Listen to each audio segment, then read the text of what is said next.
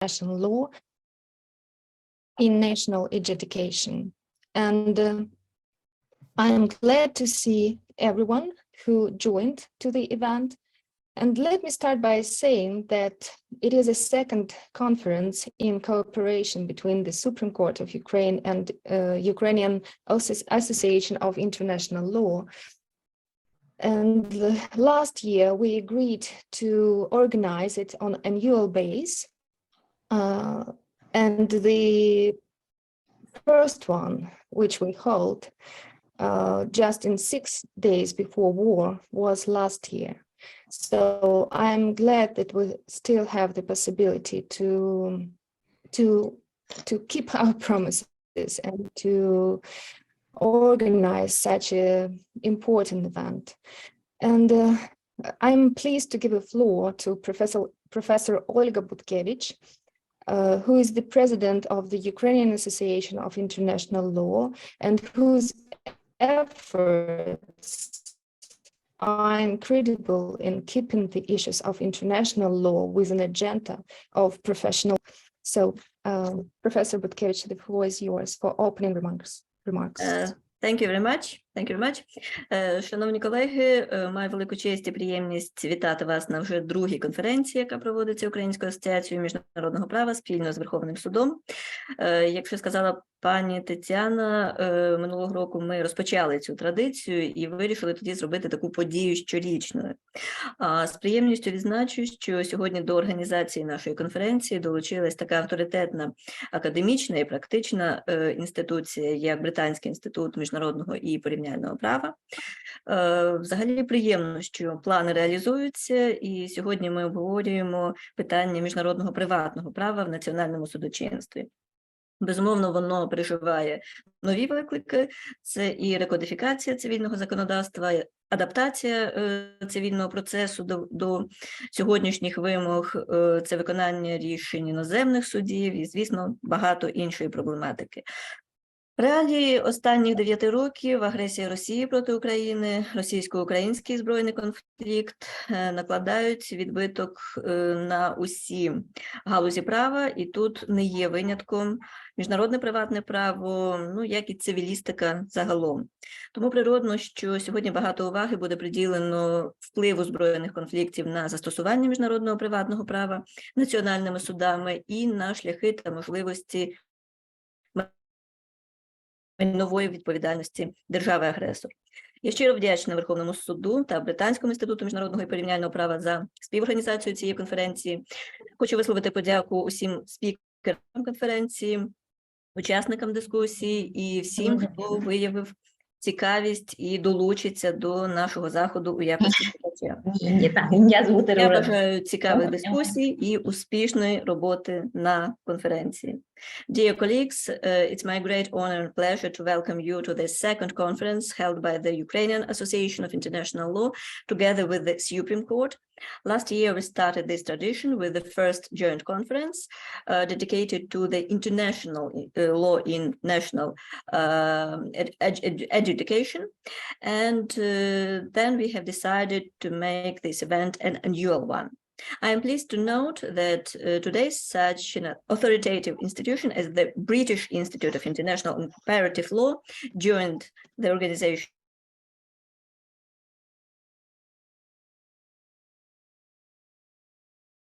Comparative Law for co-organizing this conference. I would like to express my gratitude to all speakers and moderators of the conference, to all participants of the panels, and to everyone who expressed an interest and will join us in this event as interesting discussions and successful work at the conference. Thank you.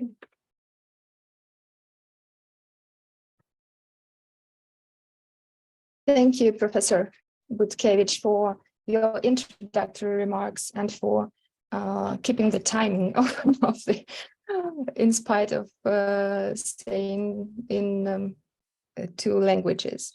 So now I have a great honor to give a floor to the president of British Institute of International and Comparative Law, Lord Neuberger, who served as a president of the Supreme Court of the United Kingdom from 2012 to 2017, and who has visited, by the way, the new formed Supreme Court in Ukraine in 2019.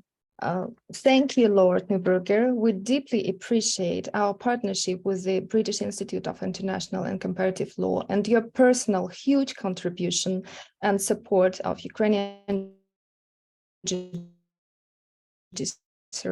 in this.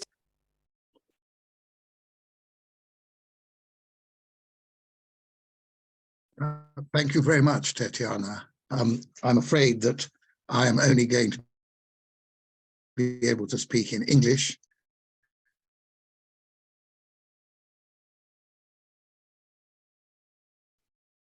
I have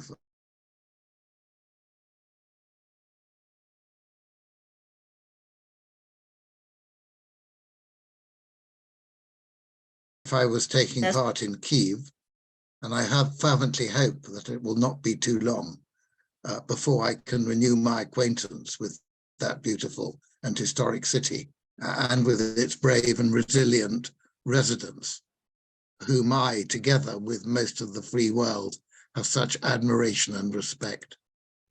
And I've got particular admiration and respect for the lawyers and judges of Ukraine, supported by the legal academics, all of whom fearlessly help to ensure that the rule of law is maintained, and in particular that a fair trial and effective protection of human rights are enjoyed during a time of war. One of the small consoling features of this cruel war is that it's acted as a catalyst to accelerate the close working relationship between BICL and the Supreme Court, and indeed between the legal, academic, professional, and judicial fraternities of our two countries. My own experience of working closely with Ukraine started in 2018, 5 years ago, when I was asked to be part of a team advising the Ukrainian judiciary and government on setting up an intellectual property court. My visits to Kyiv were productive, encouraging, and enjoyable. I came to appreciate the enormous difficulties faced by a country which had been under the deadening, corrupting Soviet control for nearly 70 years, and which was trying to adopt the enlightened and civilized standards which prevail in most of Europe. It is very challenging to change a whole culture, but the determination to succeed, as shown by so many judges, politicians, and civil servants, was impressive. And my former judicial colleague, Sir Anthony Hooper, who's been closely involved with your ethics committee, has precisely the same impression. I've also been involved in arbitration involving the Ukrainian government and Ukrainian institutions, and I've been a member, although not, I'm afraid, a very active one, of the legal task force on Ukraine, which produced a number of papers aimed at holding the Russian government, as well as individuals and institutions responsible for the shameless invasion, to account personally and financially.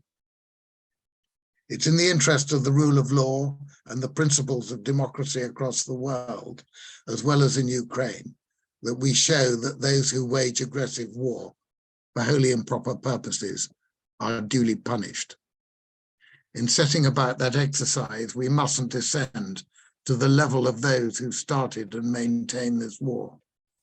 Whether judges and lawyers are acting on a domestic stage and upholding the rule of law, and in particular human rights, or they're acting on an international stage dealing with war criminals, they should always follow the law and apply the law. It's often difficult and sometimes unpopular to do so, but we undermine our very reason for existing as judges and lawyers, and we let ourselves down, as well as letting down the people who we are meant to help, if we do not stick to the law. The Ukrainian Supreme Court has given decisions on jurisdictional immunity of states, compensation for damage caused by Russian military aggression, and similar topics which represent important developments in public and private international law and are of great interest to their judicial colleagues and lawyers and academics throughout Europe. Institutions such as the British Institute of International and Comparative Law and the Ukrainian Association of International Law, our co-organizers for today's event, have a proud history in informing and facilitating discussions about the law and in suggesting developments in the law. Our work has never been more needed than it is now, with the dark skies over the world generally and over Ukraine in particular.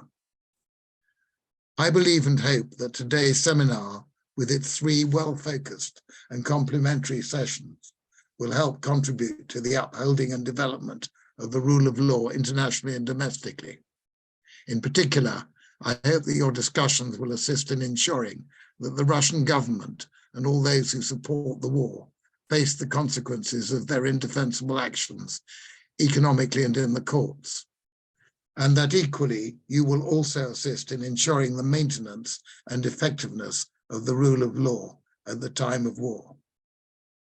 The contributors today are, if I may say so, of high quality and reputation, and they've been selected to ensure that we have a synergy of academicians and practitioners' experience and expertise.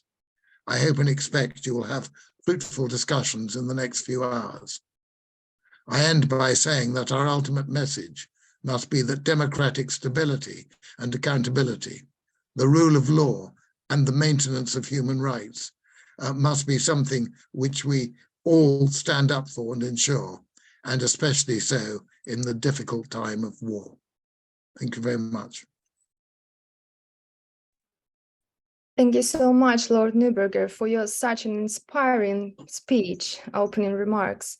And I know that you have a busy schedule today and not able to stay with us till the end of the event.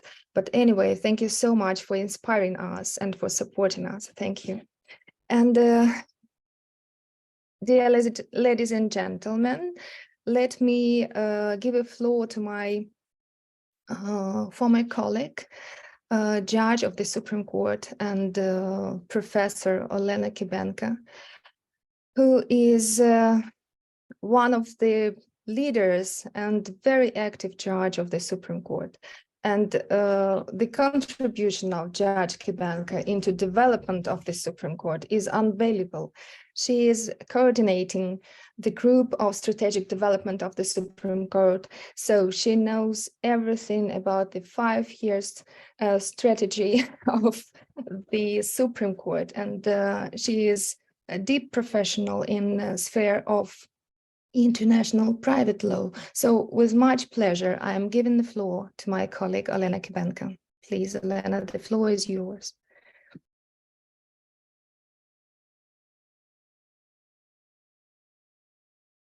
Excuse me, your microphone is turned off. You need to turn it on. Sorry. Yes. First of all, I would like to thank Tatiana for such warm introduction. And dear colleagues, dear ladies and gentlemen, it's a great honor to open this conference for me on behalf of the Supreme Court. We appreciate being in one team of co-organizers of the conference with our partners, the Ukrainian Association of International Law and the British Institute of International and Comparative Law. In my opening speech, I would like to share some of my memories with you. Back in 1996, when I first started teaching a course of international private law, it was like learning advanced math for lawyers. Honestly, it was purely theoretical and had no relation to court practice. When my first textbook of international private law was published in 2003, I mostly cited foreign court decision because there was no relevant court practice in Ukraine then. Why was that? Our country lived behind the Iron Curtain for a long time, and people could not freely travel abroad, own property, work, or study there. Marriages with foreigners were rare. I remember telling my students, trying to interest them, that everything would change in 10 to 20 years, and the knowledge of international private law would become very relevant for lawyers. And guess what? Things have changed a lot since then. And just as I promised to my students, and international private law become as essential part of court practice in Ukraine, especially as our country continues to integrate into the European and global communities. The Act of International Private Law was adopted, and now judges actively use the doctrines I taught my students 20 years ago. International private laws provides a framework for resolving disputes involving foreign parties and determining which jurisdictions law apply. It also helps to ensure that judgments rendered in one country are recognized and enforced in another. With ongoing war between Russia and Ukraine, international private law played a crucial role in addressing legal issues related to the conflict. The war has created many cross-border legal problems in international private law, such as the protection of the rights of refugees, displaced persons, international family disputes concerning children, the application of state jurisdictional immunity doctrine, among others. Today, we will touch on many of these issues. Moreover, IT development in the 21st century has put new challenges before international private law. Many fields need new regulations or global changes in existing rules. For instance, I'm going to discuss today how to serve for papers in foreign countries and whether it's possible to use email for that purpose. Finally, I hope we will have no alerts today, so we can actively participate in the panel discussion, share our expertise, and learn from each other's experiences. I hope that together we can find solutions to the complex challenges we face. Thank you for your attention. Уважаємо, шановні учасники конференції, мій виступ буде вже в третій секції, але я з задоволенням буду слухати всі доповіді, які сьогодні лунатимуть, і вважаю, що тематика конференції є надзвичайно актуальною, особливо в військовий час, і закликаю всіх брати участь у дискусії, ставити питання і коментувати, бо, в принципі, обмін думками – це те, на що спрямована наша сьогоднішня конференція. І, good luck, будемо починати.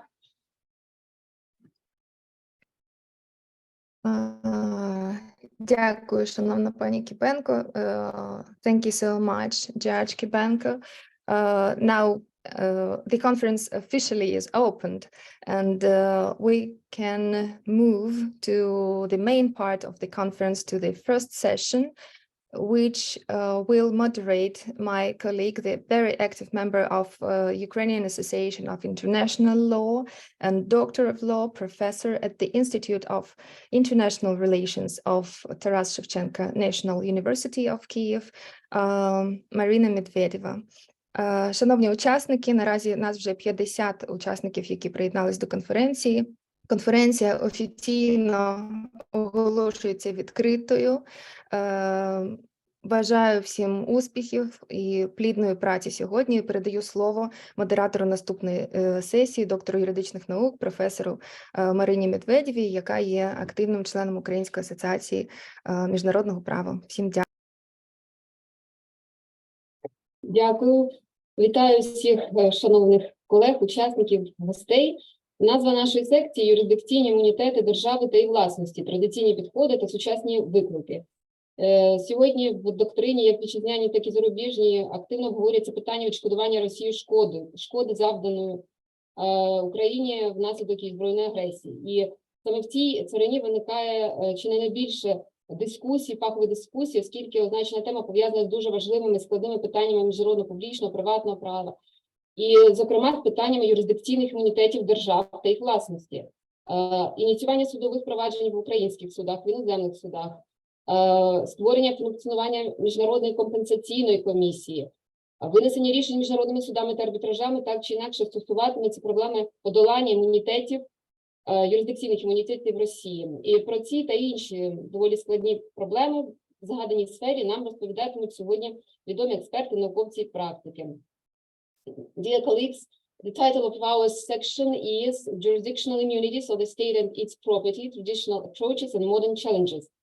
Since today, domestic and foreign doctrine is actively discussing the issue of compensation by Russia for damages caused in Ukraine as a result of its armed aggression, it is very important to discuss different professional issues, because the mentioned problem is linked to a number of issues, including jurisdictional immunities of states and their property.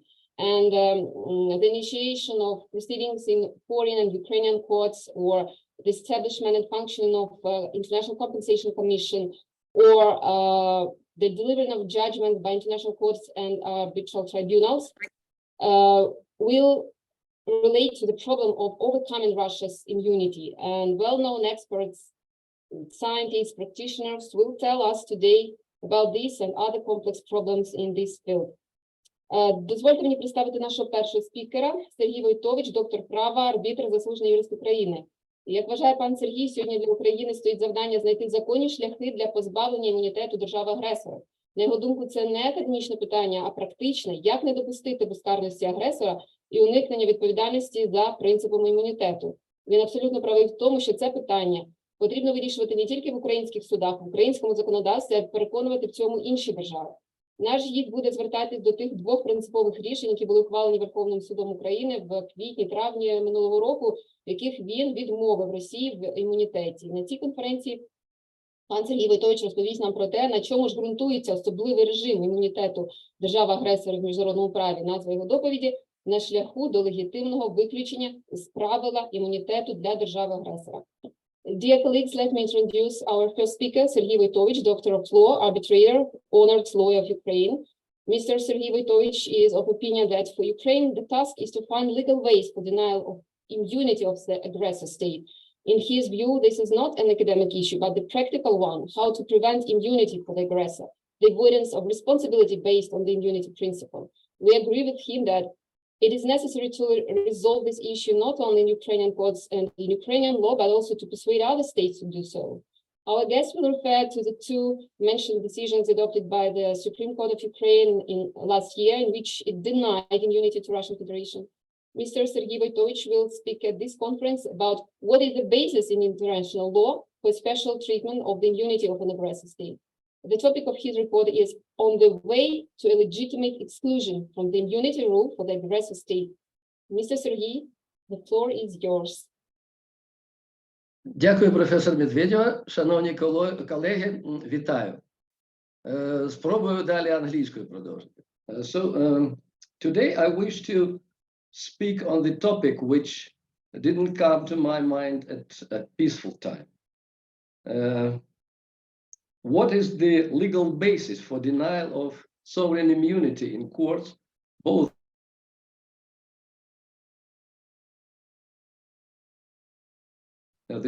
of judgments and awards for an aggressor state?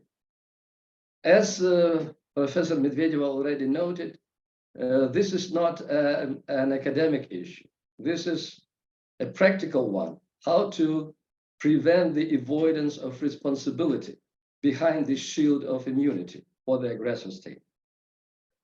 And last year, the Supreme Court of Ukraine took two fundamental judgments and denied immunity of the Russian Federation in two cases. They concerned the events which took place in 2014, the aggressive acts of that period. And the Supreme Court of Ukraine used a number of arguments. Briefly, the major of them are the Supreme Court referred to the tort exception in Article 12 of the UN Convention on Immunities of 2004. But this convention, as you know, is not yet in force. So it referred to it as a rule of customary international law. Also, the Supreme Court pointed out that there's a lack of reciprocity, and respect of immunity is based on reciprocity. And the third major argument is that jurisdictional immunity is incompatible with the effective access to court.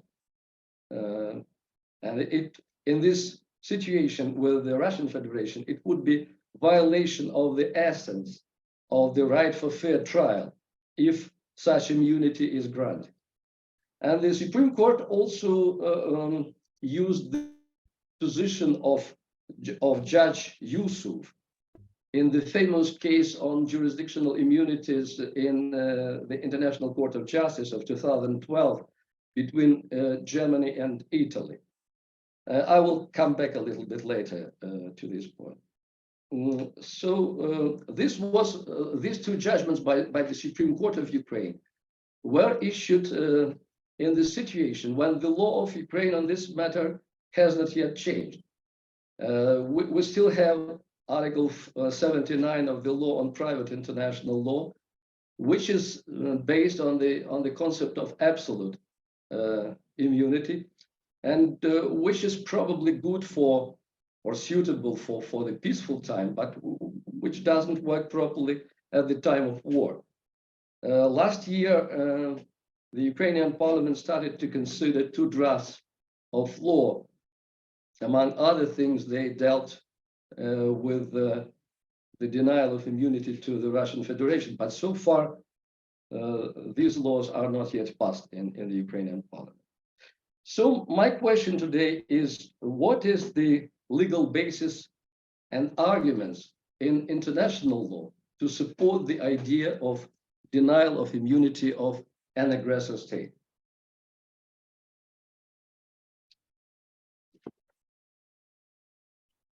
On the one hand, the principle of immunity is the rule of customary international law. This is well established, and this was acknowledged by the International Court of Justice in the case which I mentioned on jurisdictional immunities in 2012. However, this area of customary international law is not certain and doesn't have clear uniform state practice. Sovereign immunity in particular has many exceptions, and the number of such exceptions is growing. On this basis, it is likely to say that immunity is not a peremptory rule of international law. So the principle of immunity does not belong to jus cogens. Numerous exceptions can be found in treaties, like the 1972 European Convention on Immunities and 2004 UN Convention on Immunities, as well as in the numerous national legal acts of various states. And the exceptions are not uniform. They differ from one state to the other. But I'm not going to speak today on these numerous exceptions. I mention this only for one purpose, to say that in principle, an aggressor state exception is possible. There's no fundamental barrier in international law or in national laws for this approach. Next point is that the concept of countermeasures can be used for substantiation of denial of immunities for aggressor state, as it is provided in particular in the articles on state responsibility of the International Law Commission. So the concept of countermeasures is based on the idea of reciprocity. And here I come back to this argument, which was already used by the Supreme Court of Ukraine. To put it in simple words, if you breach my sovereignty, why should I respect your immunity based on sovereignty? And denial of immunity can be considered as a special lawful measure or countermeasure against the aggressor state as a reaction to the grave violation of international law. And this countermeasure is taken in order to ensure that the state complies with its obligations to compensate damages and the destruction of property caused by the aggression.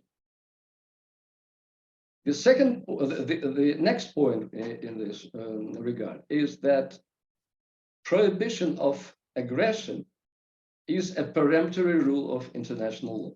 So this rule is part of jus cogens. And I'm saying about this not because I wish to say about the so-called jus cogens exception, which was considered by the International Court of Justice in the 2012 case, and the court rejected this argument. I'm not saying about the jus cogens exception. I'm saying about prohibition of aggression as the peremptory rule of international law in order to explain that not only a victim state or an injured state may take countermeasures against the aggressor state, but also other states can do this based on the concept that a jus cogens rule creates obligations ergo omnes in relation not only to individual states, but in relation to the entire international community. And this was also acknowledged by the International Court of Justice, but not in that case. Firstly, it was in Barcelona Traction case. So this means that Article 54 of the ILC Articles on State Responsibility, entitled Measures Taken by States Other than an Injured State, can be invoked in this respect. So denial of immunity is a legitimate restriction imposed on aggressor state in response to the grossly unlawful conduct. The next question which may arise is whether the already mentioned judgment of the International Court of Justice of 2012 can be a serious barrier for the suggestion that a special exception to the principle of immunity should be made in relation to an aggressor state. The court in that case found that customary international law continues to require that the state be accorded immunity in proceedings for torts allegedly committed on the territory of another state by its armed forces conducting an armed conflict. This judgment, which took place a decade ago, related to the events of 1933-1945, the Nazi crimes. And it concerned the decisions by Italian courts to set aside Germany's immunity in the proceedings which related to reparation. So this case did not relate to the ongoing aggression. It considered the past events. And in that case, countermeasures against the aggressor state were not on the agenda. This is, in my view, this is fundamentally different from what we have now with the military aggression against Ukraine. And with all due respect, the International Court of Justice considered the state practice, which was not uniform. It considered Judge Yusuf, in his dissenting opinion, wrote about this, that the International Court of Justice considered the state practice of a handful of states and not uniform practice. Particularly, the Supreme Courts of Greece and Italy took the other approach. And Judge Yusuf, in his dissenting opinion, I think reasonably says that in such a situation, probably it would be more appropriate to recognize that customary international law in this area remains fragmentary and unsettled, rather than to make a final conclusion on this matter. Probably the International Court of Justice in the new case on the same subject, which is now under consideration in the ICJ, again, between Germany and Italy, probably we will, and hopefully, will take into account the state practice, the recent state practice, not only the one which took place some time ago, but including the practice of the Ukrainian court. So, to conclude, a decade ago, the ICJ formulated its finding based on the not uniform state practice. It related to Lex Lata as the ICJ understood it at that period, and with strong reservations from a number of judges. And sovereign immunities is not something that is carved in stone. This concept is also dynamic and it is subject to positive changes. So to summarize, I do not see irresistible obstacles in international law to formulate an aggressor state exception to the principle of sovereign immunity. With respect, first of all, not only to jurisdiction, but to the execution of court decisions. And now this matter depends on the political will of states who create and change international law. Thank you for your attention. Thank you, Mr.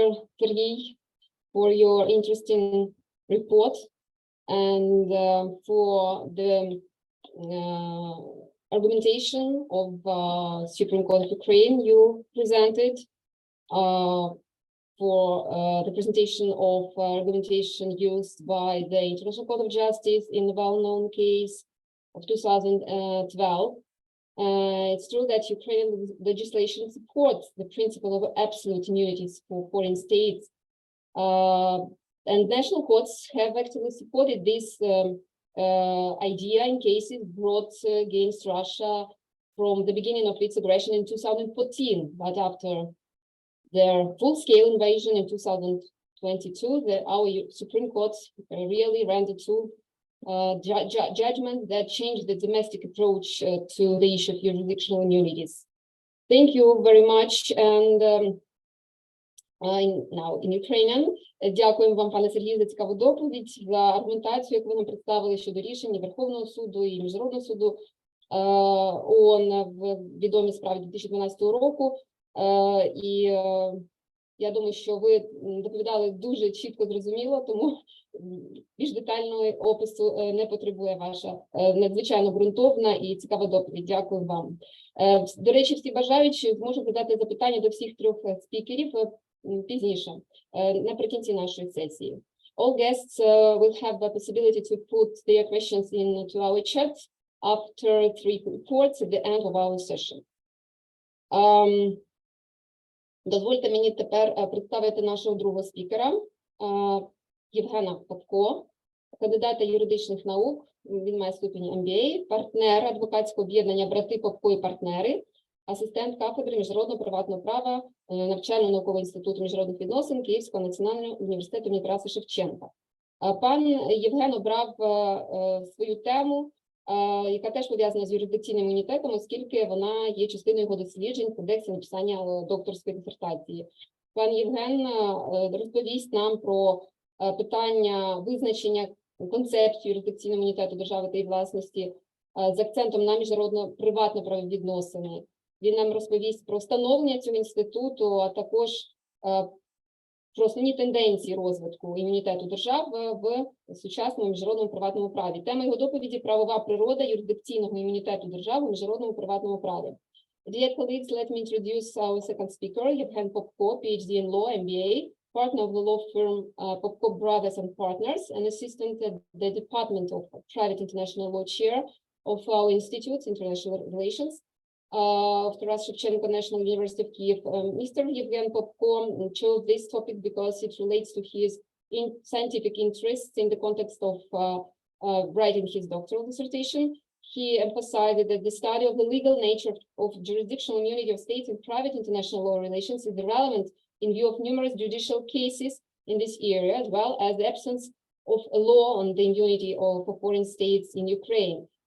We invite you to listen to the issues related to the history of the concept of jurisdictional immunities of states and their property definition of this concept, as well as trends in the development of state immunity in private legal relations. The topic of his report is the legal nature of the jurisdictional immunity of states in private international law. Mr. Yevhen, please, the floor is yours. Thank you very much, Professor Medvedeva, for my introduction. Dear hosts, participants, visitors, I'm glad to see you. It's really great honor for me to participate in such kind of conference. Well, as it was presented by Professor Medvedeva, my topic, as you see, my topic is a bit theoretical, but I will try to do it more practical. Well, the name of my topic is legal nature of jurisdictional immunity of states in private international law. The study of the legal nature of the jurisdictional immunity of states in private international law relations is relevant in view of the current state of the political development of international relations and private international law, as evidenced by numerous. From Credit Cube. Hello, can you hear me? Sorry. Hello? Yeah, hello. I'm calling you from Credit Cube regarding your loan application you made with us. Do you still need the loan?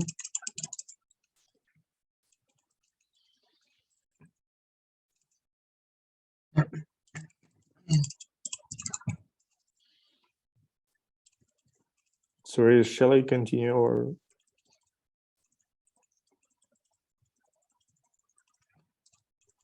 Yes, we suppose that you can, but if it's possible, Christina, please switch off the microphone in such a case if we have some disturbance. I think it's also Pavlo Korzek who is on with the mic.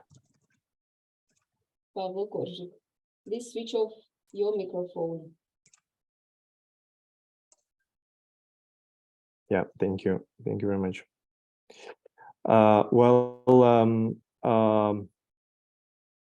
It was evidenced by numerous situations, including court cases concerning private law relations at the international level, issues related to the assessment of trends in the development of state immunity in private international law due to legal situations that constantly arise both for Ukraine and for other states of the international community are relevant. The problem of immunity of a foreign state and its property is relevant for many countries, as for example, in Austria in 2002-2004, American courts considered the issue of seizing several paintings by the famous Austrian artist Gustav Klimt for the Austrian National Gallery and transferring them to a private person who was US citizen who claimed her rights to them. A similar situation applied to Germany when in 2001 the Greek court ordered the seizure of German real estate in Athens, primarily the buildings of the Goethe Institute and the German Archaeological Museum. In 2002, a number of American citizens filed a civil lawsuit in the US court against the French railway that transported more than 70,000 Jews to death camps during the Second World War. Also, in 2002, a lawsuit was filed against Japan by several South Korean citizens who were used as sex slaves during the Second World War. The relevance of the study is also emphasized by the fact that nowadays in our countries there is no law on the immunity of foreign states in Ukraine, including in private legal relations. The draft law on jurisdictional immunities and liability of foreign states, dated 16th of March 2015, developed by the Cabinet of Ministers of Ukraine and submitted to the Verkhovna Rada of Ukraine. The fact that the law has not yet been adopted emphasizes how the immunity of foreign state is an urgent and difficult problem for the legislator. The issue of scientific study of the problem due to the mutual influence of court decisions of different states and the formation of the doctrine of private international law is also relevant.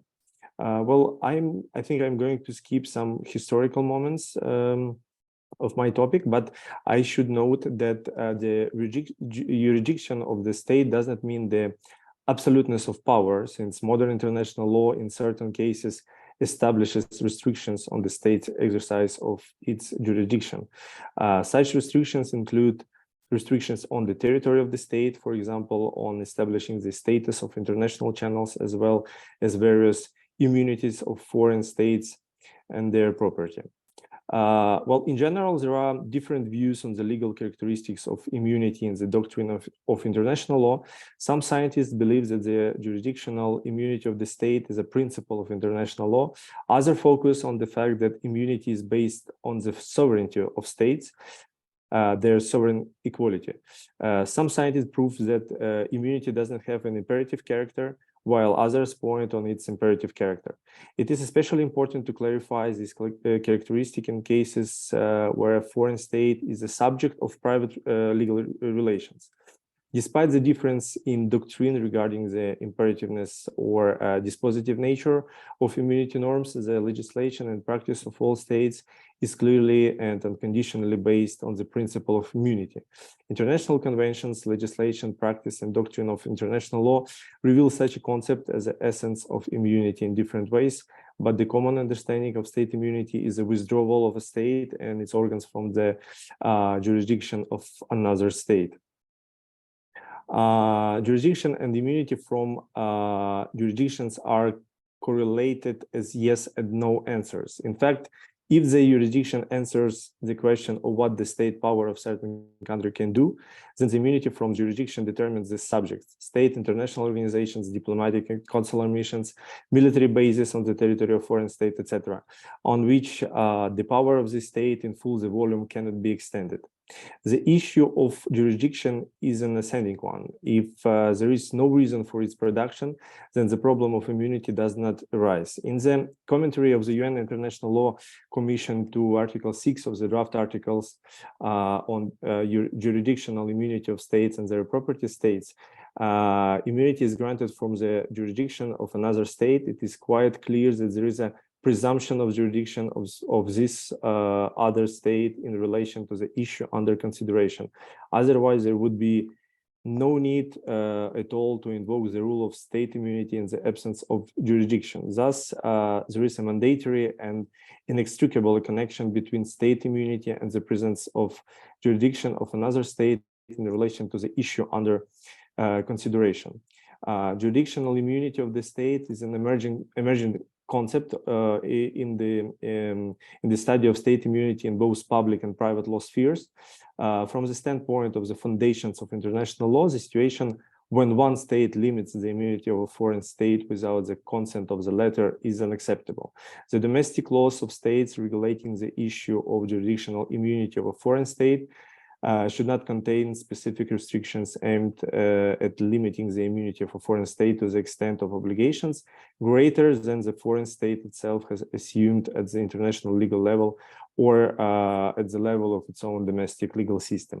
Any type of immunity, for example, judicial immunity, can be considered as an independent element in the meaning of the general concept, jurisdictional immunity. The concepts of state immunity and jurisdictional immunity are close in meaning, but they cannot be equated, since there are quite a lot of elements that fill the meaning of the concept of state immunity, because the concepts of fiscal immunity, tax immunity, etc. Based on the fact that the state, as a bearer of public power, cannot be subject to the legislation, jurisdiction, and management of any foreign state, it is subject exclusively to international law. It is on this postulate that the jurisdictional immunity of the state is based, which is also confirmed by the judicial practice of many states. Another postulate on which the jurisdictional immunity of the state is based is that immunity is based on the sovereignty of states, their sovereign equality. This means that one of the states can exercise its power over another state, its organs or properties. This status is characterized as parem parem non habet imperium. An equal has no power over an equal. The principle of sovereign equality of states, which is a fundamental basis of the principle of state immunity, is enshrined in the UN Charter and detailed in the Declaration of the Principles of International Law relating to friendly relations and cooperation between states in accordance with the UN Charter of October 24th, 1970. In the doctrine of international law, it is generally recognized that two main concepts of state immunity are distinguished: absolute and functional.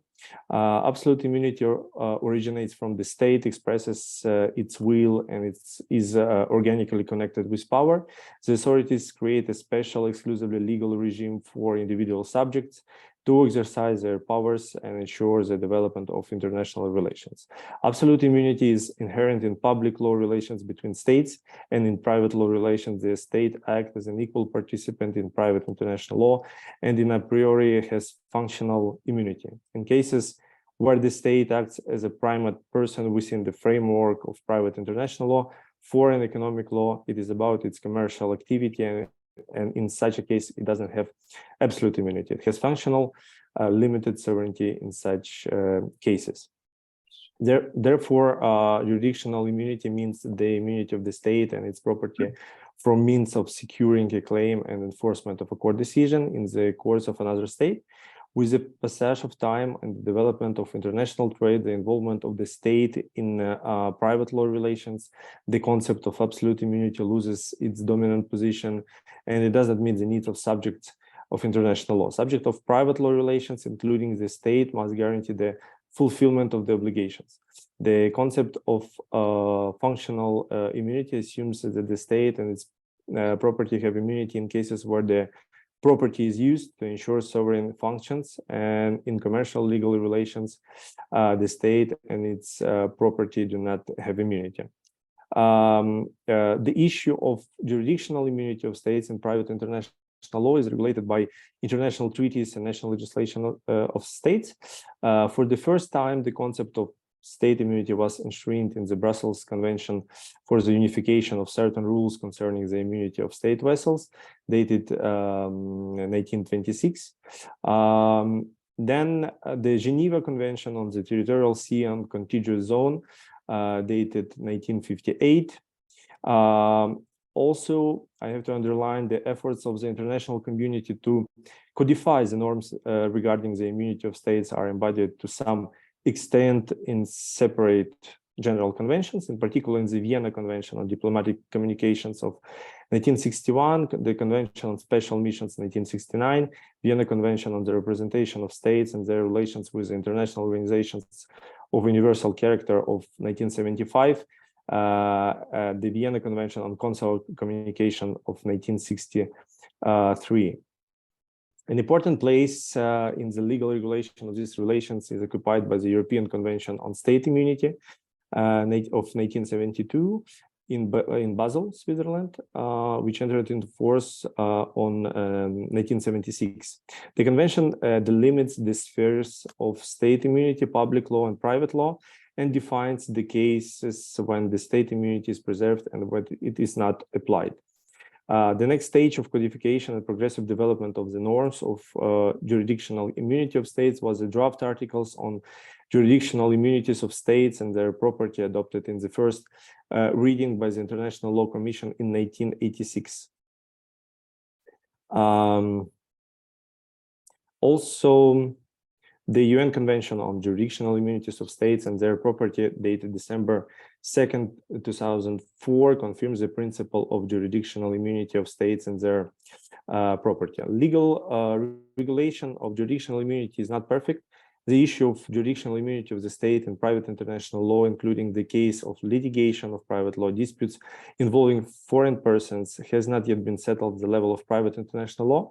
A small number of states contain laws regarding the immunity of states and their property in their national legislation. This problem is also relevant for our country. Currently, the Verkhovna Rada of Ukraine is considering draft law dated July 19th, 2022, on limiting the immunity of foreign states and their officials from filing lawsuits and recovering damage caused on the territory of Ukraine by death or injury to health, and as well as damage caused to property as a result of armed aggression, temporary occupation of the territory of Ukraine, other actions or inactions.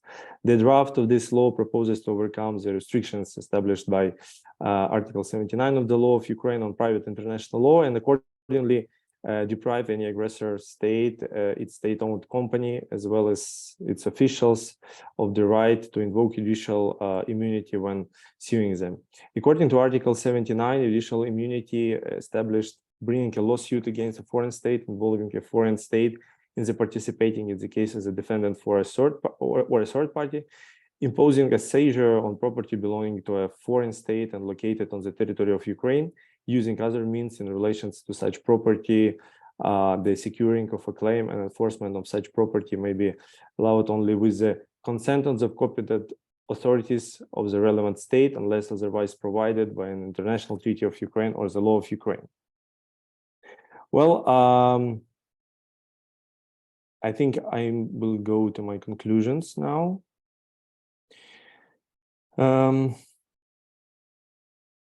It should be noted that the absolute immunity of the state does not contribute contribute to the protection of private legal relations between their subjects, since the state's right to judicial protection of the property interests of the subjects of such relations is limited. Therefore, states must, when concluding treaties, introduce conditions or reciprocity or the possibility of applying retort, that is, introduce restrictive measures applied by one state to another state or to its citizens in response to its unjust actions in order to achieve the cessation of these actions.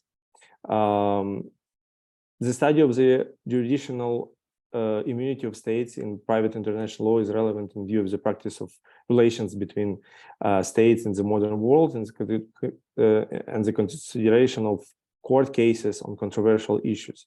The right of a state to immunity from the jurisdiction of another state is a generally recognized principle of international law and consists in the non-subordination of a state to the power of another state and its bodies, and is expressed by the formula parem parem non habet imperium. Jurisdictional immunity of states should be considered as a principle in private international legal relations, which would be followed by all subjects of international legal relations. The principle of state immunity is a dispositive principle and should be limited in private legal relations, which is justified in the concept of limited immunity.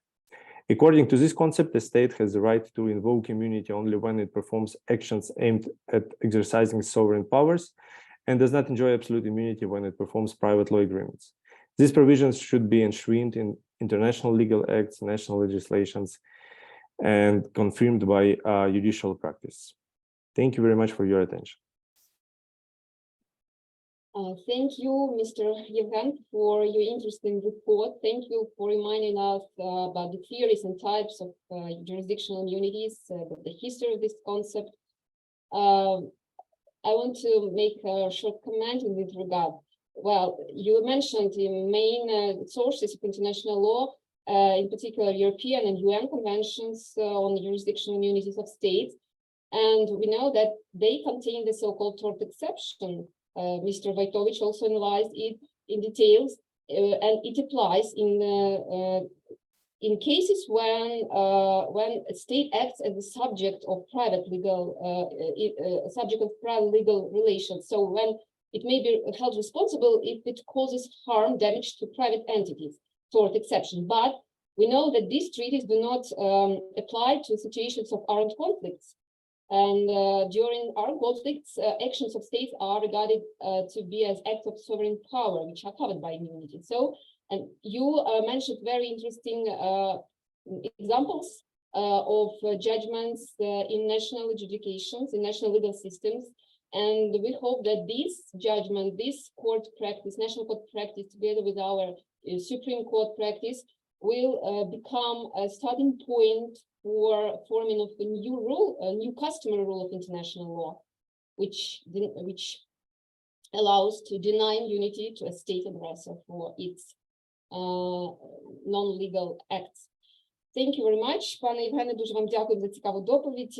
Вона дійсно вийшла у вас не лише теоретичною, але й практичною. Я думаю, що вона дуже корисна для, зокрема, наших студентів, які я бачу сьогодні присутні, в яких я викладаю, до речі, дисципліну юрисдикції в міжнародному праві. Я їм подякую пізніше після нашої конференції. Дозвольте представити нашого третього спікера, пан Роберт Шоу, який є партнером міжнародної юридичної фірми Holland & Knight США. Протягом останніх 13 років він захищав нашу державу, країну в контексті 5 позовів і 4 апеляцій, зокрема, в Сполучених Штатах Америки.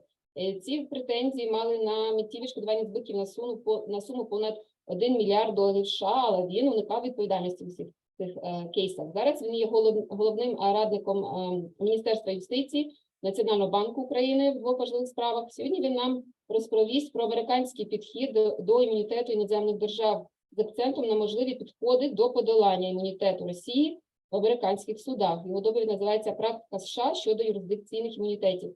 So let me introduce with pleasure our third speaker, Robert Shaw, who is a partner of the international law firm Holland & Knight, United States of America. Over the course of the last 13 years, he has defended the state of Ukraine against 5 lawsuits and 4 appeals in the United States.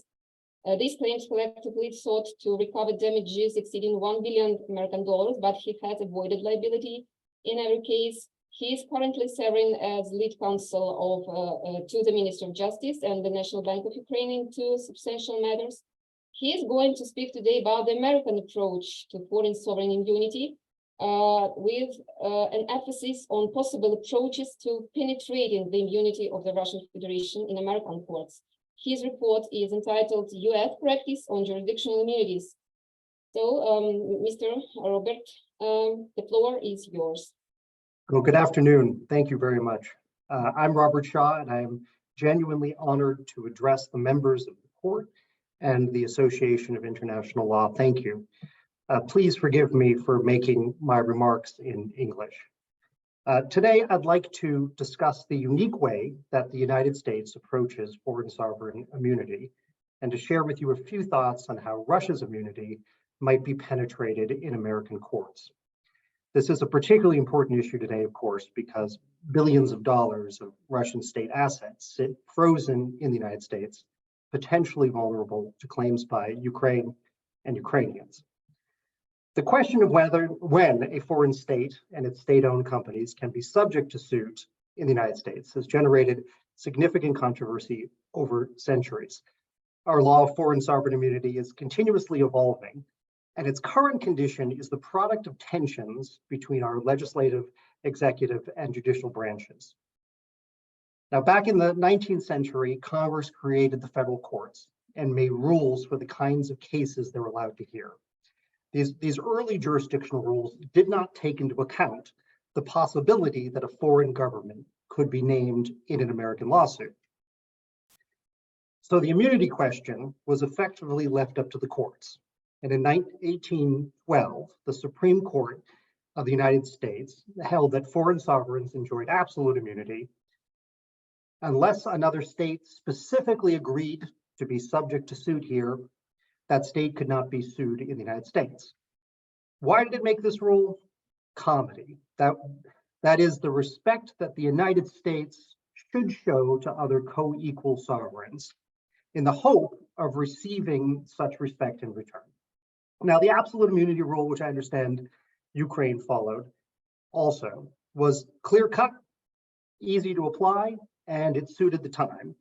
The United States was a small country surrounded by oceans and wilderness, but over time, the United States and its citizens interacted more and more with foreign governments, and various claims, sometimes very strong meritorious claims, arose, and courts started carving out various exceptions to the rule that foreign states were absolutely immune.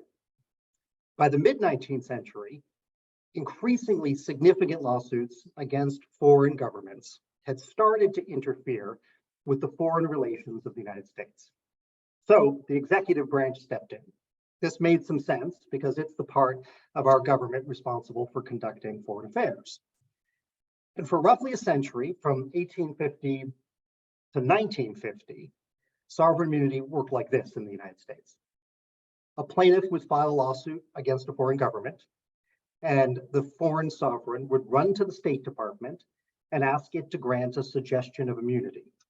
In almost all cases, the courts would do whatever the State Department asked it to do. This was very arbitrary. If a country had good diplomatic relations with the US, it would likely be granted immunity. If it did not, the State Department would allow the lawsuit to continue. As you can imagine, this approach generated all sorts of diplomatic problems and made the entire system unpredictable and capricious. So, starting in 1952, the State Department tried to impose some order on the process by creating rules for itself. It tried to tie its own hands so its decisions would be more consistent and less controversial. Now, it was at this point in the early 1950s that the State Department adopted the restrictive theory of sovereign immunity, which we've heard mentioned this afternoon. Under this doctrine, foreign sovereigns are generally immune from the jurisdiction of American courts, except when they're sued for engaging in the sort of conduct that private parties engage in. In other words, if the foreign sovereign is sued for acting like a government, it's immune. If it's sued for doing something that ordinary individuals or corporations might do, it is not immune. This might sound simple enough, but it turns out to be a fiendishly hard line to draw in practice. If a government buys boots for its soldiers, is it acting like a private person because anyone can buy boots? What if it buys missiles? What about different kinds of governments and different kinds of economic systems? For example, what was uniquely governmental conduct in communist countries was the kind of thing that ordinary corporations did in the United States. The restrictive theory is elegant in theory, but it doesn't provide clear-cut rules in practice. So in the 1960s and 70s, the State Department found itself embroiled once again in difficult political controversies. And it decided to try to take the immunity question off its plate. And in 1976, it submitted to Congress a proposal for a new law, the Foreign Sovereign Immunities Act. We call it the FSIA. And what that did essentially was hand the immunity question back to the courts. It's now the job of judges applying the jurisdictional rules set forth in the FSIA to decide when foreign sovereigns are or are not immune. Importantly, however, the State Department still sometimes intervenes to offer its opinion concerning immunity issues that touch upon American national interests. Those opinions aren't binding, but they carry a lot of weight. So the FSIA aimed to depoliticize the immunity question. But as a practical matter, it leaves tricky issues of enormous consequence to trial judges, many of whom have no familiarity with foreign sovereign immunity law or international law in general. A typical American judge may never see a case against a foreign government in their entire career. And when he or she does see such a case, it can be very confusing because the jurisdictional rules that apply in suits against foreign states are completely unlike the usual rules that American judges apply every day in ordinary cases. So under the FSIA, states are presumed to be immune unless an exception to immunity applies. And let me briefly address the three most important exceptions for purposes of obtaining jurisdiction over Russia. First, the first and most frequently applied exception is waiver. The United States courts will hear claims against foreign sovereigns that have waived their immunity, either expressly or through their conduct. This waiver can take many forms, but it's typically an express waiver in a treaty or contract.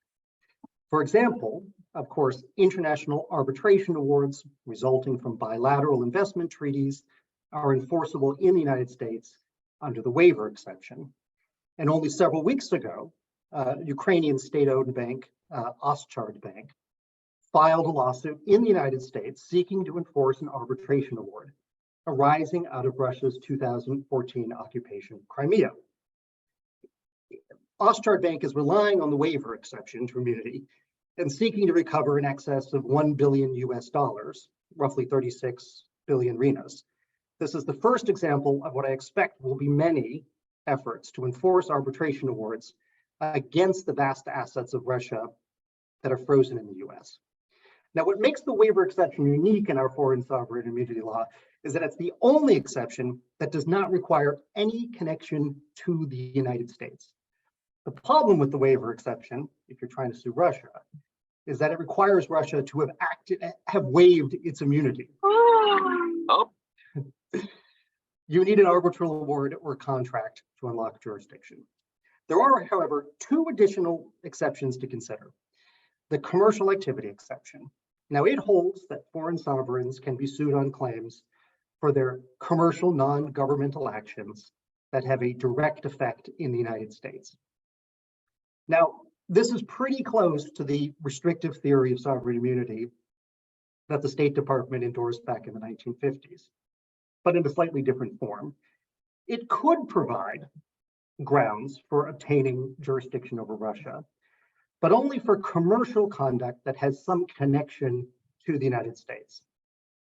For example, if a Russian state-owned company breached its agreement to a Ukrainian company that happened to be in a joint venture with an American company, The Ukrainian company might be able to sue Russia in the United States. The key to unlocking jurisdiction under this exception is that a commercial breach occurs somewhere that has a direct effect in the United States. Notably, the lawsuit doesn't necessarily have to arise out of that direct effect. You just need that effect to be felt in the US to unlock jurisdiction. The third relevant exception to immunity is for international takings. We call it the expropriation exception. But the key thing to understand about international takings is that it means a state's taking of property from the nationals of another state. You know, an expropriation from one's own nationals isn't actionable under this exception, but Russia's taking of property from Ukrainians could be actionable in theory. The two elements are a taking in violation of international law, and here's the important one. The property at issue is owned or operated by a state-owned company that is also engaged in a commercial activity in the United States.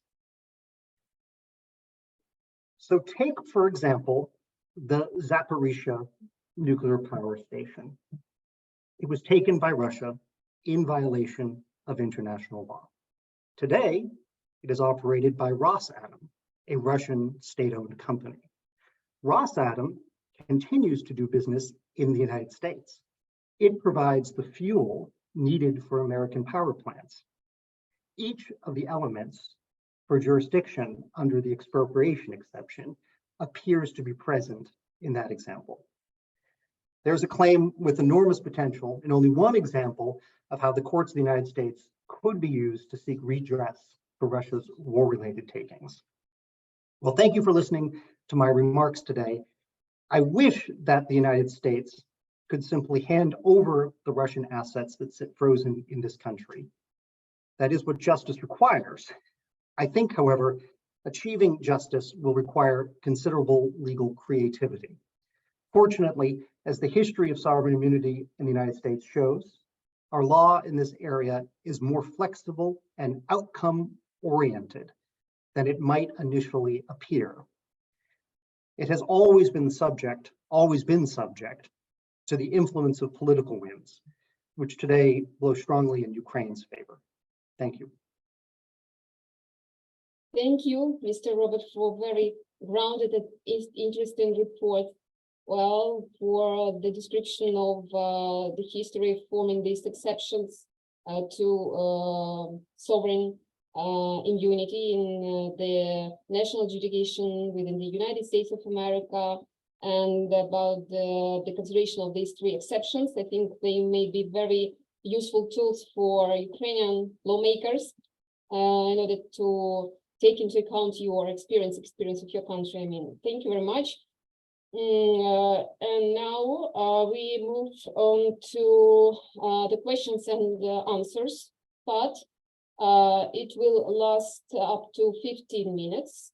We ask everyone to write the questions into our chat, or if someone wants to make a comment, then please raise your hand and you will be able to say something you wish orally. Дякуємо пану Роберту за цікаву доповідь, в якій він, зокрема, описав, як формувалися винятки до питань юрисдикційного імунітету держави, описав законодавство Сполучених Штатів. І зараз ми переходимо до питання і відповідей. Регламент близько 15 хвилин. Просимо всіх бажаючих ставити свої запитання письмово в наш спільний чат. Якщо ж ви маєте намір надати свій коментар, репліку якусь, ви можете підняти руку і потім озвучити її. Будь ласка. So, the questions may be asked to three speakers. We have, I think, comment with question from Alexandra Kosenko. In view of the rapidly changing and multi-layered legal and political landscape of the Ukraine conflict, what are the most significant risks and opportunities associated with the application of traditional jurisdictional immunity doctrines to state actors involved in the conflict? And how might these risks and opportunities to be be effectively managed and mitigated through the development of innovative and adaptable legal strategies and approaches that are tailored to the specific and dynamic legal and political environment in which the conflict is unfolding, while also taking into account the need to balance competing interests, foster accountability, and promote the long-term stability and sustainability of the global legal order. So, dear speakers, who is ready, who wish to answer this long but very interesting question?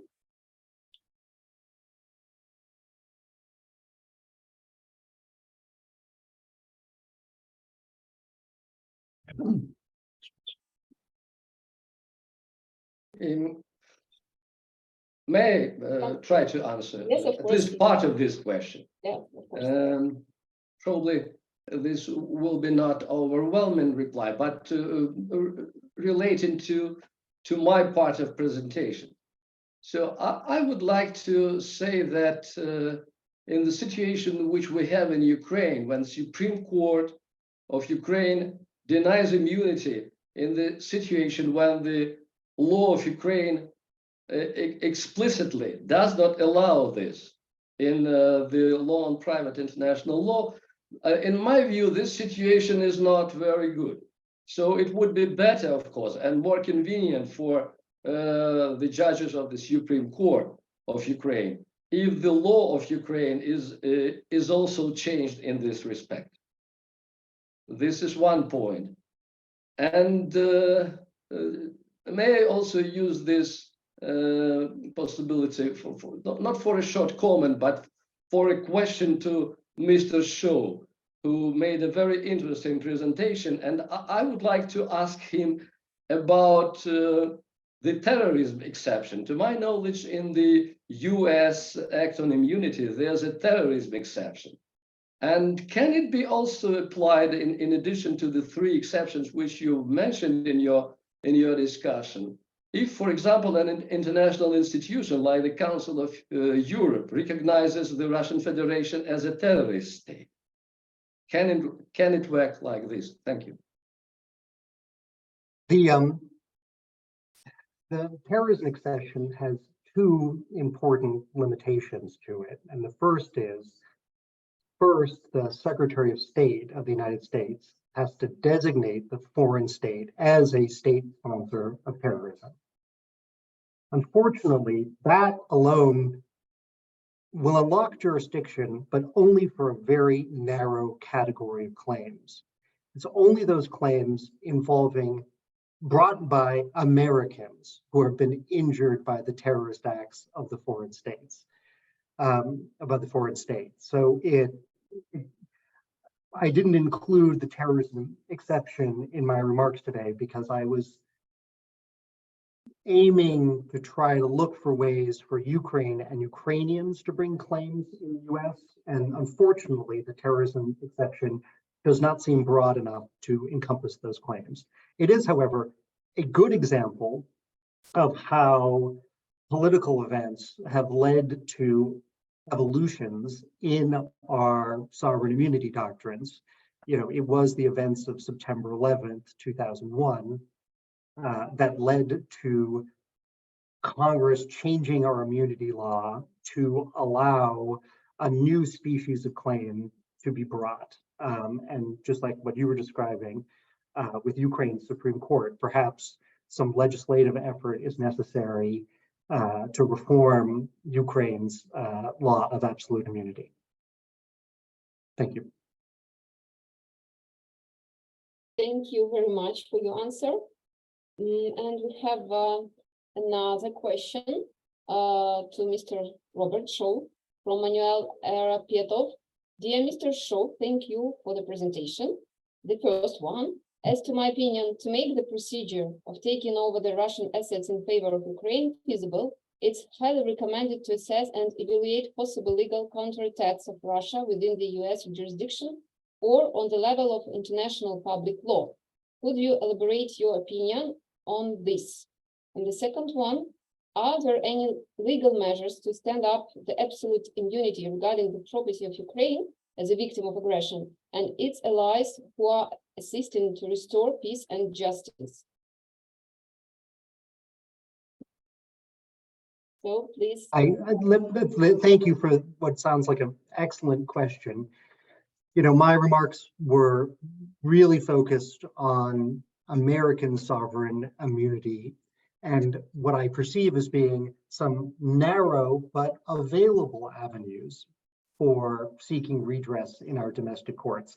The United States is by no means the only place where legal redress should be sought. It's just one of many potential forums. It makes sense because there are substantial assets frozen here, and it's a very friendly political climate. But I would pursue avenues outside of the United States, of course, as well. The other part of the question was, you know, is there as I understood it, is there something in the act of Russia's aggression itself that unlocks jurisdiction in the United States? And the answer to that question is there should be, but there isn't. There's nothing in our foreign sovereign immunity law that sort of recognizes the crime of aggression, which Russia has undoubtedly committed, as a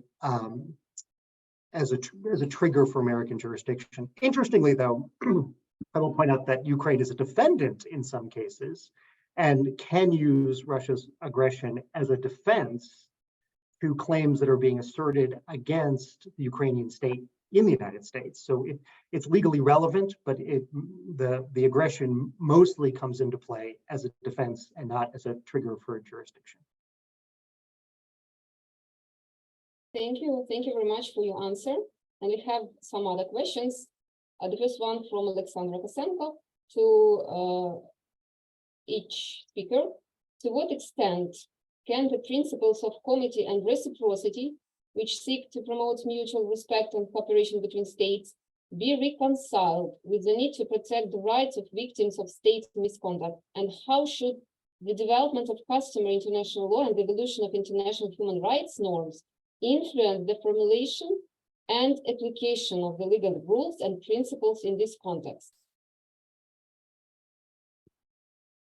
Dear speakers, who can refer to this question?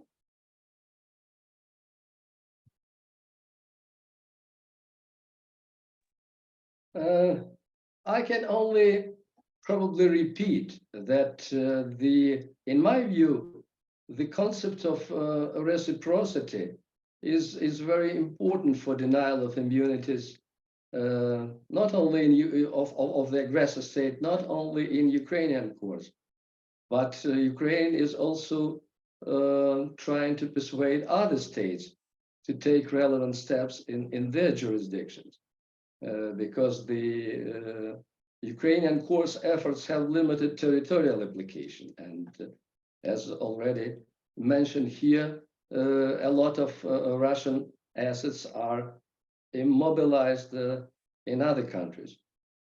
So I think that the argument which is used by the Supreme Court of Ukraine, the lack of reciprocity argument, is a good one. So I already explained that it is very simple. If you breach my sovereignty by the act of aggression, how can I respect your immunity, which is based on sovereignty? There's no logic with this. So this is the part of my answer to this. Thank you. Thank you very much. And I would like to add that some cases about jurisdictional immunities of states were considered also by the European Court of Human Rights. And we hope that the argumentation will also be changed due to new practice, new legal legislation of different states in this regard, because acts of war crimes, or for example, genocide, or crimes against humanity cannot be regarded as acts of public authority, as a sovereign act. That's why the immunity must be denied in such cases, which pertain to the protection of human rights. And also we have a question from Matthew Gordichuk to everyone. Recently in the Ukrainian media, there was news about the mutual recognition of the judgments of Ukraine and the European Union. How would you rate this step? What, in your opinion, can be the next step for the unification and implementation of certain norms and standards of the EU law into Ukrainian legislation? Dear speakers. Yeah, I think I can take the floor on this. Well, actually, I think the first point that we have to underline that this step was taken within the framework of the Hague Convention concluded in 2018. This is an international treaty that obliges participating states to recognize and enforce court decisions made in civil or commercial cases in other participating states.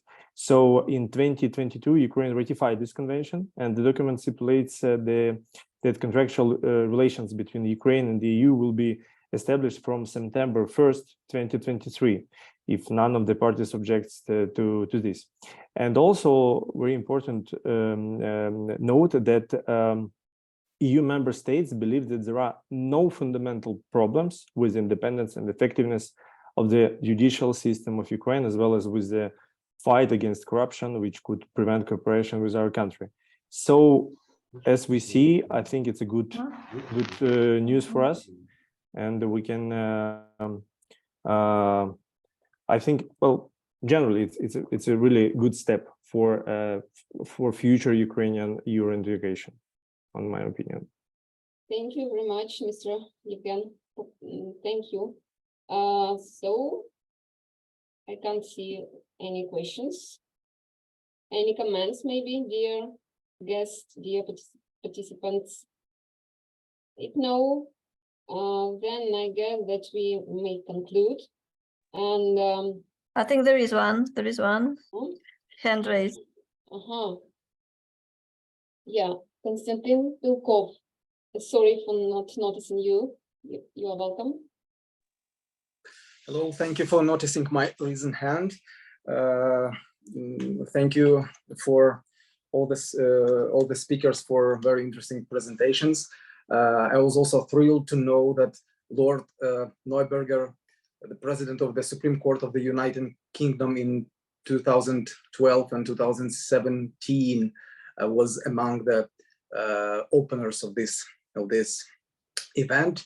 It's a pity that he had to leave this conference, especially since it was in 2017 that the United Kingdom Supreme Court issued a judgment in which the Supreme Court unanimously held that the application of the Acta Iure Imperii, the act of the state doctrine, in favor of the crown was subject to a public policy exceptions endorsing the fundamental human rights of the affected individuals. So although those 2017 cases were the ones in which the UK government was respondent, still the UK Supreme Court showed that there might be the possibility to overcome the broad scope of the public law taboo, excluding any possibility in claims involving Acta Iure Imperii,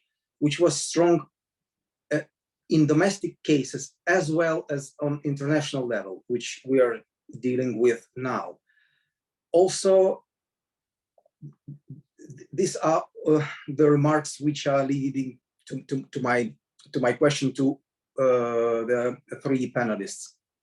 So that's why I'm asking your permission to continue with this long explanation. In 2014, when the Italian Constitutional Court invalidated the Italian legislation implementing the judgment of the ICJ mentioned by Dr. Wojtowicz, the court stated that the denial of judicial protection of fundamental rights of the victims of the crimes at issue determines the completely disappropriate sacrifice of two supreme principles of the Constitution. So now prominent scholars in the area of international law believe that the sovereign immunity is something that courts can overcome due to the changes in attitudes toward the fundamental human rights in international law.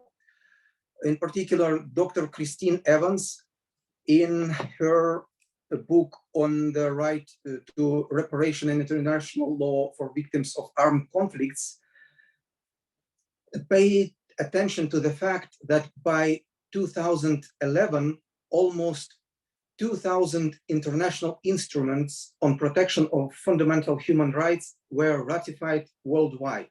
She claims that the extensive support and practice of committing themselves to human rights instruments is a sign of evolving of the concept of customary law and a recognition of human rights therein. So what I'm talking about is that the recognition of fundamental human rights as a part of customary law might be considered and is considered by Dr. Christine Evans, also Dr. Burkhard Hess, who is the founding director of the Max Planck Institute for Procedural Law, as the third argument, apart of those three that were used by the Ukrainian Supreme Court and analyzed by Dr. Wojtowicz, and an additional exclusion in addition to those three specified by Mr. Shaw.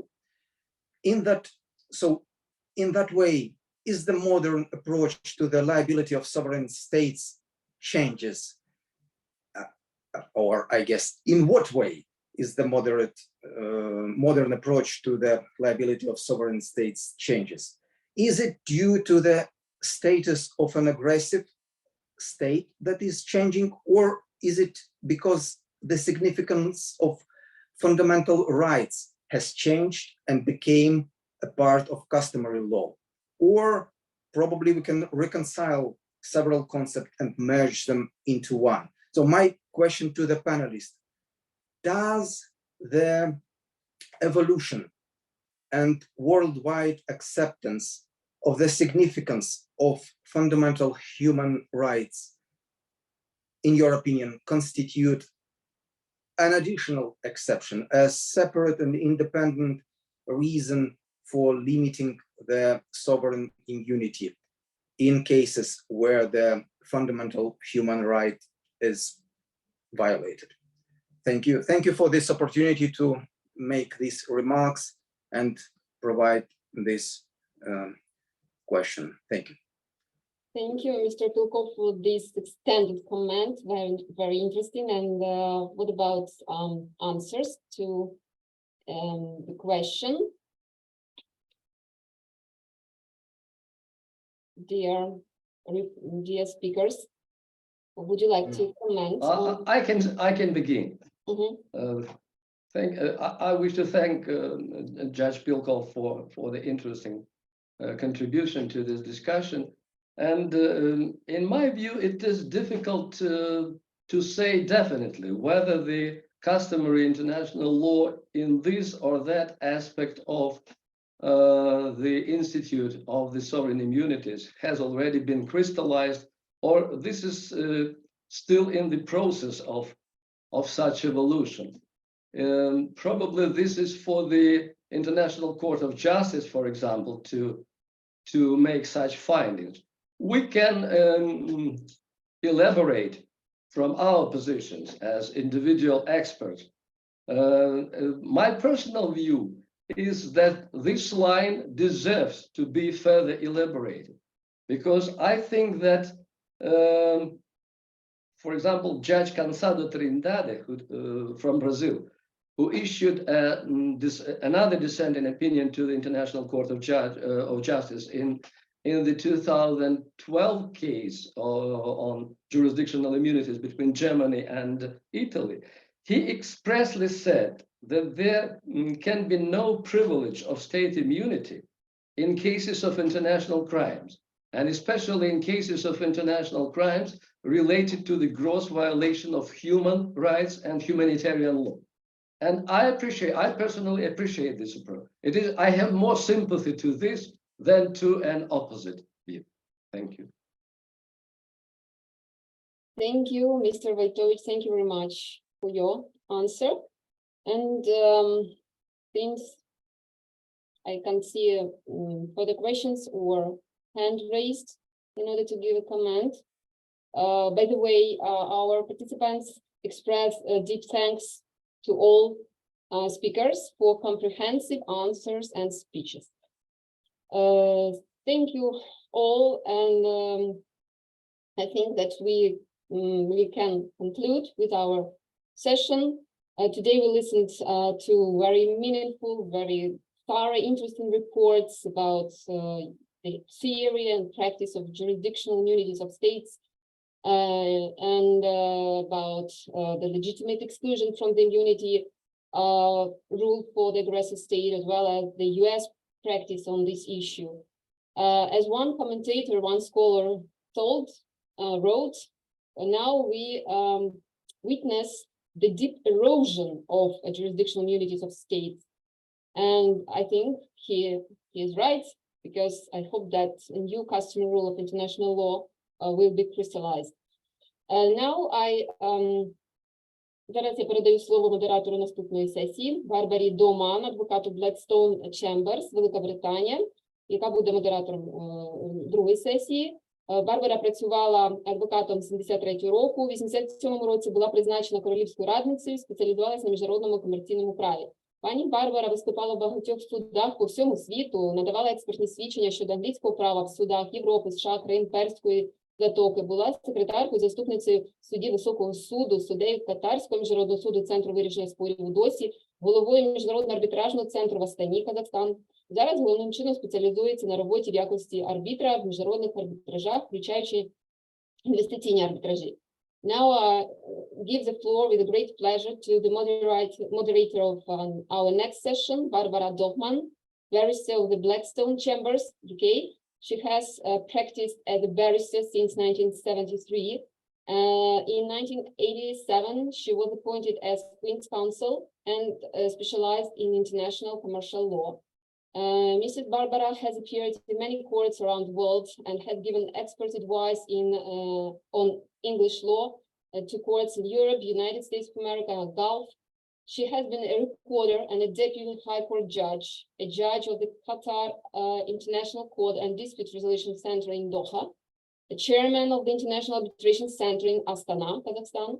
Her main focus now is sitting as an arbitrator in international arbitrations, including investor-state arbitrations. Please, Barbara, the floor is yours.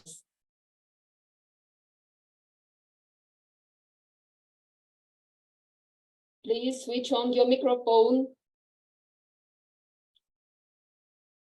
This is the most frequently used term in the world today is please unmute.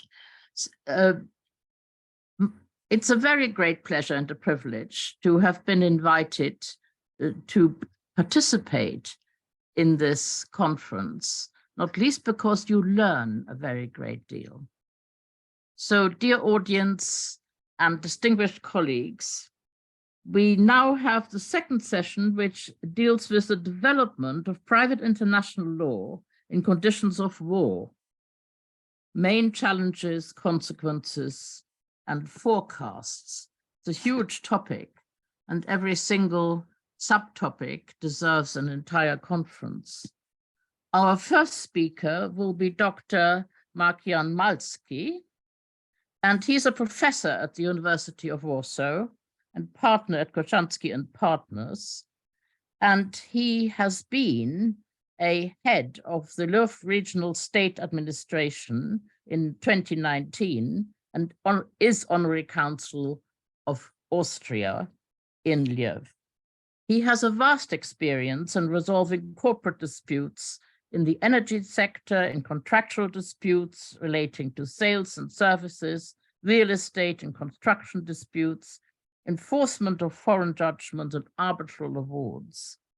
And he has dealt with more than 300 disputes, including under the rules of ICSID, ICC, SCC, UNCITRAL, LCIA, and the ICAC rules.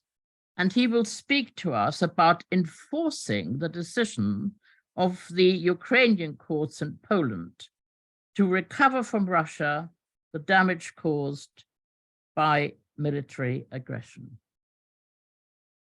Please, Mark. Colleagues, hello. Yes, thank you, Ms. Barbara. Very nice to be with you all here today. We have already discussed a few topics that I would like to deal with during my short presentation, but I will tackle this issue from a different perspective, from a private law perspective, where the subjects of private law will try to receive the recovery of the damages caused by the Russian military aggression, by the war. And here, the reason why I chose this subject is because I'm dealing with such a case right now. And last week, we have filed a wniosek, an application to the state court in Poland to enforce a court decision of a Ukrainian commercial court, which has awarded in Ukraine damages caused by the destruction of a warehouse which contained quite a substantial amount of goods, and those goods were destroyed as well as the warehouse. So the court has awarded the compensation together with lost profit. And basically, we are now looking forward to the court's view. So I will touch on both sides. On one side, on some issues that we have already heard in the previous section, and then I'll also touch upon the basics of the Polish law. For me, the information about the potential entry into force of the convention between Ukraine and EU became known about an hour ago, so I was very eager to read through it. I learned from the previous panel that some others were involved and knew about this earlier. I do believe that this also shows, in a way, a step forward towards both harmonization of the legislation, but also of the enforcement.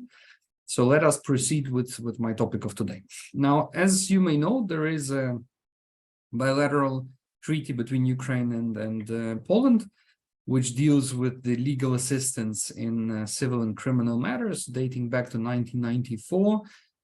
I would say that there are quite a few of such bilateral treaties. If we look on the list, there are about 30 treaties with whom Ukraine has signed similar legal documents, and among the developed jurisdictions are such as Poland, Czech Republic, Turkey, some other countries.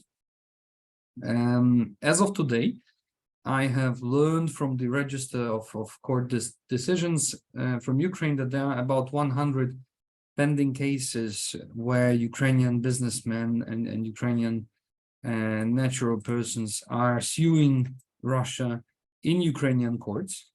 And according to the letter of the Supreme Court, we all know that this is allowed. And in a way, we can say that there are already about 10 decisions which have granted the recovery of damages. Now, of course, a very, very tough question remains: how will the damages at all be compensated? I am dealing with this for the last year already, where we are speaking a lot how will the actual recovery take place, whether the money of the sanctioned persons will be used, whether the frozen assets of the Russian central bank will be used, what are the legal grounds for that. I will not be touching that much upon that issue, but I believe that we are standing in the new time of history. I believe that whatever existed before the war in Ukraine can be amended and will most certainly be amended. If someone from you would ask me 15 months ago, is it possible to freeze the assets of a central bank? I would say no. even to freeze them would be probably impossible. But we see the world is changing, life is changing. We see that there are different approaches, and I believe this is not the end.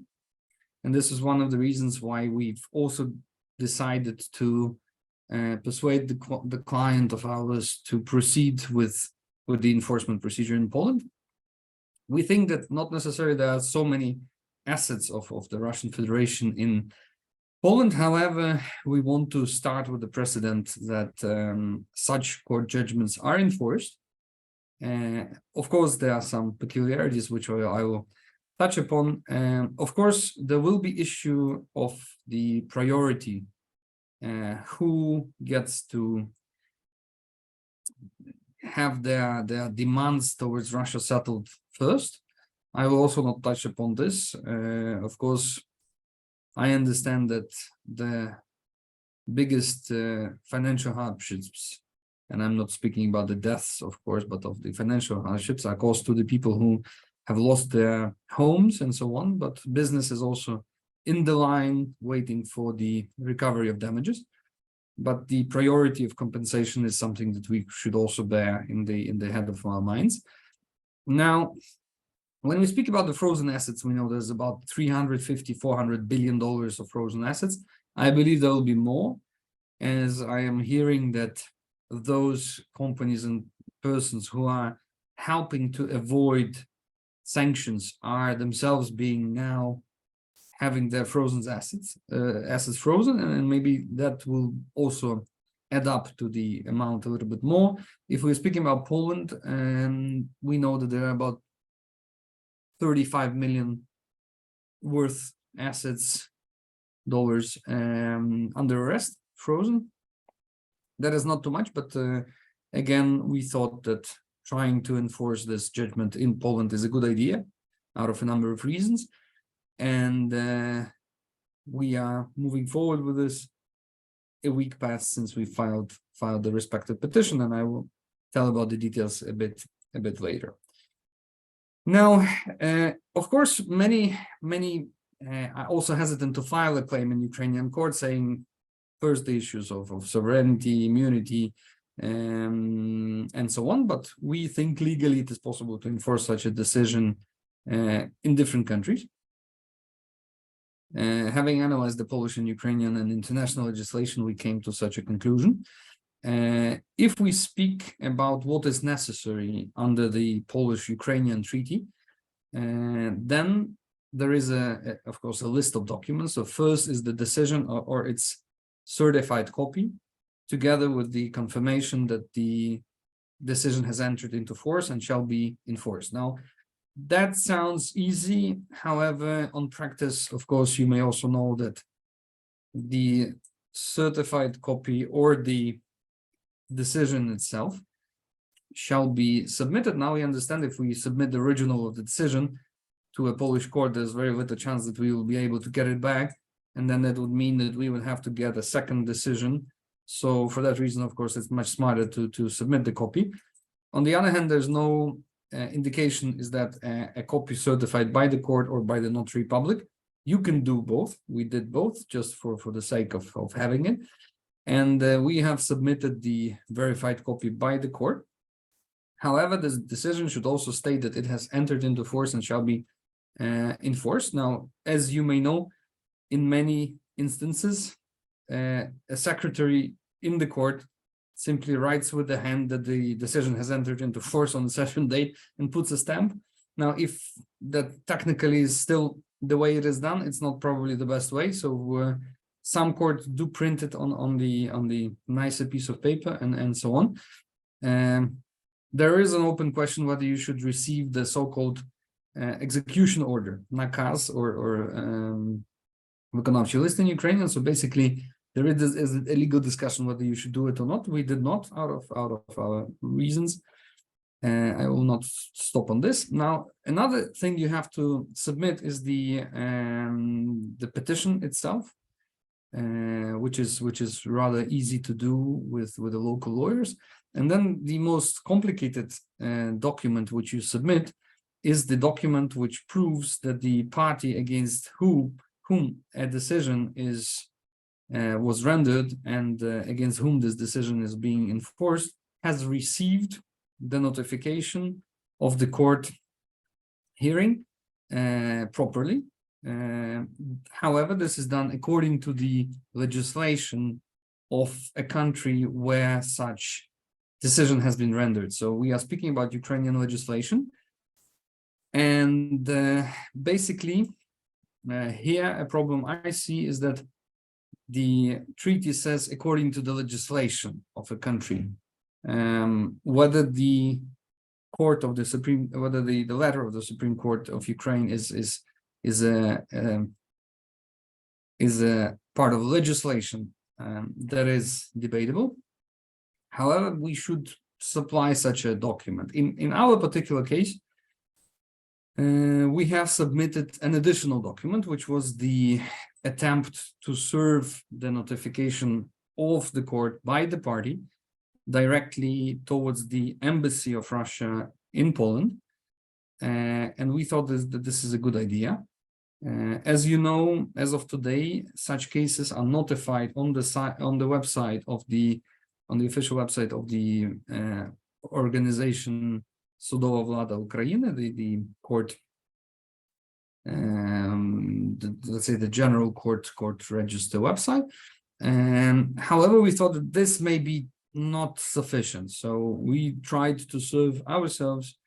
Of course, the post between Ukraine and Poland and Russia does not work. So we've tried to service still during the court proceedings in Ukraine.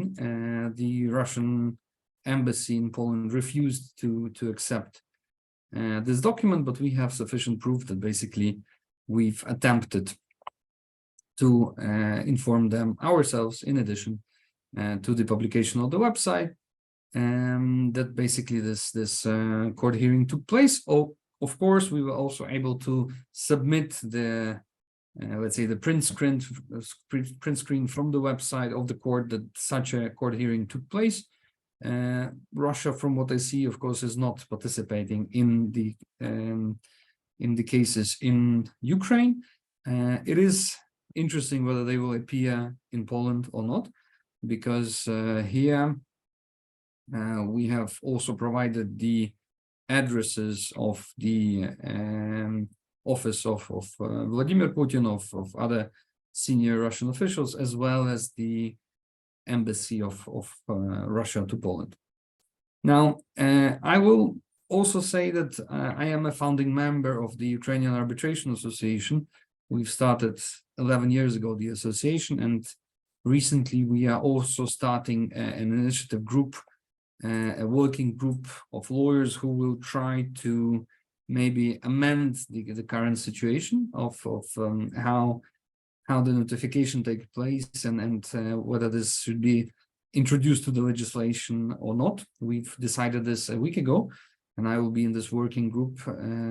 We'll debate whether the existing ambient, the existing environment is enough, or anything else shall be changed in addition. So whoever wants to join the working group, I think your contribution would also be very much appreciated. As we've discussed, the issues of immunity lies within the customary international law, and for that reason, I think this is also good, because from the court cases we've heard in the previous section, we see that there are exceptions, and I believe this is a good way to go. However, I believe that there is also a need for newer instruments, or for specific towards Ukrainian instruments, because every time to speak about an exception shouldn't be a rule. So the rules should be general, and the exception should remain an exception. So I believe that this approach is, of course, feasible. It is good. However, still, it should be amended to become a new instrument. Now, I have made a summary from the Ukrainian court cases where the Ukrainian courts have rendered the decisions against Russia towards the recovery of damages. Of course, each of the courts states that because of the Russian military aggression against Ukraine, the recovery of losses is possible and is legal.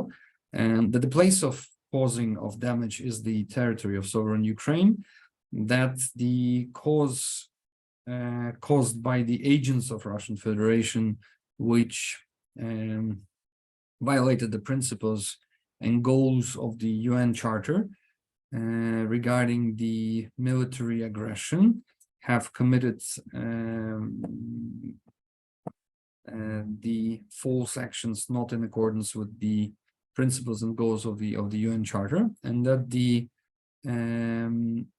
that such military actions by another states is not a realization of its sovereign rights. However, on the other hand, proves the infringement of obligations to respect the sovereignty and territorial integrity of another country, Ukraine, which is provided for in the UN Charter, and that the national legislation of Ukraine considers this under the general rule: the damage caused because of illegal actions of another person shall be recovered by the court decision of Ukraine. So that's the general delict principle. So those are basically that was the summary what the Ukrainian court say when they are considering such cases. And of course, in addition, we may say that because of the Russian aggression, because of the acts of genocides, because of all the wrongful acts, Russia should not be allowed to refer to the court immunity, and that is, of course, an additional argument which we've also partly discussed. So we've mentioned already the cases which are similar. I would also add that in Poland there is an interesting decision by the Supreme Court in 2010, which has said basically that that the Polish court is rather limited by analyzing the issue of sovereignty in the enforcement of foreign court judgments, because that has been analyzed by the state court which has rendered the decision. Now that is very interesting, and it's in a way it speaks of a limited review by the enforcing court, which in the end of the day is limited to analyzing the documents which shall be provided.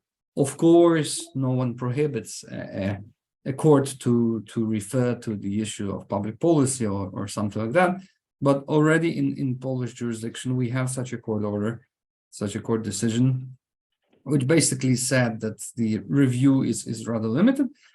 From what I've learned, that other countries have also seen the same approaches, such as the US, Great Britain, Italy, and even Russian Federation. In the Russian Federation, the European Court of Human Rights, in the case of Aleynikov against Russia, has mentioned that the Russian president has himself overthrown the concept of absolute immunity, which is, in his view, against the customary international law. So that is already also an argument. We have mentioned the case of Italy. There's the case of Seoul, and also quite recent.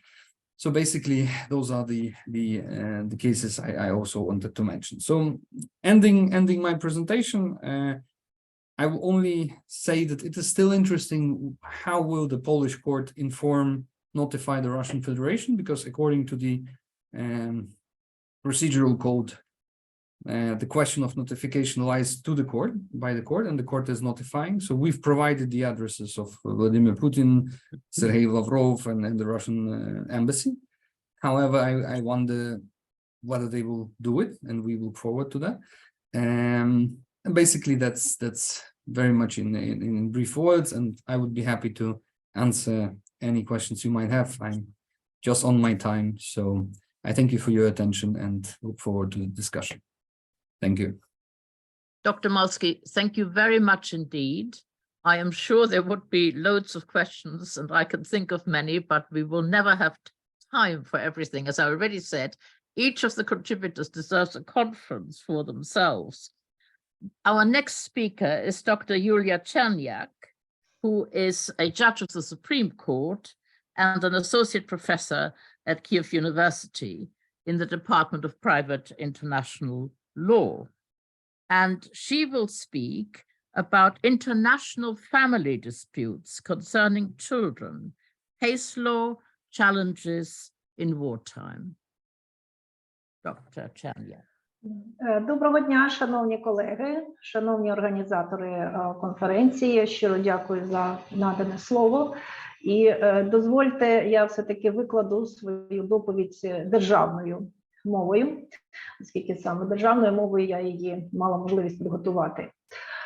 Отже, я думаю, ви зі мною погодитеся в тому, що війна – це такий дуже жорстокий ворог саме для дітей і для сімей. І кожна дитина заслуговує на те, щоб жити в мирній обстановці і щоб її дитинство не було затьмарене страхом і насильством.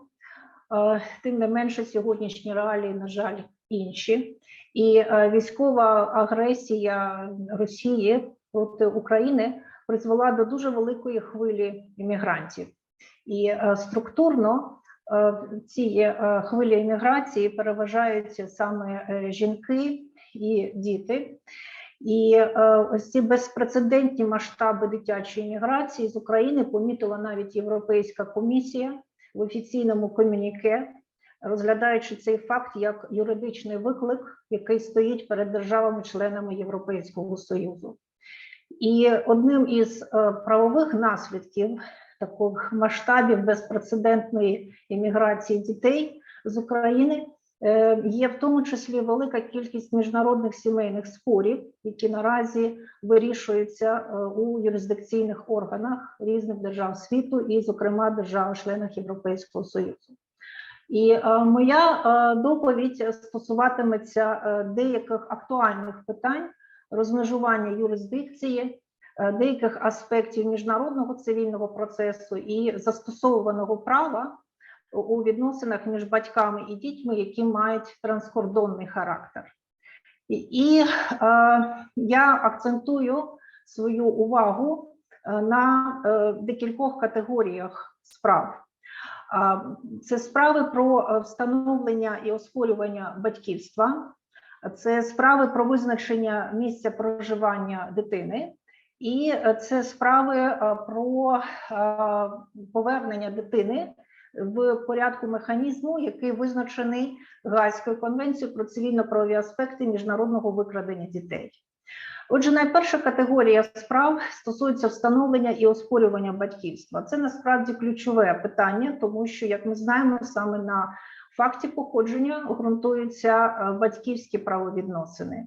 Щодо колізійного регулювання цих відносин на рівні внутрішнього національного законодавства України, то відповідно до статті 65 Закону України про міжнародне приватне право встановлення і оскарження батьківства визначається особистим законом дитини на момент її народження. І враховуючи зміст статті 16 Закону про міжнародне приватне право, таким лекс персоналіс дитини буде відповідно закон її громадянства. Однак практика показує, що на сьогоднішній день нерідко ось цей критерій, ця колізійна прив'язка, закон держави громадянства є недієвою. І, зокрема, в тих випадках, коли дитина набуває громадянство декількох держав. І в цьому випадку, відповідно до частини 2 статті 16 закону, субсидіарно буде застосовуватися колізійний принцип більш тісного зв'язку, зокрема, застосовуватися наразі має місце проживання. Варто нагадати про те, що жодна Гаазька дитяча конвенція не включає до своєї предметної сфери застосування питання, що стосуються встановлення походження дитини. І в зв'язку з цим дуже важливу роль відіграють саме двосторонні договори про правову допомогу і правові відносини в цивільних і сімейних справах. І тут в нагоді, наприклад, нам може стати стаття 28 договору із Республікою Польща про правову допомогу, стаття 32 договору між Україною і Чеською Республікою про правову допомогу, стаття 27 договору між Україною і Латвійською Республікою, і статті 28 договорів між Україною і Литовською Республікою та Естонською Республікою. Я взяла для ілюстрації саме ці договори із цими 5 державами, оскільки за даними Управління Верховного комісара ООН в справах біженців в Європі зареєстровано біженців з України понад 8 мільйонів осіб. І за демографічним складом біженців 33% – це діти. І саме в цих 5 державах з точки зору частки українців в місцевому населенні, їхня кількість є найбільша саме у названих державах. Прикметно, що названі статті договорів про правову допомогу дотримуються схожого із Законом України про міжнародне приватне право принципу щодо колізійного регулювання відносин про встановлення і оспорювання батьківства. Тобто основне правило – закон громадянства і субсидіарно закон держави місця перебування дитини. І ще дуже важлива ознака цих договорів полягає в тому, що вони в тому числі встановлюють і правила міжнародної підсудності. Зокрема, встановлюються правила міжнародної альтернативної підсудності. Тобто позивач має право обрати, йому звертатися до суду держави громадянства чи до суду держави місця проживання дитини. І це правило міжнародної альтернативної підсудності породжує проблему, яка відома в доктрині як форум-шопінг, тобто вибір і пошук найбільш зручного суду, проблема паралельних судових процесів і проблема конкуренції юрисдикції, lease alibi pendants. І тут варто нагадати про те, що важливо, що названі договори про правову допомогу, так само як і стаття 75 Закону України про міжнародне приватне право, її оновленій редакції, конкретно врегульовують цю проблему конкуренції юрисдикції, причому на різних стадіях цивільного процесу, чи то на стадії відкриття провадження у справі, чи на стадії вже вирішення справи по суті. І відповідно встановлюють правило про пріоритетність розгляду справи тим судом, який відкрив провадження у справі раніше.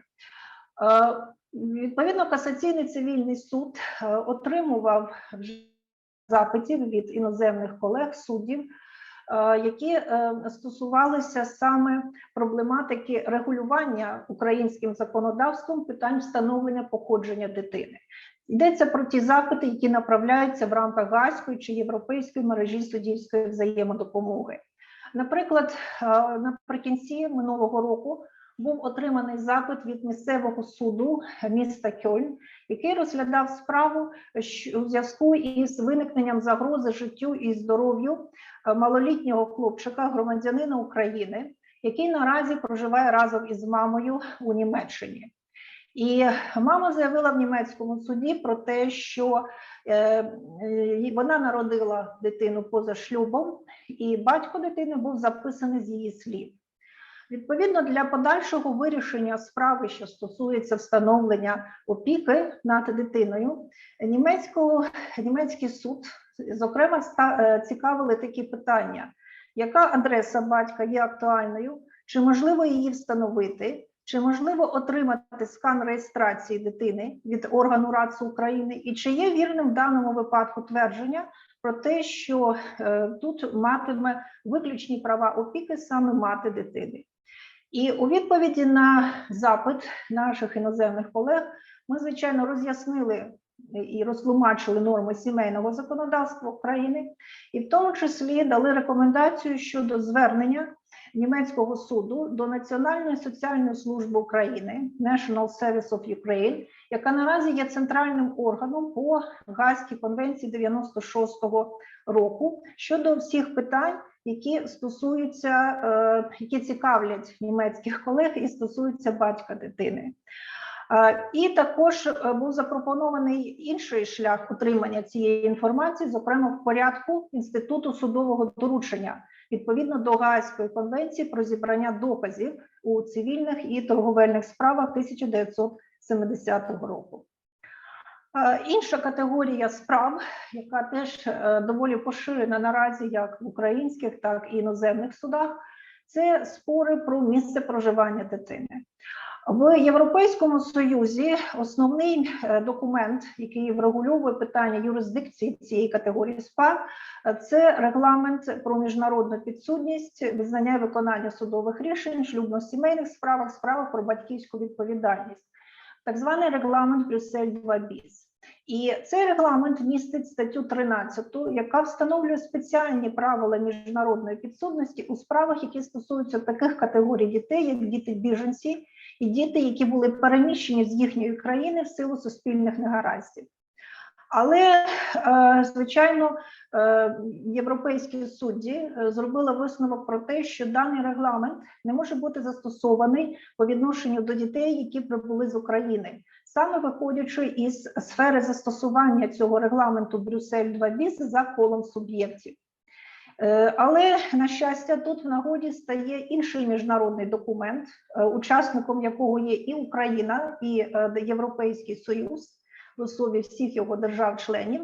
Це Гаазька конвенція про юрисдикцію, право, що застосовується, визнання виконання судових рішень і судове співробітництво в сфері батьківської відповідальності 96-го року. І стаття 6 Гаазької конвенції 96-го року також встановлює додаткові спеціальні правила міжнародної підсудності для у спорах, що стосуються дітей-біженців і дітей, які переміщені з їхніх країн в силу суспільних негараздів. І таким критерієм підсудності є підсудність суду держави місця перебування дитини. Це так звана jurisdiction of necessity, тобто така підсудність, яка має тимчасовий характер. Тому що з одного боку дитина ще, вірніше, вже певною мірою розірвала свій зв'язок із державою походження, з іншого боку вона ще не набула повноцінне нове звичайне місце проживання. Але щойно буде встановлено, що дитина оселилася, вже соціально адаптована і дійсно сформовано вже її нове звичайне місце проживання, тут же будуть діяти загальні правила міжнародної підсудності, тобто такого роду справи будуть розглядатися судом держави звичайного місця проживання дитини. Але у зв'язку з цим буде поставати нова проблема – проблема кваліфікації звичайного місця проживання дитини як критерію для визначення підсудності. Тому що це питання фактичних обставин кожної справи. І в нагоді можуть стати, наприклад, практичні рекомендації, які розроблені Гаазькою конференцією з міжнародного приватного права, рекомендації, які підготовлені Європейською комісією сімейного права. Також є вже на сьогоднішній день цікава і доволі ґрунтовна практика Європейського суду справедливості, в яких наводяться критерії саме тлумачення і встановлення цього звичайного місця проживання дитини як основи для встановлення міжнародної підсудності спорів щодо неї. Що стосується української судової практики, то теж наразі ми можемо вже назвати цілу низку судових рішень судів різних інстанцій, в яких це питання було предметом дослідження і відповідно в яких викладені висновки. Ну, я можу назвати постанову Касаційного цивільного суду від 8 березня 2023 року в справі за позовом Міністерства юстиції України в інтересах батька малолітньої дитини до її матері про повернення до Латвійської республіки згідно з правилами Гаазької конвенції 80-го року. Тут серед інших питань Касаційний цивільний суд в тому числі і встановлював, що є звичайним місцем проживання дитини. Також хочу звернути увагу на те, що Гаазька конвенція 96-го року передбачає можливість застосування інституту transfer of jurisdiction, передачі юрисдикції.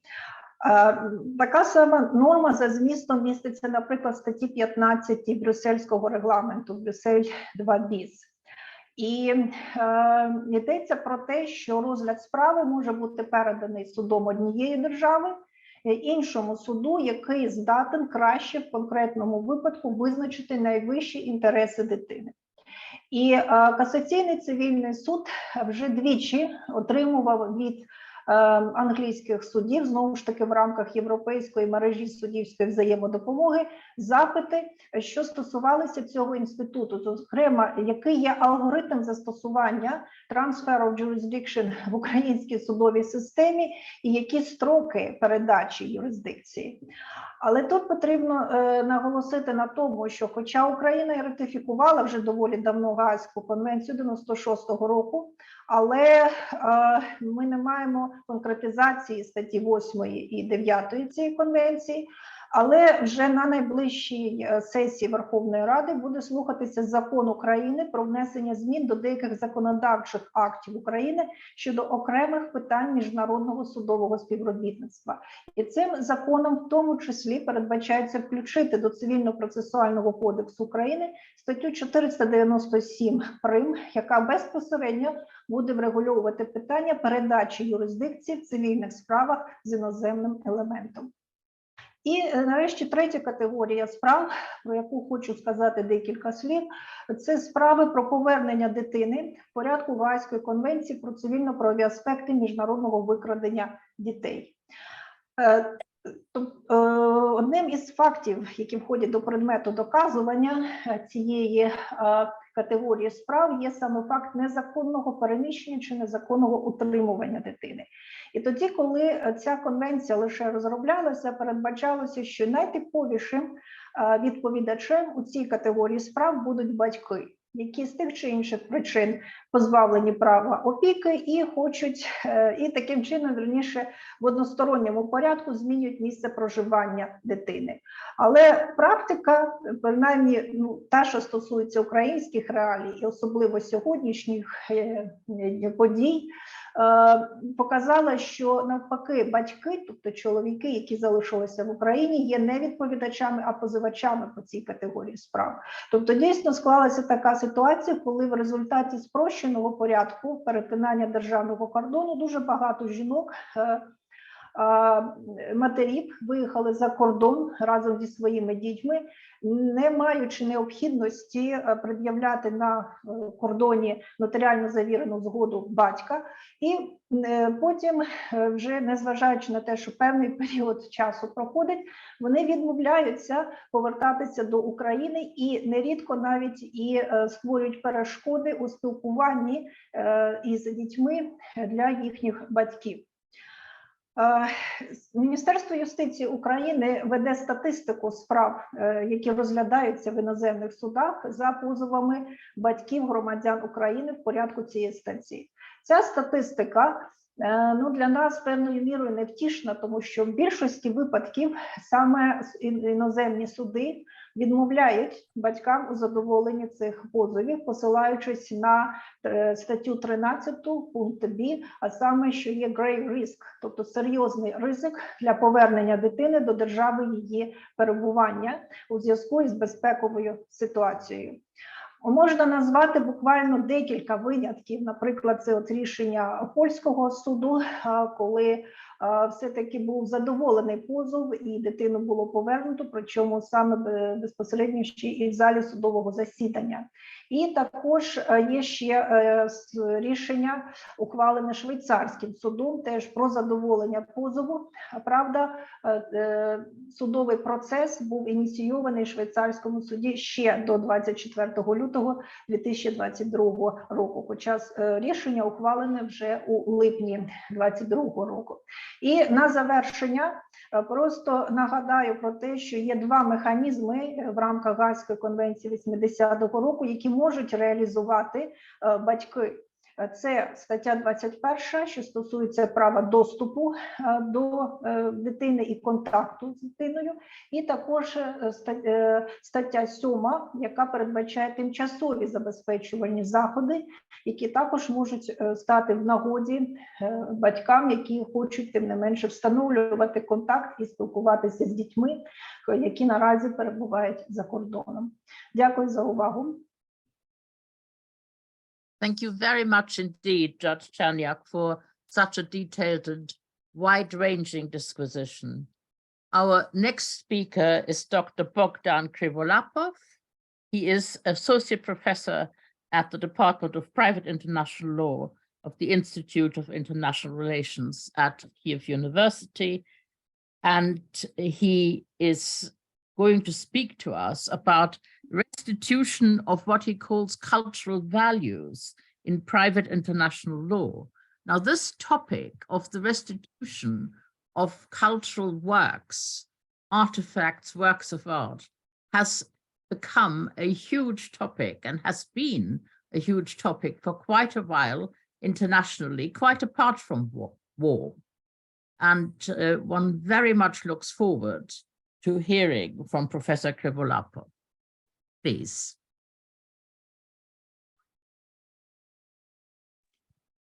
Thank you, Barbara.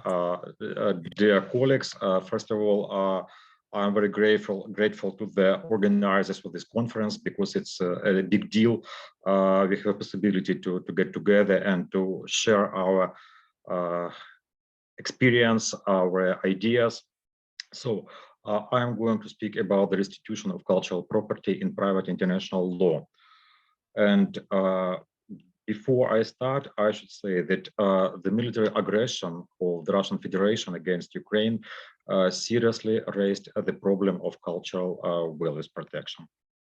Ministry of Culture of Ukraine and UNESCO informed about the illegal repeated exports of cultural property by Russian occupants.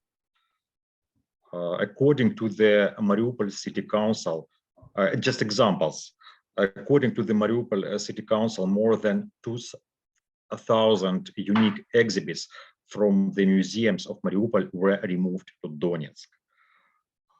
Then, after the liberation of Kherson, it became known that the Russian invaders had looted many exhibits from the Alexei Shevkunenko Art Museum. Then the Ukrainian Prosecutor's General's Office reported that invading Russian troops stole ancient Scythian gold stored in the Melitopol Museum of Local History.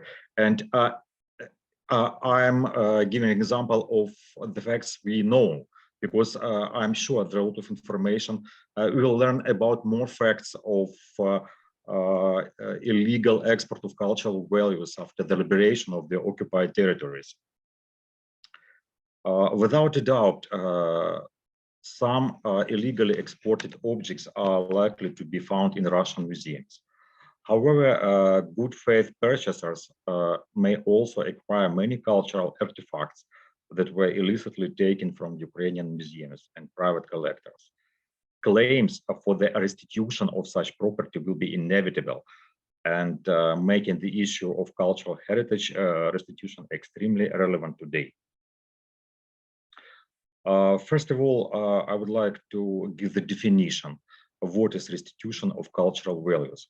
The problem is that we have no such term in our Ukrainian legislation, and I will give the definition of some scholars, of Ukrainian scholars.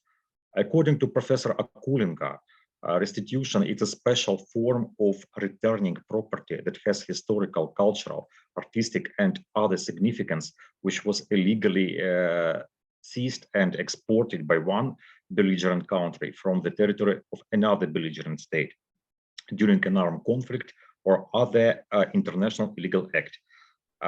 This statement that we are only talking about cultural values illegally exported during armed conflict to be debatable.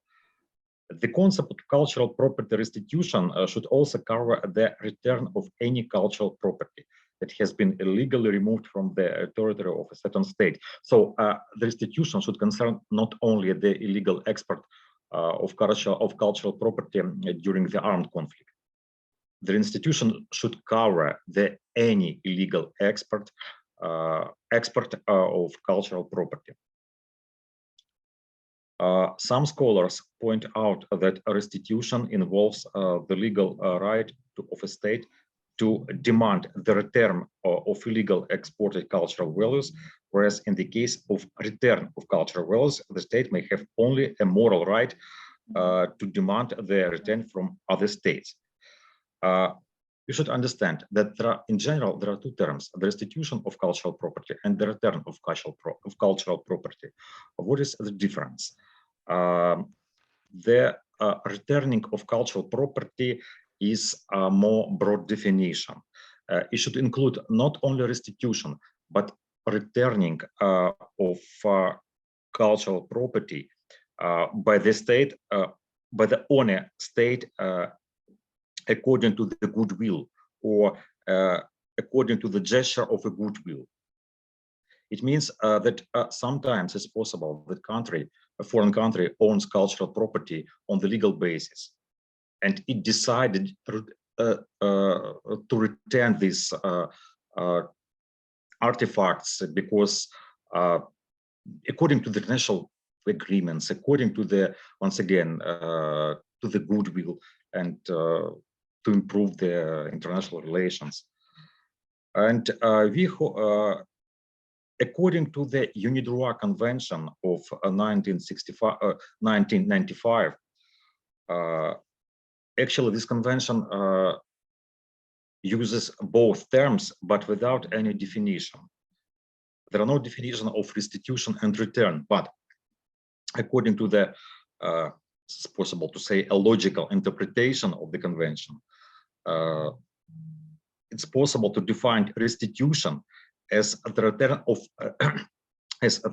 of stolen cultural property, while return refers to a set of actions aimed at overcoming the negative consequences of the illegal export of cultural property, for example, smuggling.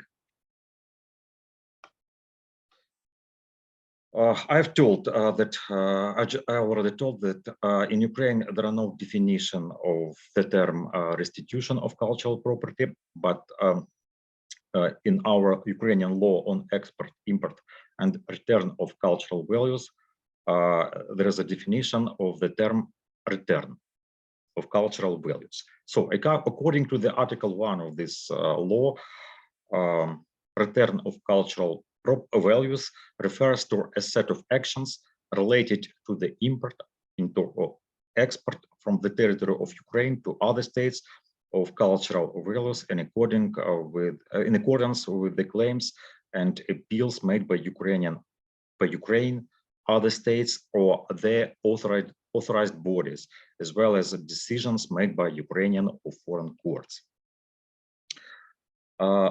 The analysis of this term suggests that this law combines a doctrinal definition of restitution with the provisions for the return of cultural values.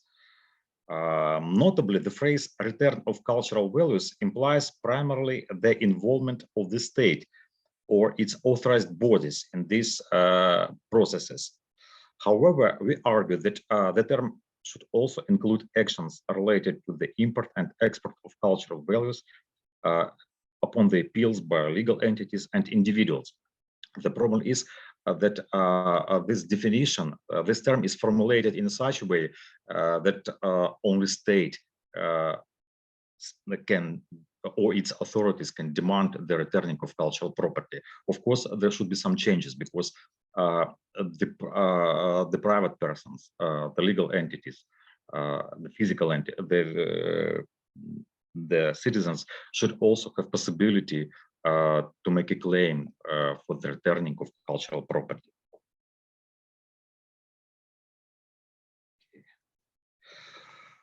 So another very important question: which law should be applied to the cases about the cultural property? It's a very important question in the modern doctrine of private international law, and there is no absolute unity about the law of which country should be applied to the transactions of the cultural property.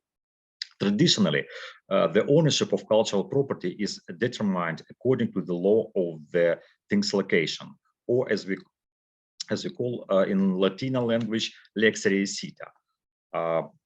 The proponents of this doctrine indicate the simplicity of this approach, transparency, legal certainty, ease of application. But I want to, and some scholars indicates that the rules on exporting and importing of cultural property are public law norms, and it's unacceptable to apply foreign public rules according to the modern doctrine of private international law. So, for example, if German court will apply the Ukrainian laws on export and import of cultural property, it means that German court will apply the Ukrainian public rules, which is unacceptable because it's possible to apply only the foreign private international laws and so on.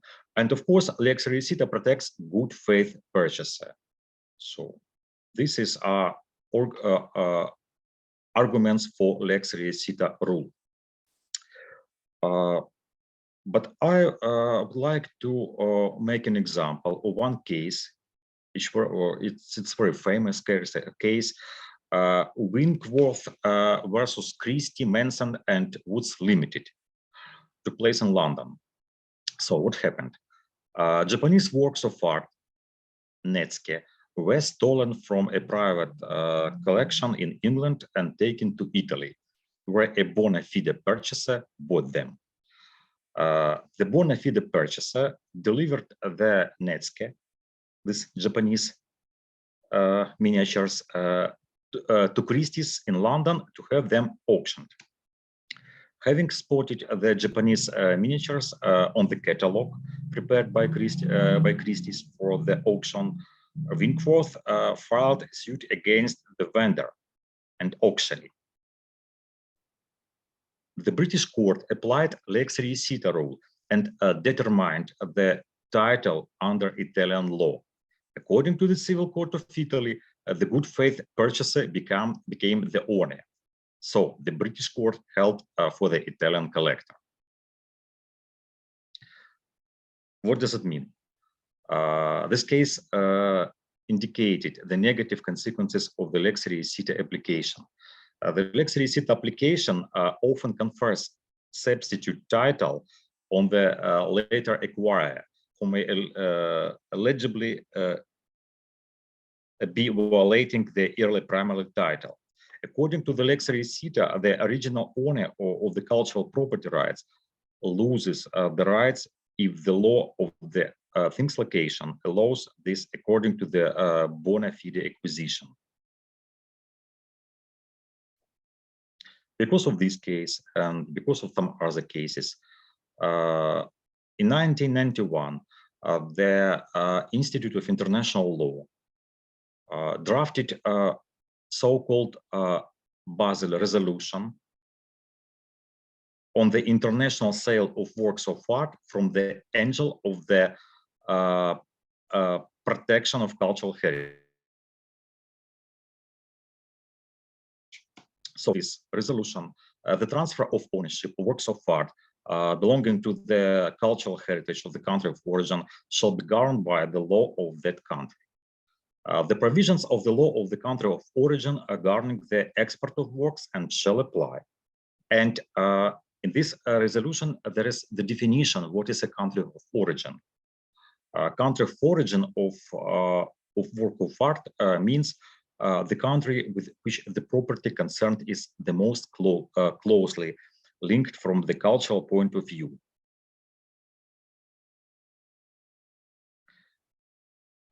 Another famous scholar, Simeon Simeonidis, formulated his own approach, according to which a person, he's a professor of Willamette University, United States, a person who is the owner of cultural property and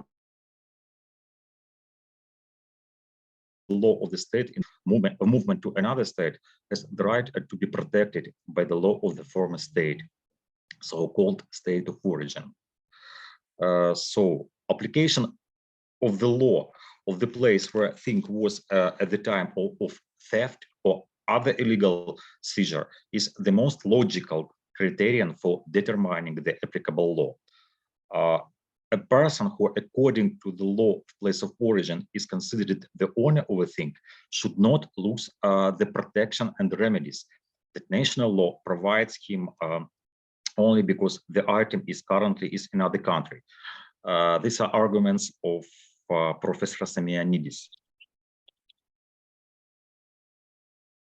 But this model, the model proposed by Semianidis, provides in favor of the principle of the closest connection, and when it's necessary to protect the bona fide purchase of the cultural property after it has been transferred to other state.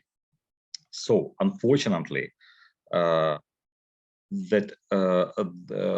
disadvantage of this approach is that the original owner may lose all the rights to the thing due to the good faith of the foreign purchaser. So we have the same problem that original owner can lose all the rights, all the property rights, because of the good faith purchaser of, in another country. Another scholar who made some research about the problem, Patricia Reihan, formulated her own approach, according to which the validity and consequences of the transfer of rights to the stolen property to a bona fide purchaser are determined by the law of the place of residence of the original owner and at the time of the theft. The advantage of such an idea is that the law of the original owner will regulate both the validity of the transfer of the ownership of cultural property and the situation of a bona fide purchaser. This approach is perfectly acceptable, provided the original owner's law offers fair compensation for the bona fide purchaser. But what if there are no such rules? So the problem with this lex origins is that, it protects the original owner, but there are no protection for good faith purchaser. It's absolutely possible. And this problem, Professor Reihan calls a chaotic palette. So on the one hand, it's necessary to protect the original owner of cultural property from depriving him of any rights to cultural property due to the application of the foreign law of bona fide purchaser. And on the other hand, it's quite likely that the legislation of the country of the original owner will not consider the interests of bona fide purchaser at all. And probable decision of the problem, probable solving of this problem is the unification and drafting on some convention. And I've told you today that in 1995, UNIDROIT Convention on Stolen or Illegally Exported Cultural Objects was signed, and according to the Article 3 of this convention, the possessor of a cultural object which has been stolen should return it. And according to the Article 4 of this convention, the bona fide owners have the right to expect fair and reasonable compensation if they neither knew nor ought reasonably to have known that the object was stolen. But there are some problems with this convention.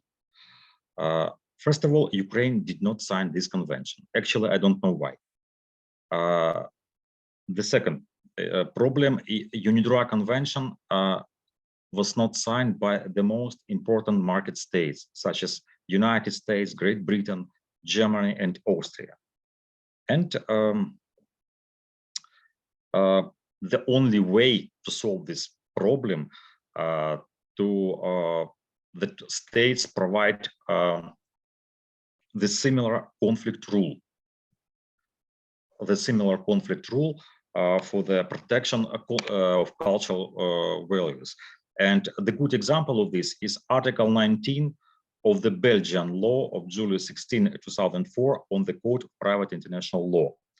According to this rule, if an item that considered is considered part of the state's cultural heritage, leaves the territory of the state in an illegitimate way, according to the law of that state at the time of exportation, the state may reclaim the item.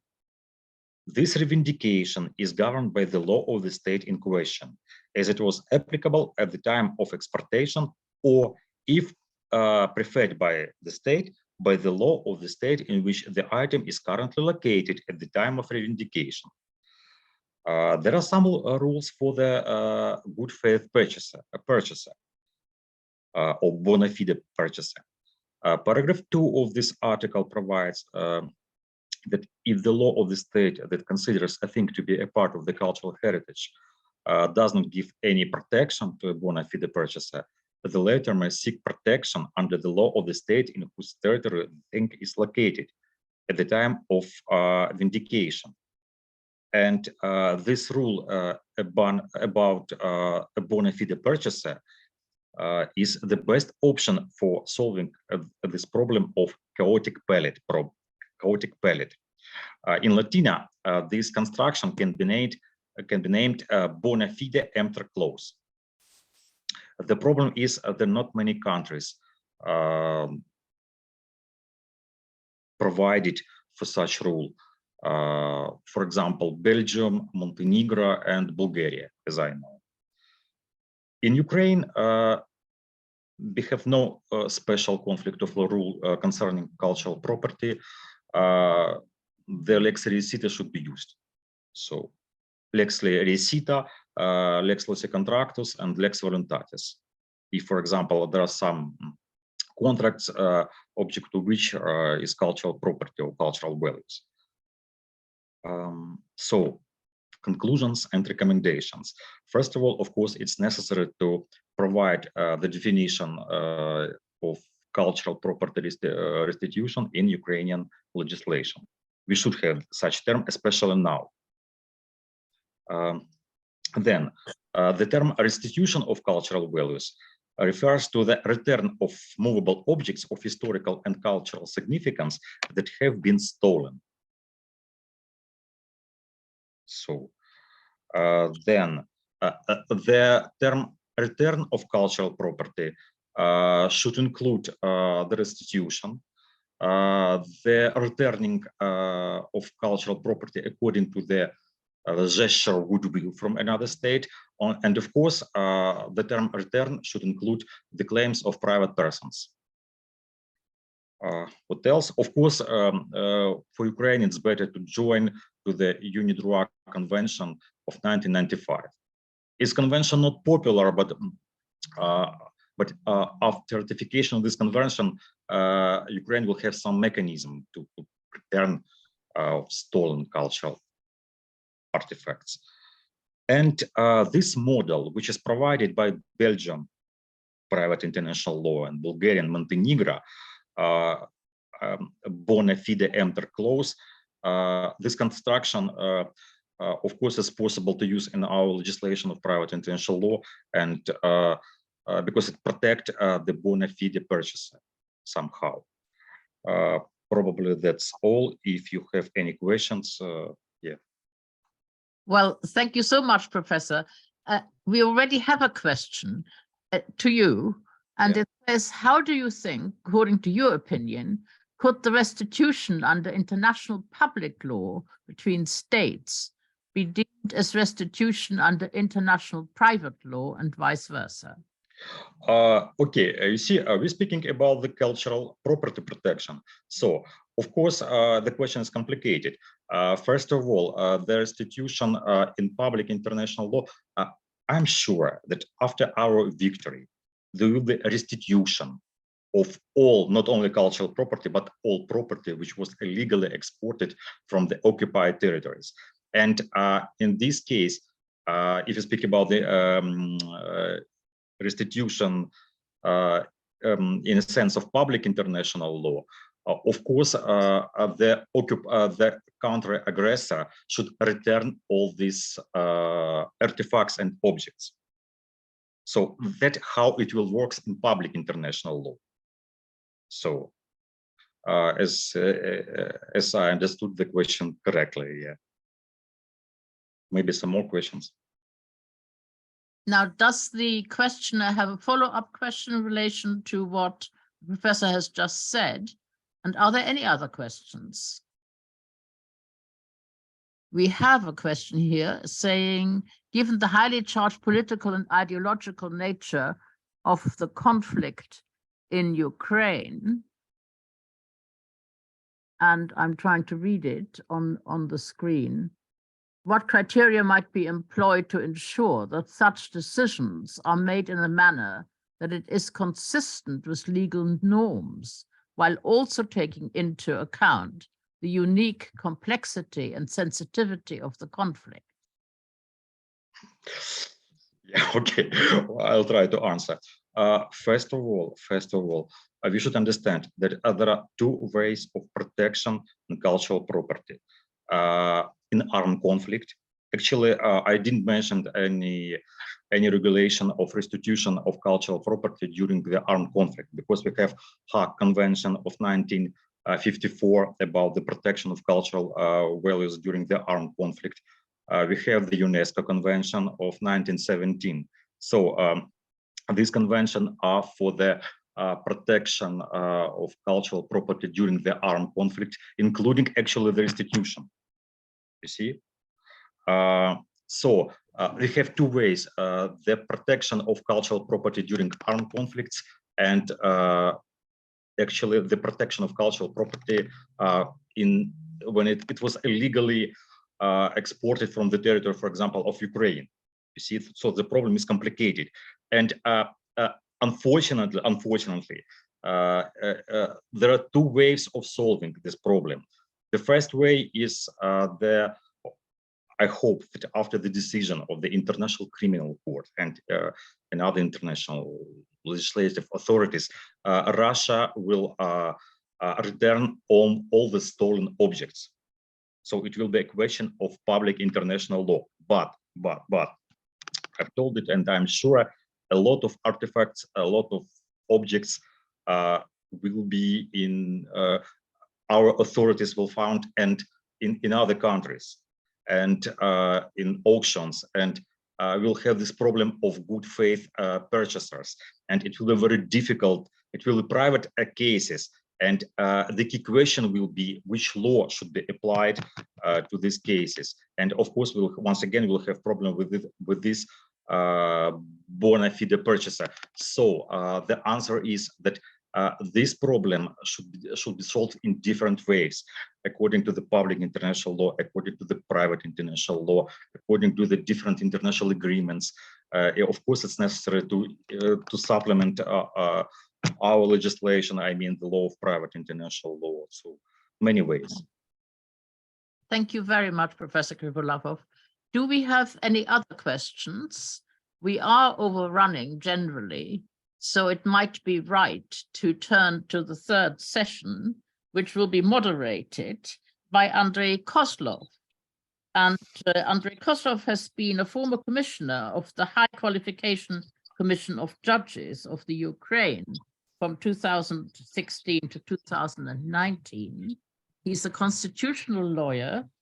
He is an expert in private international law, and he is also an international commercial arbitrator. So may I hand over to Andrei Kozlov now? Very much.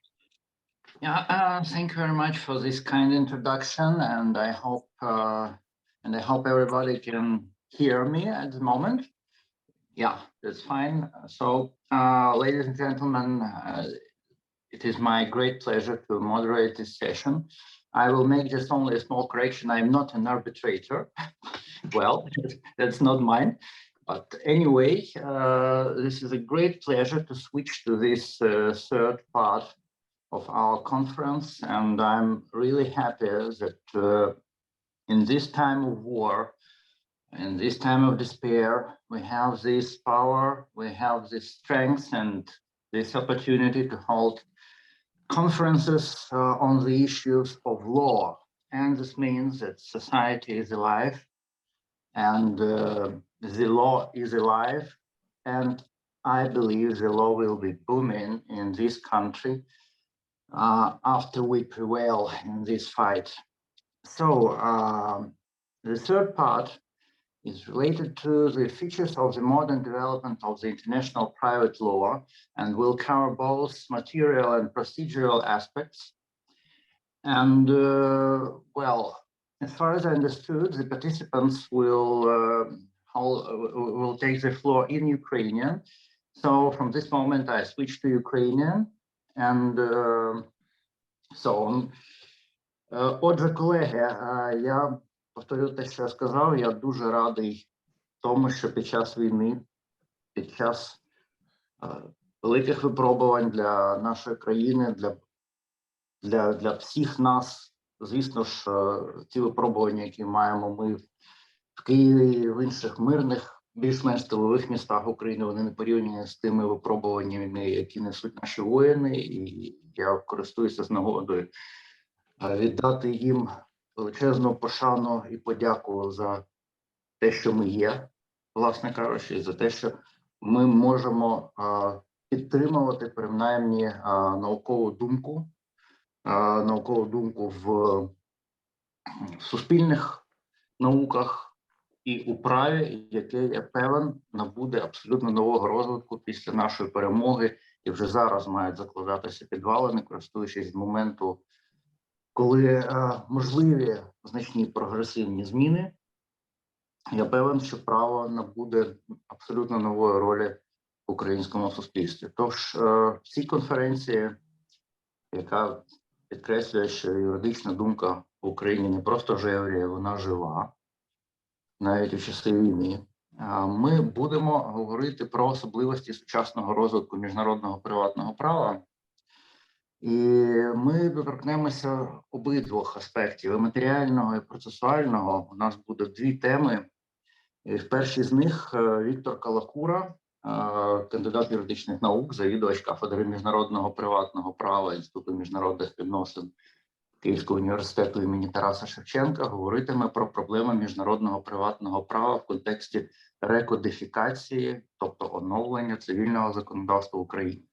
Передаючи слово пану професору, я би лише хотів нагадати невеличкий зробити екскурс, який ми взагалі шлях пройшли в цій історії. Я нагадаю, що колись у нас в Цивільному кодексі Української РСР був лише невеличкий розділ 8, в якому було аж 13 статей, які регулювали відносини за участю іноземного елемента.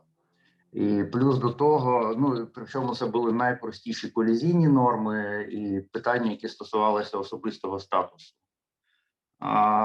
І ще було пару норм, які стосувалися авторського права. Це було все. Потім була величезна робота зі включення норм про міжнародне приватне право до тексту Цивільного кодексу України. Згодом дійшли цілком слушної, як я вважаю, думки про те, що міжнародне приватне право в Україні має врегульовуватися автономним законом, який був прийнятий в 2005 році і, власне, з 1 вересня 2005 року діє в Україні. Ну і от зараз, очевидно, є певні проблеми у зв'язку з рекодифікацією цивільного законодавства в цілому, а закон про міжнародне приватне право, звісно ж, є актом цивільного законодавства. Звісно, виникають деякі проблеми, яких вже в деталях торкнеться пан Калакура. Я прошу вас до слова. І прошу ставити питання по ходу доповіді. Я сподіваюся, що вони будуть цікавими і розвинуть те, що скаже пан професор. Дякую, пане Андрію. Мене чути? Так, я принаймні чую. Тоді ми можемо працювати, пане Андрію. Ну, по-перше, я вдячний організаторам за запрошення взяти участь в такому дуже важливому заході. Ви звернули увагу на те, які важливі і актуальні проблеми сьогодні обговорювалися на перших двох сесіях. Це питання, які пов'язані з імунітетами, обмеженнями імунітетів, визнанням рішень за кордоном. Це питання, які пов'язані, ті, власне, спори, які зараз виникають, це спори сімейні, спори пов'язані з культурними цінностями і так далі. Але зрозуміло, що міжнародне приватне право ми не могли би зараз розглядати його актуальний стан, зупинившись лише на оцих реальних питаннях, які є, відкинувши питання удосконалення нашого законодавства. Пан Андрій зробив вступ, допоміг мені дещо нагадати історію. Я хочу тільки внести деякі там уточнення по цьому процесу і власне, звідки взялась наша ця рекодифікація і оновлення цивільного законодавства. Я дивлюся, що у нас присутній бере участь Анатолій Степанович Довгерт. Ви знаєте, що Анатолій Степанович був ідеологом, справжнім ідеологом діючого цивільного кодексу і значною мірою є і ідеологом процесу рекодифікації і оновлення цивільного законодавства. Хоча зараз ми його офіційно називаємо науковий куратор робочої групи по розробці закону щодо рекодифікації і оновлення цивільного кодексу. До речі, за його дорученням хотів би запросити всіх учасників нашої сьогоднішньої події на подію, яка відбудеться завтра. Що завтра відділення цивільно-правових наук Національної академії правових наук спільно з науково-дослідним інститутом правотворчості та правових експертиз за сприяння, до речі, Верховної Ради України проводить 12-й міжнародний цивілістичний форум, який буде, власне, присвячений проблемам рекодифікації і на якому будуть обговорюватися конкретно вже результати по напрацюванню по першій книзі Цивільного кодексу. Цей процес, до речі, якщо вас цікавить, там можна зайти на сайт цього науково-дослідного інституту, оскільки він фактично є основним організатором цього заходу, і там є форми для реєстрації і для посилання для підключення для участі в цьому форумі. Тому з 10-ї години завтра можна буде приєднатися до цієї роботи. Я дивлюсь, що тут у нас присутні Константин Пілков, і Юлія Черняк, і Олена Кібенко, і інші судді Верховного суду. Я думаю, що для вас це буде дуже цікаво і корисно подивитися, власне, в який спосіб проходить цей наш процес рекодифікації цивільного законодавства. Питання про рекодифікацію виникло певний час назад, але знайшло свій реальний вираз в 2019 році, коли була з Кабінетом міністрів створена робоча група по підготовці концепції рекодифікації цивільного законодавства. Ця робота продовжилась протягом 2 років, і в кінці 2020 року була опублікована, вже розроблена членами робочої групи сама концепція рекодифікації, з нею можна було знайомитися і на сайті Верховної Ради, і в інтернеті, і в інших засобах інформації і так далі. Що відбувалося протягом цих 2 років, коли обговорювалися конкретні проблеми, актуальні для взагалі нашого приватного права?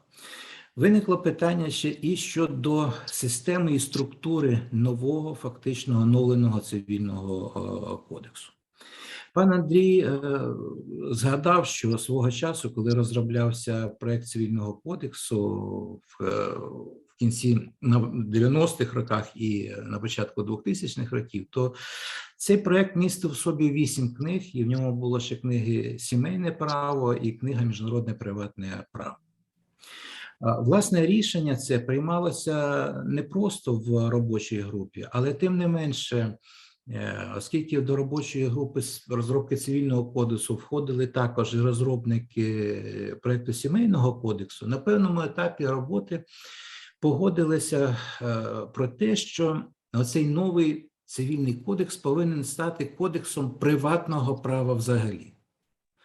Тобто, якраз мова йшла тоді вже про включення норм і сімейного права, власне, основи цивільного приватного права, і норм міжнародного приватного права до цього акту. Для мене особисто це було непросте питання, тому що в той час у нас, власне, було 2 основні концепції. Це концепція включення норм міжнародного приватного права до цивільного кодексу, і інша концепція Це концепція прийняття закону про міжнародне приватне право, яку відстоював Василь Іванович Кисіль, і, до речі, і я теж представав на цю пропозицію.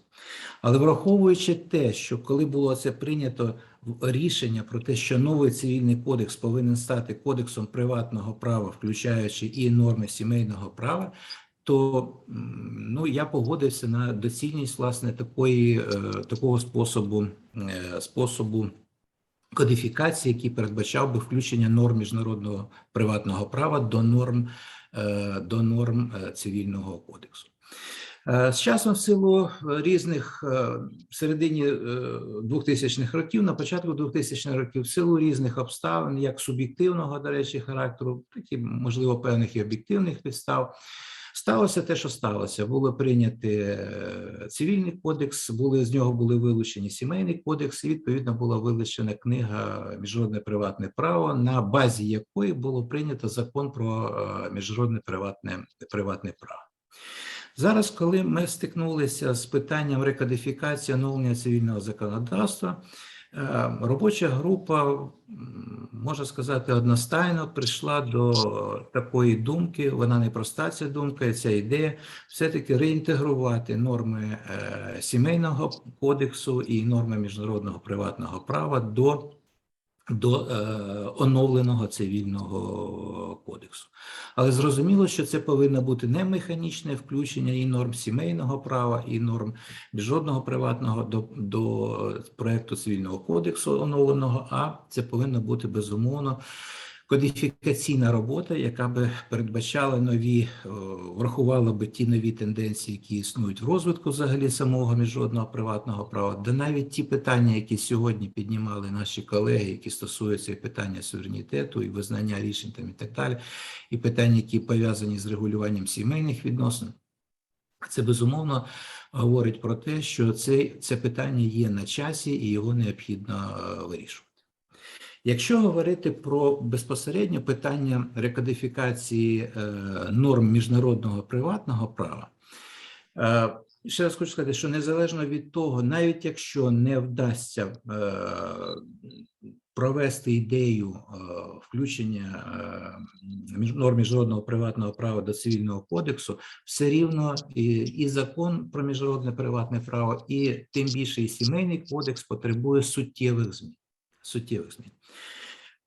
Що стосується міжнародного приватного права, коли ми говоримо про рекодифікацію норм міжнародного приватного права, ми повинні виходити все-таки з аналізу того, що вдалося зробити на етапі кодифікації середини 2000-х років і що варто було би зробити зараз, тому що вже закон про міжнародне приватне право застосовується 18 років. Тобто зрозуміло, що за цей час судами, нашими іншими правозастосовчими органами накопичився певний досвід в застосуванні цього акту.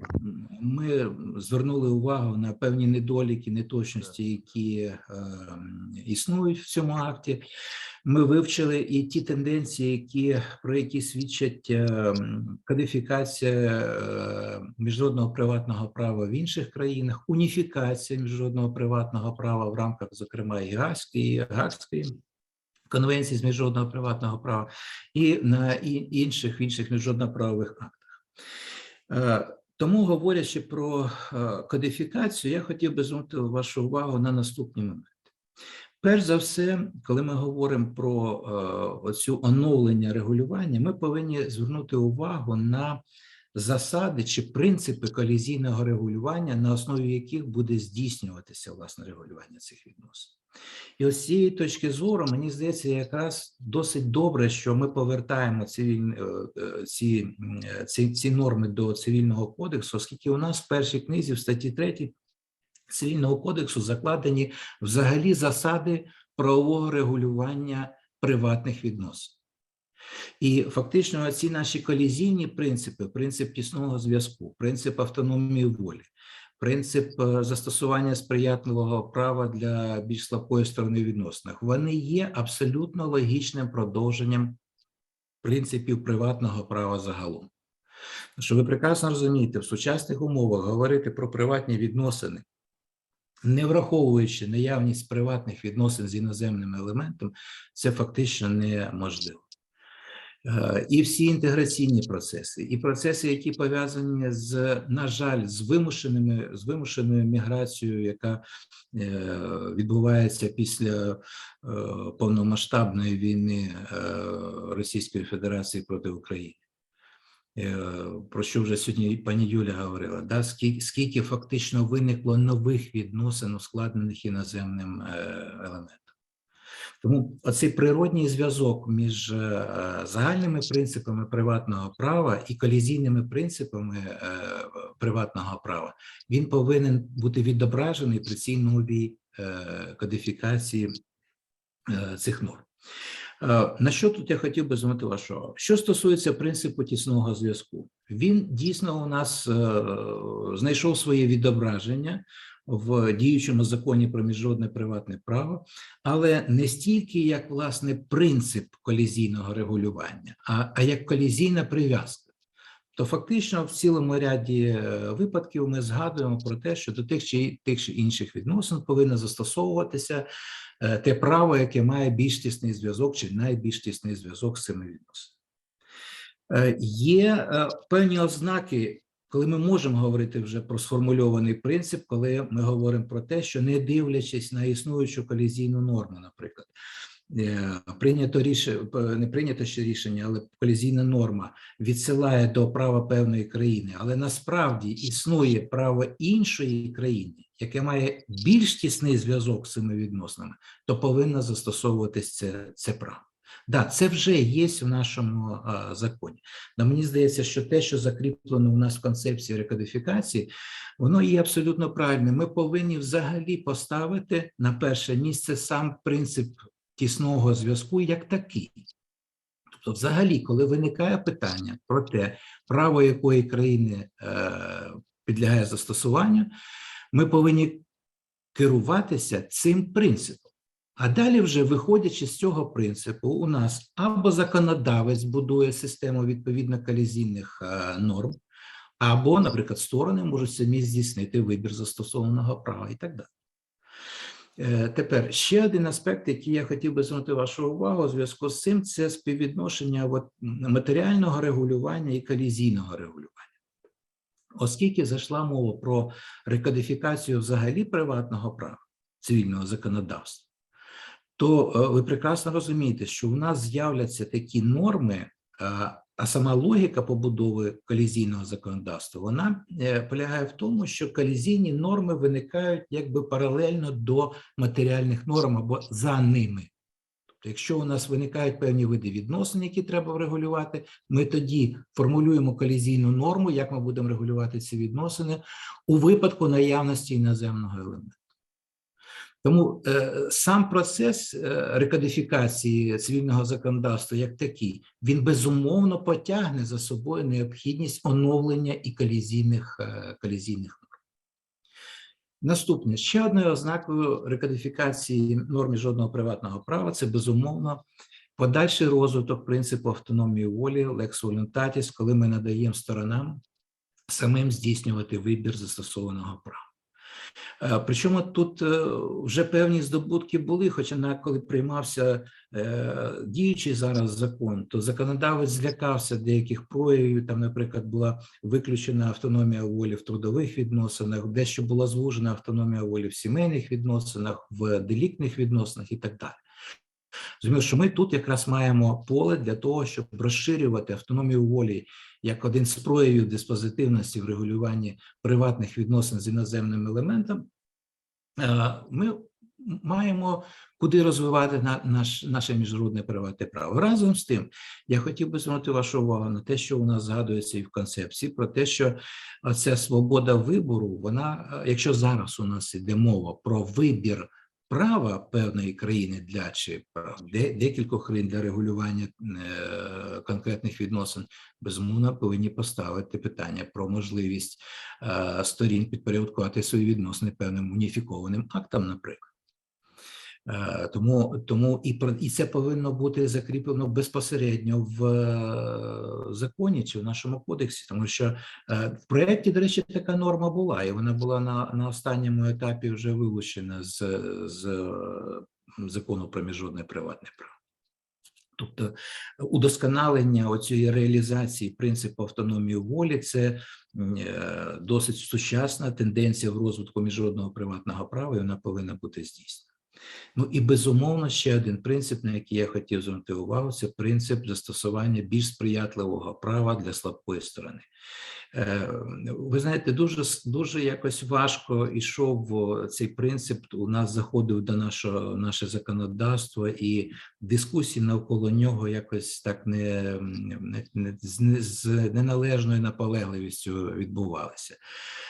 Ну, сприймалися якісь такі іноді просто норми, приймалися, які були вроді би і направлені на те, щоб застосувати сприятливе право. Наприклад, була у нас норма по відносинам батьків і дітей, так що про відносини між батьками і дітьми регулюється за особистим законом дитини. А хто сказав, що особистий закон дитини буде більш вигідним чи більш сприятливим для цієї дитини? Тому що ми ж все-таки повинні керуватися загальними принципами приватного права, принципом справедливості і захистом, не дивлячись на юридичну рівність, захистом більш слабкої сторони в цих відносинах. А таких відносин багато в приватному праві, коли ми розуміємо, що наші відносини ґрунтуються на юридичній рівності, але в цих відносинах все рівно є більш чи може з'являтися більш слабка сторона. Це і трудові відносини, споживчі договори, це в спадковому праві особи, які мають право на обов'язкову частку, це питання сімейних відносин, батьки, діти і навпаки, і особи, які мають право на утримання там і так далі.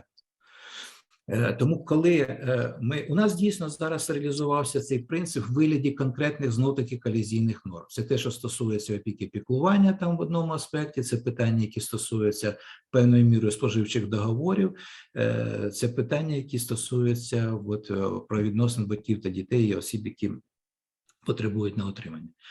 Мені здається, що знов-таки варто сформулювати цю норму, що приймаючи рішення про застосоване право, як принцип, що приймаючи рішення про застосування права тої чи іншої країни, суд чи інший правозастосовчий орган повинен керуватися цим принципом. Тобто, виходячи з цього, далі це нам надасть можливість застосувати його не тільки тоді, коли це прямо передбачено нормами закону, а застосувати його це і тоді, коли суд чи там інший правозастосовчий орган зробить висновок про те, що застосування права тої чи іншої країни буде більш вигідним, більш сприятливим для цієї слабкої сторони у відносинах. Безумовно, сьогоднішня дискусія показала, крім оцих питань загальних питань принципів колізійного регулювання, показала на необхідність повернення до так званих загальних проблем і застосування колізійних норм. Це в тою чи іншою мірою питання, які пов'язані з застереженням про публічний порядок. Це питання, які пов'язані з застосуванням імперативних чи так званих надімперативних норм. В концепції викладено загалом підхід робочої групи до вирішення цього питання. Це, до речі, і питання про ті норми, які стосуються імунітетів держави. Тому що фактично ми зараз певною мірою стикнулися в те, чим ми хотіли захистити вроді би законодавець інтереси нашої держави, він тепер має це у вигляді, тепер ми маємо вирішити це у вигляді проблем. Тому це теж є надзвичайно важливе питання, і це теж буде предметом подальшої кодифікації. Ще, оскільки я дивлюсь на час, і хотів би ще звернути вашу увагу на одне питання, і користуючись можливістю звернутися і до суддів Верховного суду, можливо, вони висловлять своє відношення до цього. І під час першої кодифікації, і під час роботи над внесенням змін до закону про міжнародне приватне право, і зараз виникло питання про співвідношення норм міжнародного, власне, класичного приватного права з точки зору колізійного регулювання і норм міжнародного цивільного процесу. Свого часу я дуже добре пам'ятаю, коли ми разом працювали з представниками Верховного суду ще над редакцією діючого зараз Цивільного кодексу, тоді це теж питання виникало. І судді Верховного суду, ну так скажемо, обережно ставилися до того, що ми включаємо фактично норми, і зокрема і норми процесуального права до Цивільного кодексу. Але разом з тим, в той же час, оскільки там були спільні робочі групи, вдалося тоді переконати їх про доцільність такого способу кодифікації цих норм.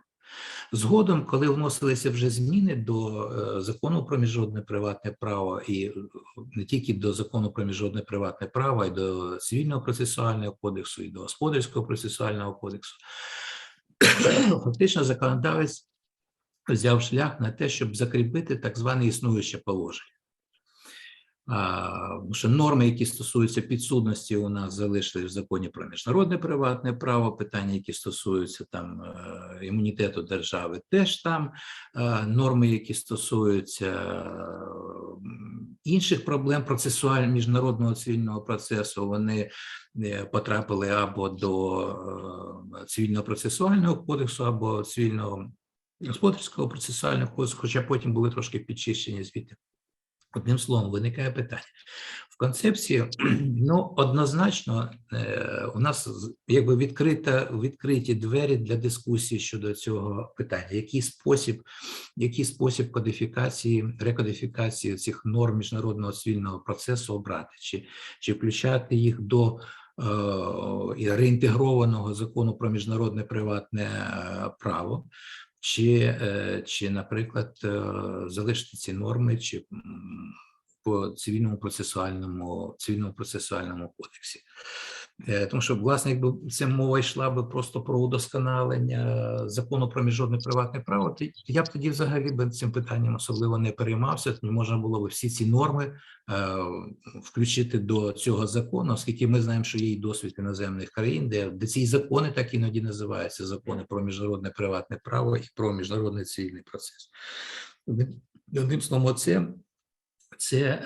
це питання, воно безумовно є дуже важливим і дуже важким для прийняття відповідного рішення. Ще на що хотів звернути вашу увагу, це безумовно вплив міжнародної уніфікації на розвиток внутрішнього законодавства. Ви знаєте, ми приймаємо зараз беремо участь в роботі Гаазької конференції з міжнародного приватного права, приєднуємося до цілого ряду конвенцій. Мені здається, що приєднуємося в розумних, так би мовити, розмірах. Але тим не менше, прогресивний розвиток міжнародного приватного права, колізійного регулювання, який відбувається в рамках Гаазької конференції, він безумовно повинен бути врахований і в наших законодавчих роботах по міжнародному приватному праву. Просто якщо є така можливість скористатися цією ситуацією з рекодифікацією цивільного законодавства, то безумовно нею треба скористатися, щоб надати новий подих в колізійне регулювання цих наших приватних відносин з іноземним елементом. А ви бачите, життя повертається так, що навіть страшні події, які відбуваються в Україні, фактично теж привели нас до того, що ми реально маємо збільшення питомої ваги цих наших приватних відносин з іноземним елементом. На цьому я свою доповідь, повідомлення вважаю завершеним. Якщо будуть питання, я з задоволенням відповім на ці запитання. Колеги, чи є у когось питання? Тому що в нашому чаті, принаймні, я запитань поки не бачу.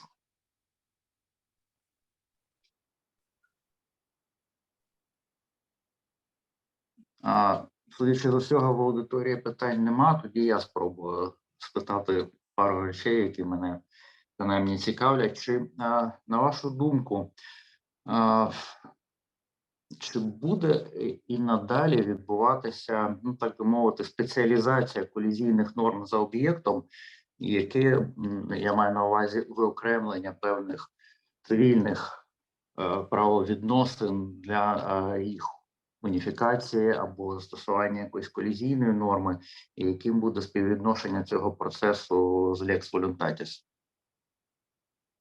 Ну, ви знаєте, що я вже про це певною мірою почав говорити, да, що один з напрямків, власне, удосконалення правового регулювання відносин в сфері міжнародного приватного права – це є подальший розвиток принципу автономії волі.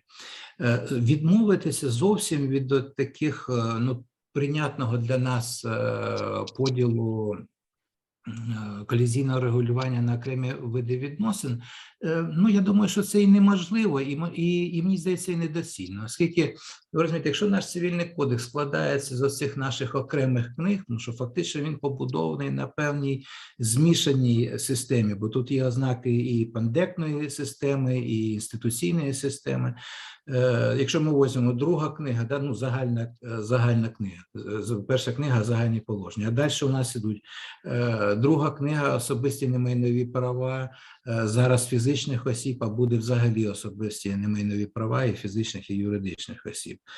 Третя книга – речове право, право власності і інші речові права. Четверта книга – право інтелектуальної власності. П'ята книга – зобов'язання, договірні, недоговірні зобов'язання. Шоста зараз – спадкове право, ну і якщо буде реінтегроване сімейне право.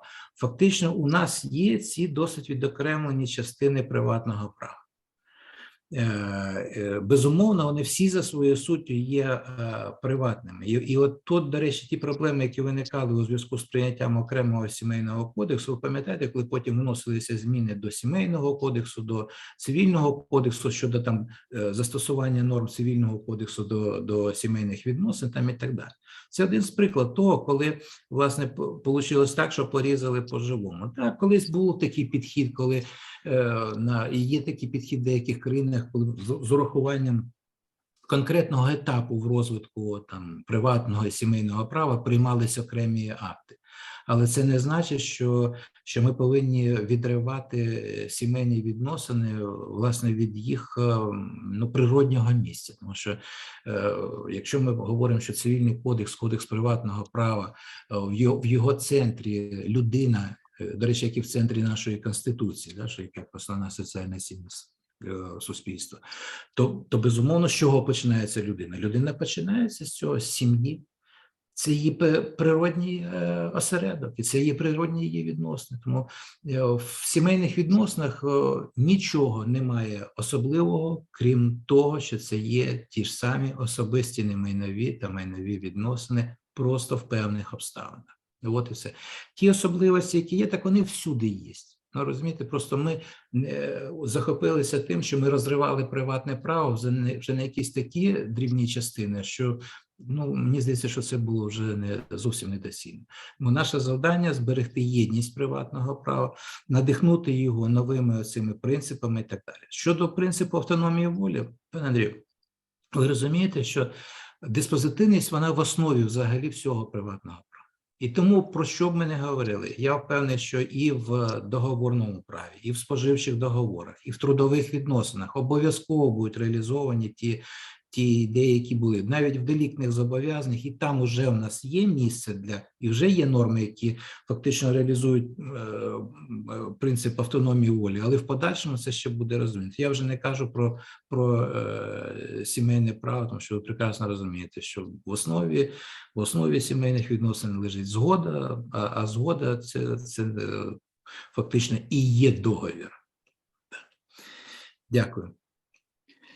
Я дуже дякую вам за цю доповідь, і я радий, що категорія найтіснішого зв'язку набуде більшого розвитку, тому що, ну, фактично, аналіз категорії найтіснішого зв'язку, вона відповідає в першу чергу принципу розумності і знаходження розумного глузду в тому, з якою державою, з правом якої держави пов'язані ті чи інші правові відносини. Звісно, це покладатиме додаткову роботу на суд, але я сподіваюся, що рекодифікація, яка здійснюється, вона надасть принаймні відповідні дороговкази або орієнтири судам у застосуванні доктрини найтіснішого зв'язку. Я ще раз дуже дякую вам і з дозволу нашої аудиторії, якщо знову ж таки ніхто не хоче поставити якісь питання з цього приводу, я би перейшов до наступного виступу пані Кибенко. Тут, до речі, суддя Пілков пише, що питання будуть, але хочеться прокоментувати і поставити питання вже після обох виступів. Тобто ми тоді добре, тоді ми будемо виходити з цього принципу стерео і від матеріального переходимо до процесуального. З нами буде суддя Верховного суду Олена Кибенко. Вона є суддею касаційного господарського суду. І тема її доповіді – це як дотриматися розумних строків розгляду справи за участі нерезидентів. І фактично всі доповіді будуть підняті практичні проблеми застосування Гаазької конвенції про вручення судових та позасудових документів 1965 року, так звана Service Convention. І перед тим, як надати слово пані Кибенко, я теж зроблю такий невеличкий екскурс в історію. Коли я починав практику десь в році в 97-му, я пам'ятаю, що в мене був один дуже щасливий день. Це день, коли в депозитарії Національної бібліотеки я знайшов рідкісний примірник угоди між СРСР та Сполученими Штатами Америки про порядок виконання судових доручень 1935 року. Містився він у виданні, назву якого я досі пам'ятаю, «Зборник собрання постановлений рабоче-крестьянського правительства СССР». От у формі обміну нотами було укладено цей договір, тоді ще Максом Літвіновим і держсекретарем і послом США, власне, відбувся цей обмін нотами. І це було єдине, що можна було застосувати у українсько-американських відносинах для того, щоб передати якийсь судовий документ, чи туди, чи сюди. Аналогічні, власне, ситуації були ще з декількома країнами, власне кажучи, довгий час так було з Францією і так далі, але тим не менш. Нарешті, в 2000 році Україна приєдналася до Конвенції про вручення за кордоном судових та позасудових документів. Нарешті ця конвенція набрала для України чинності і за останні 20 з лишком років напрацьовано певну практику. Я одразу хочу лише зупинитися на тому, що Україна приєдналася до конвенції з певною мірою радянським застереженням про те, що вона не використовуватиме на своїй території способів передачі судових документів, передбачених статтею 10, що означає лише через офіційний орган. Ну, а органи, як відомо, розберуться. Звісною мірою це, враховуючи те, що в міжнародних відносинах таки велику роль грає взаємність, це ускладнило для нас самих надалі, мені здається, задачу з передання українських судових документів. Але, тим не менш, доповідь пані Кибенко буде стосуватися в першу чергу того, як в Україні виконується, як Україна надсилає відповідні судові документи за кордон, і я з задоволенням передаю їй слово. Щиро дякую, пане Андрію. Ще раз вдруге вітаю вже після мого привітання, яке там у другій дня сьогодні пролунало. Ще раз всіх вітаю. І сьогодні я бачу, що багато учасників нашої конференції вдаються в історичні екскурси. І, до речі, я думаю, що навіть мій історичний екскурс, до якого я там зверталася сьогодні в день, він був якраз зумовлений тим, що беру участь в одній секції з паном Віктором Калакури, який був моїм другим опонентом при захисті кандидатської дисертації в 98-му році. І цей захист якраз був по міжнародному приватному не чужі праву. люди, да. Дуже рада вас бачити. І моя тема, як правильно зазначив пан Андрій, вона більш практична. Зараз спробую поділитися презентацією. Чи видно презентацію? Так. Ага. Так, поширено на екран, все гаразд. Так, да, зараз включаю показ слайдів.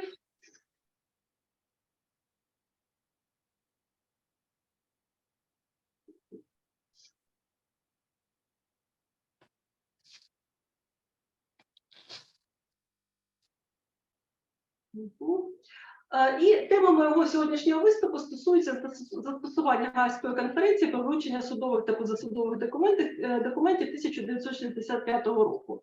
В принципі, зупинюся суто на практичних питаннях. Чи бачите зараз другий слайд? Бо в мене іноді в режимі показу слайдів є, да, план? Не чую, видно, да, план? Поки що це перший.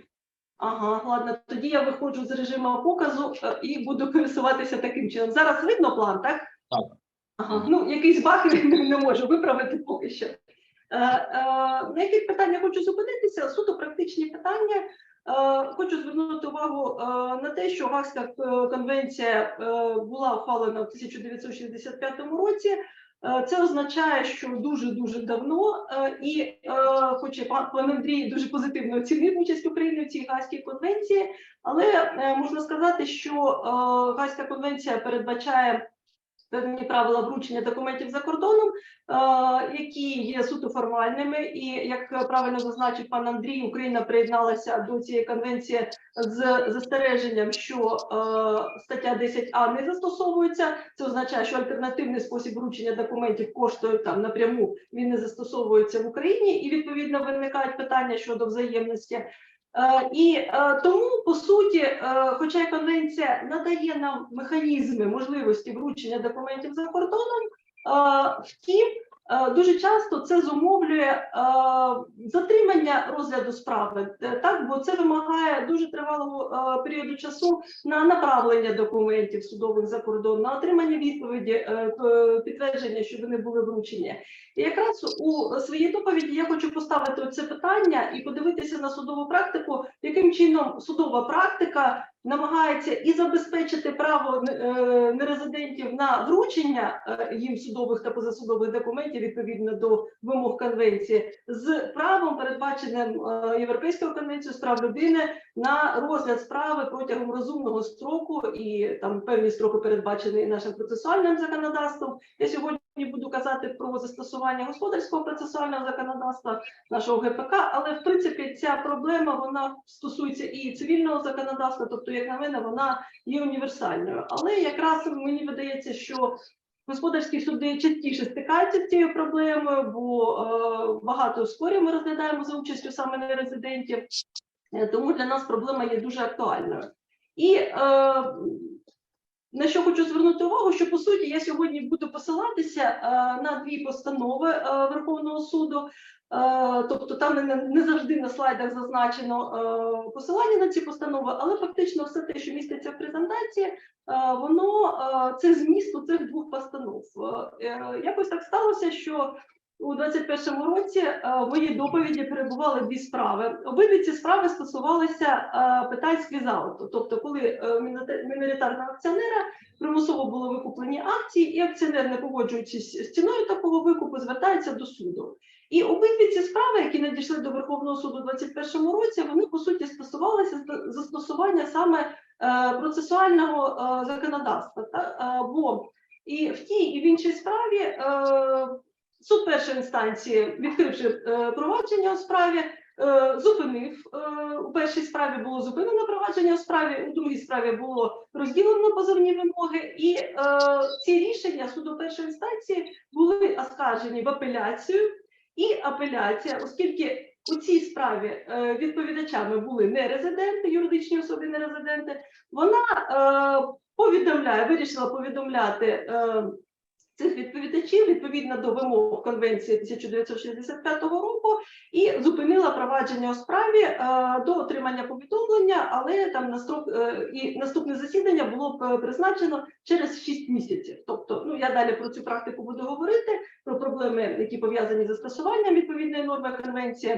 Але, по суті справи, ми розуміємо, що до Верховного суду надійшли дві справи, дві касаційні скарги, які стосувалися процесуальних питань, застосування ГПК і Конвенції про порядок вручення за кордоном судових або позасудових документів, тобто так звана Гаазька конвенція 1965 року. І акціонер, який звертався з касаційними скаргами, він наполягав на тому, що в даному випадку, в принципі, повідомлення мало би відбуватися у спрощеному порядку, не через центральний орган, а за допомогою поштових каналів зв'язку, тобто так зване повідомлення за статтею 10А Конвенції. І коли ми почали працювати, наша колегія, з цими справами, ми, в принципі, зрозуміли, що, на жаль, судова практика не містить таких якихось правових висновків, які ми могли застосувати для визначення того, в якому випадку, наприклад, нерезиденти мають повідомлятися про відкриття провадження, про відкриття апеляційного провадження, про відкриття касаційного провадження, про перерву в судових засіданнях. Розглядаючи таку справу, ми підняли всю практику, тобто всі ухвали, всі постанови, які були ухвалені там Верховним судом, касаційним господарським судом за цей час. І ми побачили, що різні підходи застосовувалися. Тобто я не скажу, що була суттєва різниця у судовій практиці, але якогось такого ґрунтовного обґрунтування того чи іншого підходу в повідомленні ми не побачили. І якраз ці дві постанови, ми поставили, наша колегія перед собою таке завдання надати відповіді застосування норм як господарського процесуального законодавства, так і Конвенції 65-го року. Також хочу зауважити, що ми зверталися до практичного керівництва застосування конвенції, причому ми вивчали як редакцію 2006, так і редакцію 2016 року. Єдина різниця в тому, що це практичне керівництво в редакції 2006 року є перекладеним українською мовою і міститься, є в доступі загальному, а керівництво вже в редакції 2016 року існує лише англійською мовою, і доступ до нього на той момент не був вільним. Не знаю, зараз не з'ясовувала, що можливо вже і є доступ, і є вже переклад. Але на той момент його не було, тобто ми в принципі застосовували в обох редакціях, але орієнтувалися на редакцію 2006 року. І далі по ходу я хочу сказати, просто буду коментувати, які питання ми висвітлювали, і дуже цікаво потім наприкінці дізнатися вашу думку. Можливо, будуть запитання щодо підходів до застосування ГПК і Конвенції.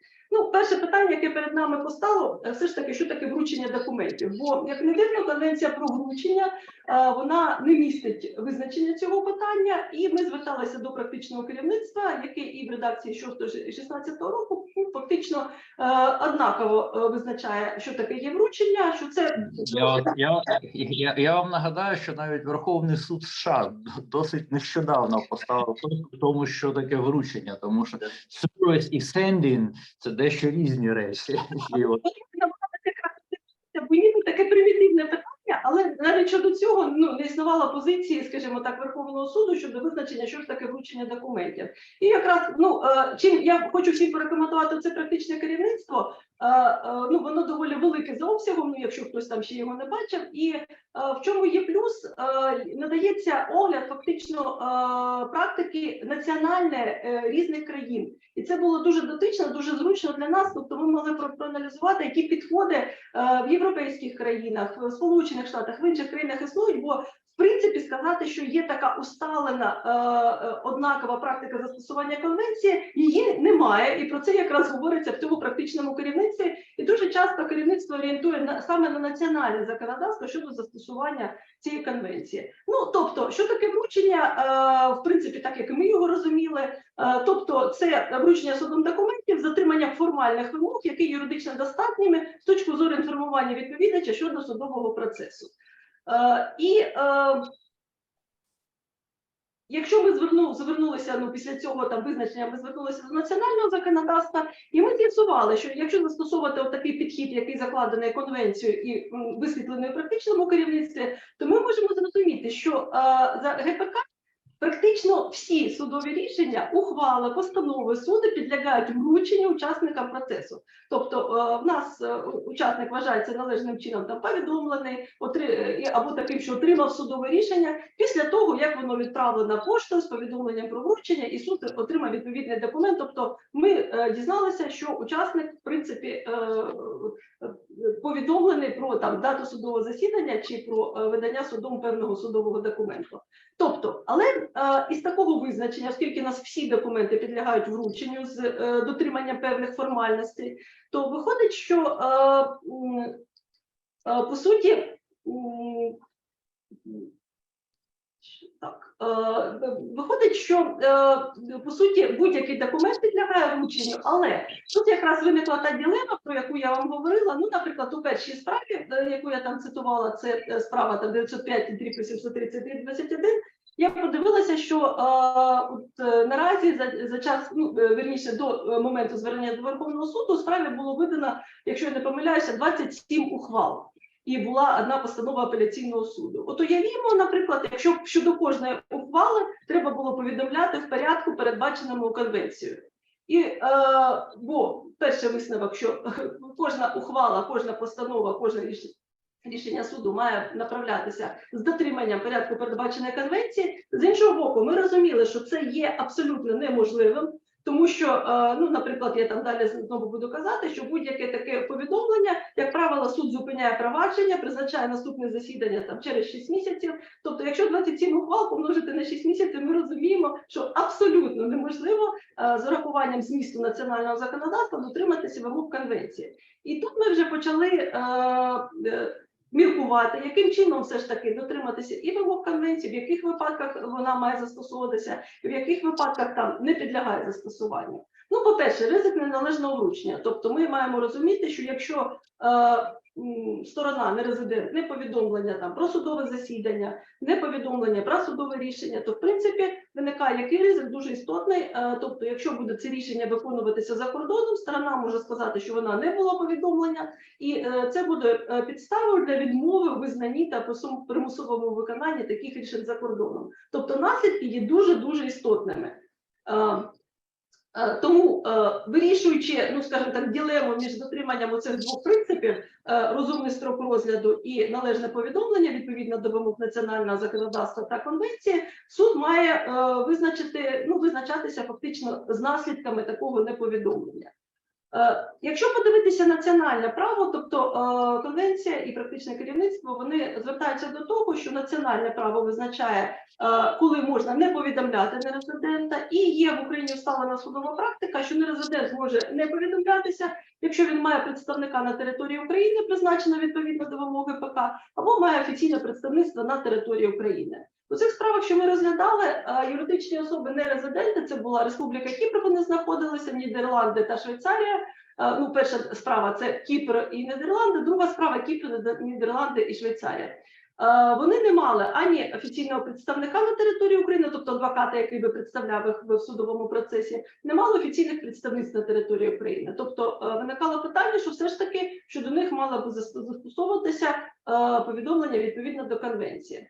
І тут ми вирішували дуже цікаве питання. Акціонер, звертаючись вже з касаційною скаргою, зазначав у якості доводу, що справа, ну, йдеться про сквіз-аут. Усі юридичні особи, відповідачі, вони в принципі були пов'язані, тобто вони входили в єдину там фінансово-економічну групу, вони всі складали, ну, фактично були пов'язані з контролюючим акціонером, тобто з особою, яка мала домінуючий контрольний пакет акцій, і тобто це була єдина група, і акціонер вже в касаційній скарзі стверджував, що в принципі такого офіційного повідомлення нерезидентів не потребується. Чому? Тому що один з відповідачів, ну це саме акціонерне товариство, сказав, щодо якого відбувалося, знаходився на території України, і в принципі акціонер якраз доводив те, що повідомлення цього відповідача є достатнім для того, щоб всі інші відповідачі, які з ним пов'язані, вважалися повідомленими. Я хочу одразу сказати, що в обох постановах ми відхилили цей довід, і якраз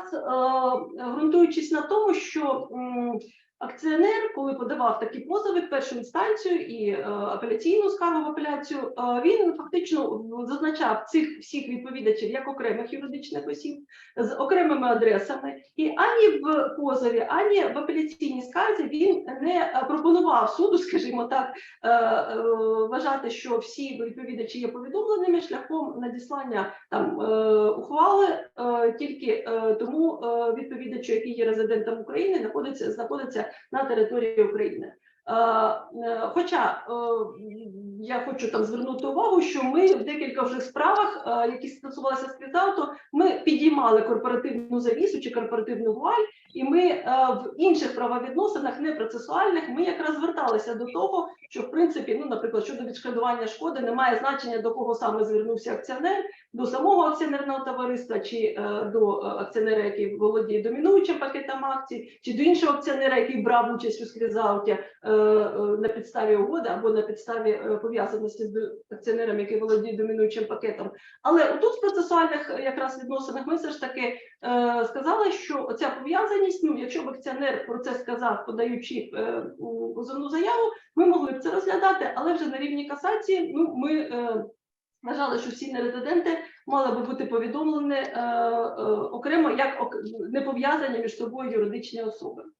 І щодо каналів включення документів за конвенцією, ну от ми вже про це стисло поговорили, там небагато вже часу в нас лишається. На що хочу звернути увагу, що в принципі у всіх питаннях, які в нас виникали в судовій практиці, є дилема застосовувати основний канал, тобто через центральний орган держави, це таке тривале, складне повідомлення з перекладами і так далі, або поштовий канал, стаття 10А так звана, передбачає конвенція.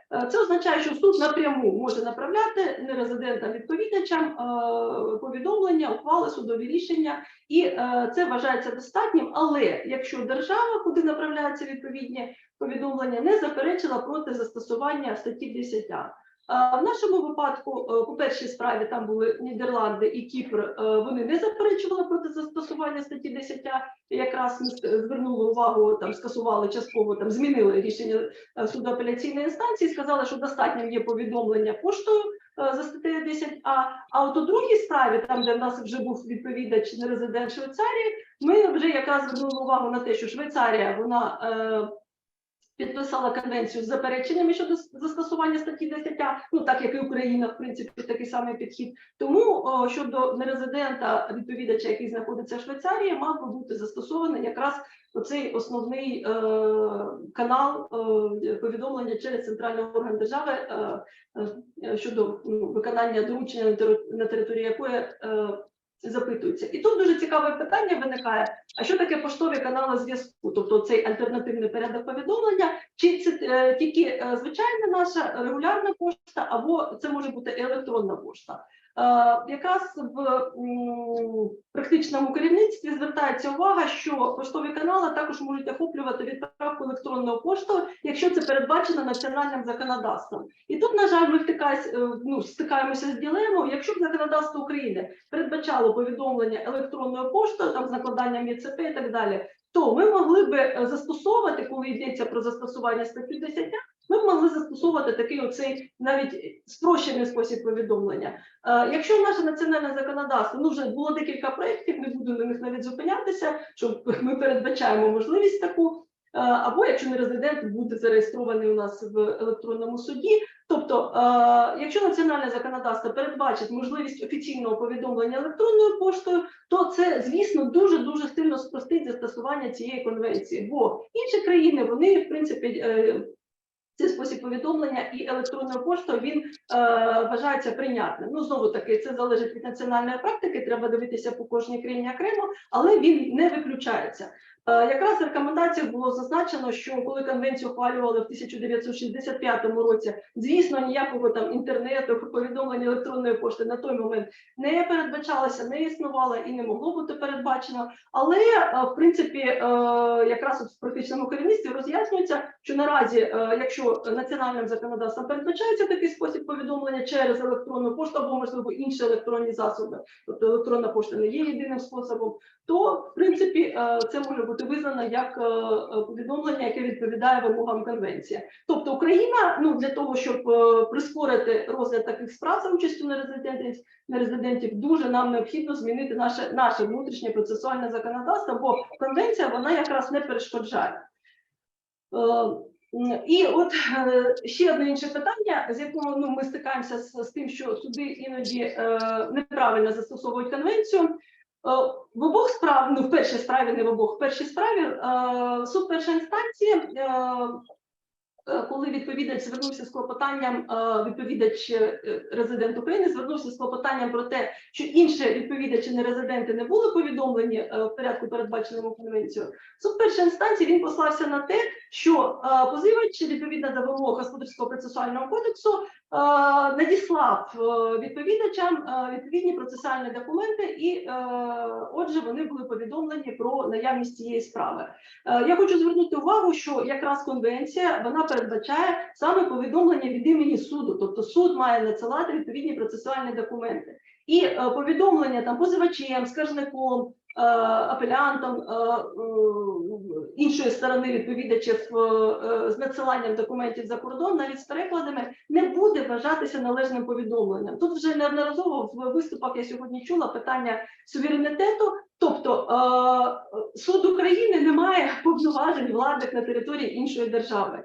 Якщо ми хочемо вручити судовий документ на території цієї держави, нам треба, по суті, отримати дозвіл. І оця конвенція, вона передбачає або повноцінний дозвіл через центральний орган, або таку спрощену форму, але все рівно інша держава дозволяє українському суду вручити документи на її території. Якщо ці документи судові направляються скаржником чи позивачем там на першій інстанції, то це не буде вважатися офіційним врученням, і це дуже важливо, бо це така дуже типова помилка судів, яка припускається, що якщо скаржник або там позивач направив документи, то може вважатися нерезидент належним чином повідомлений.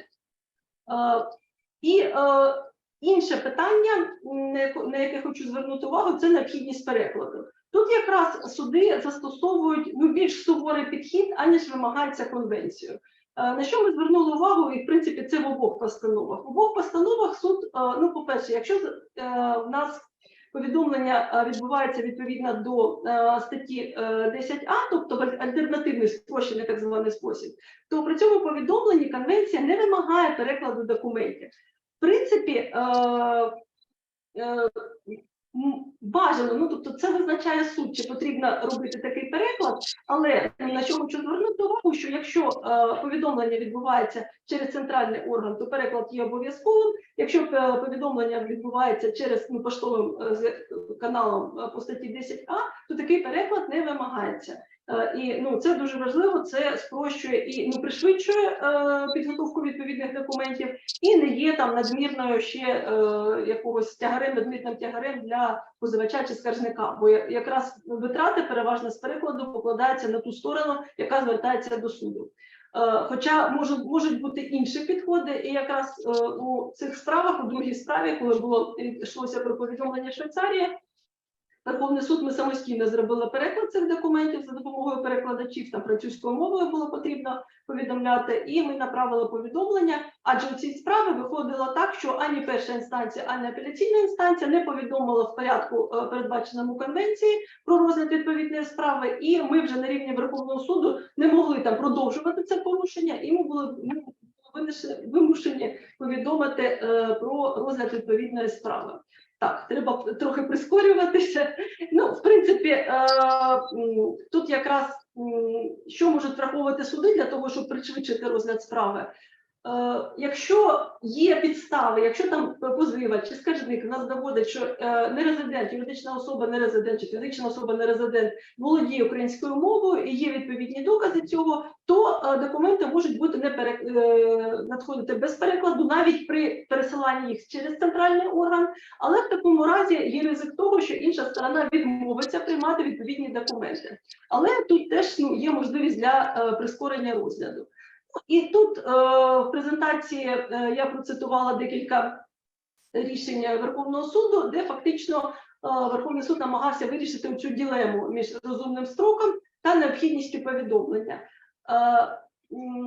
І на що хочу звернути увагу, так щоб головне вже показати. В принципі, я думаю, цей висновок він є базовим, і він в другій постанові міститься від 21 грудня 2022 року. Верховний суд у цій справі дійшов висновку, що обов'язковим є повідомлення про відкриття провадження там у суді першої інстанції, про подання апеляційної касаційної скарги, але якщо йдеться про розгляд справи по суті, З процесуальних питань, для того, щоб забезпечити все ж таки дотримання розумного строку розгляду, то вже суд може, в принципі, припускати інший підхід. І якраз про це дуже чітко говориться і в практичному керівництві.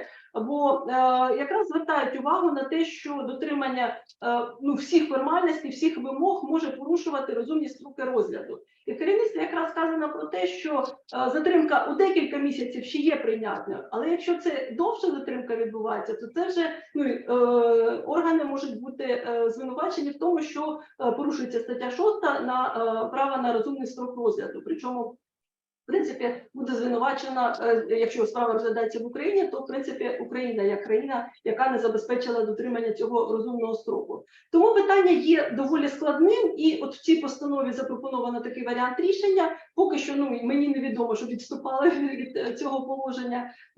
Звертаю увагу, що є таке положення.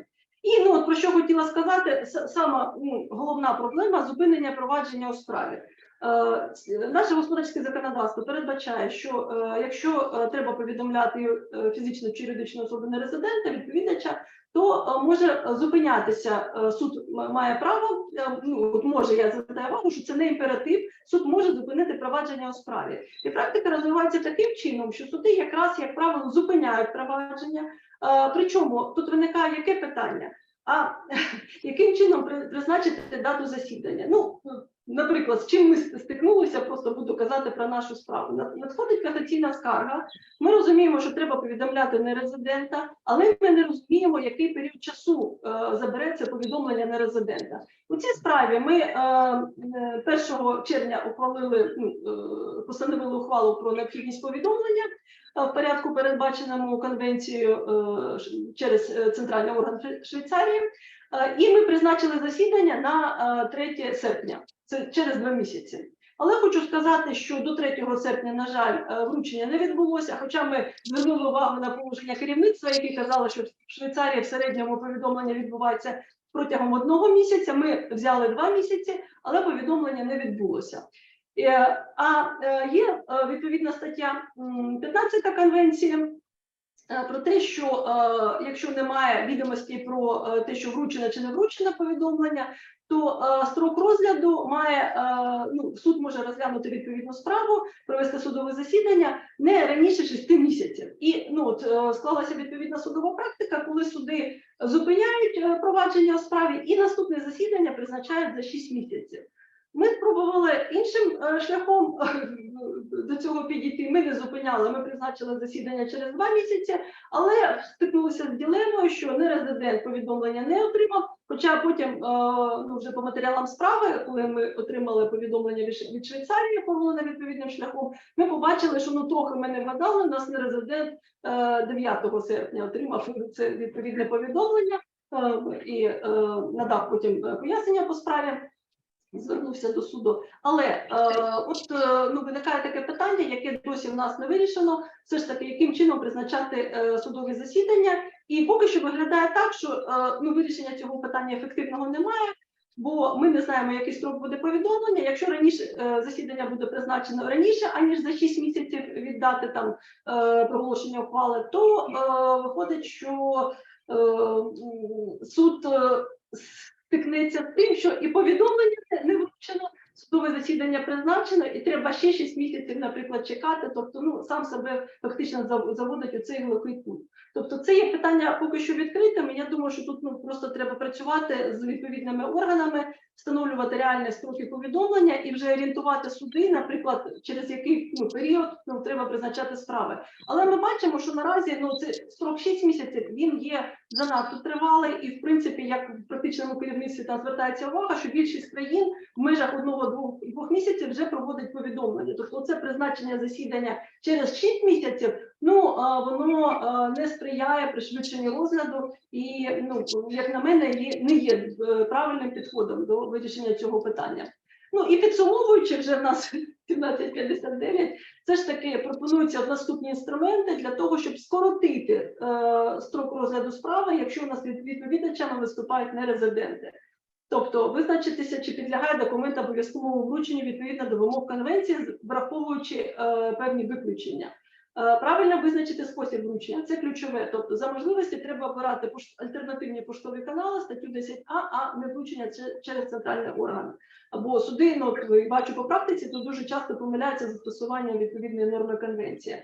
Визначитися, чи підлягають перекладу документи, які будуть вручатися, і не розширювати коло таких документів. Так от в більшості справ, які ми переглядали, суди вимагали перекладу позовної заяви, апеляційної скарги чи касаційної скарги. Конвенція не вимагає перекладу таких документів. Конвенція вимагає там чіткий перелік документів, містить тільки перекладації. Якраз, наприклад, позовна заява, додатки до неї не входять до цього переліку, на що звертаю увагу. Ну і зважено вирішувати питання щодо зупинення провадження, призначення дати судового засідання. Щонайменше я би рекомендувала призначати таку дату там, ну, за 2-3 місяці, ну, за 3 місяці, щоб вже точно, бо призначення дати засідання за 6 місяців, ну, воно не є виправданим з урахуванням того, що все ж таки строки розгляду зараз, строки повідомлення відповідно до конвенції наразі істотно скоротилися. Все, дуже дякую за увагу. Якщо будуть питання, то рада буду відповісти на них. Дякую, ваша честь.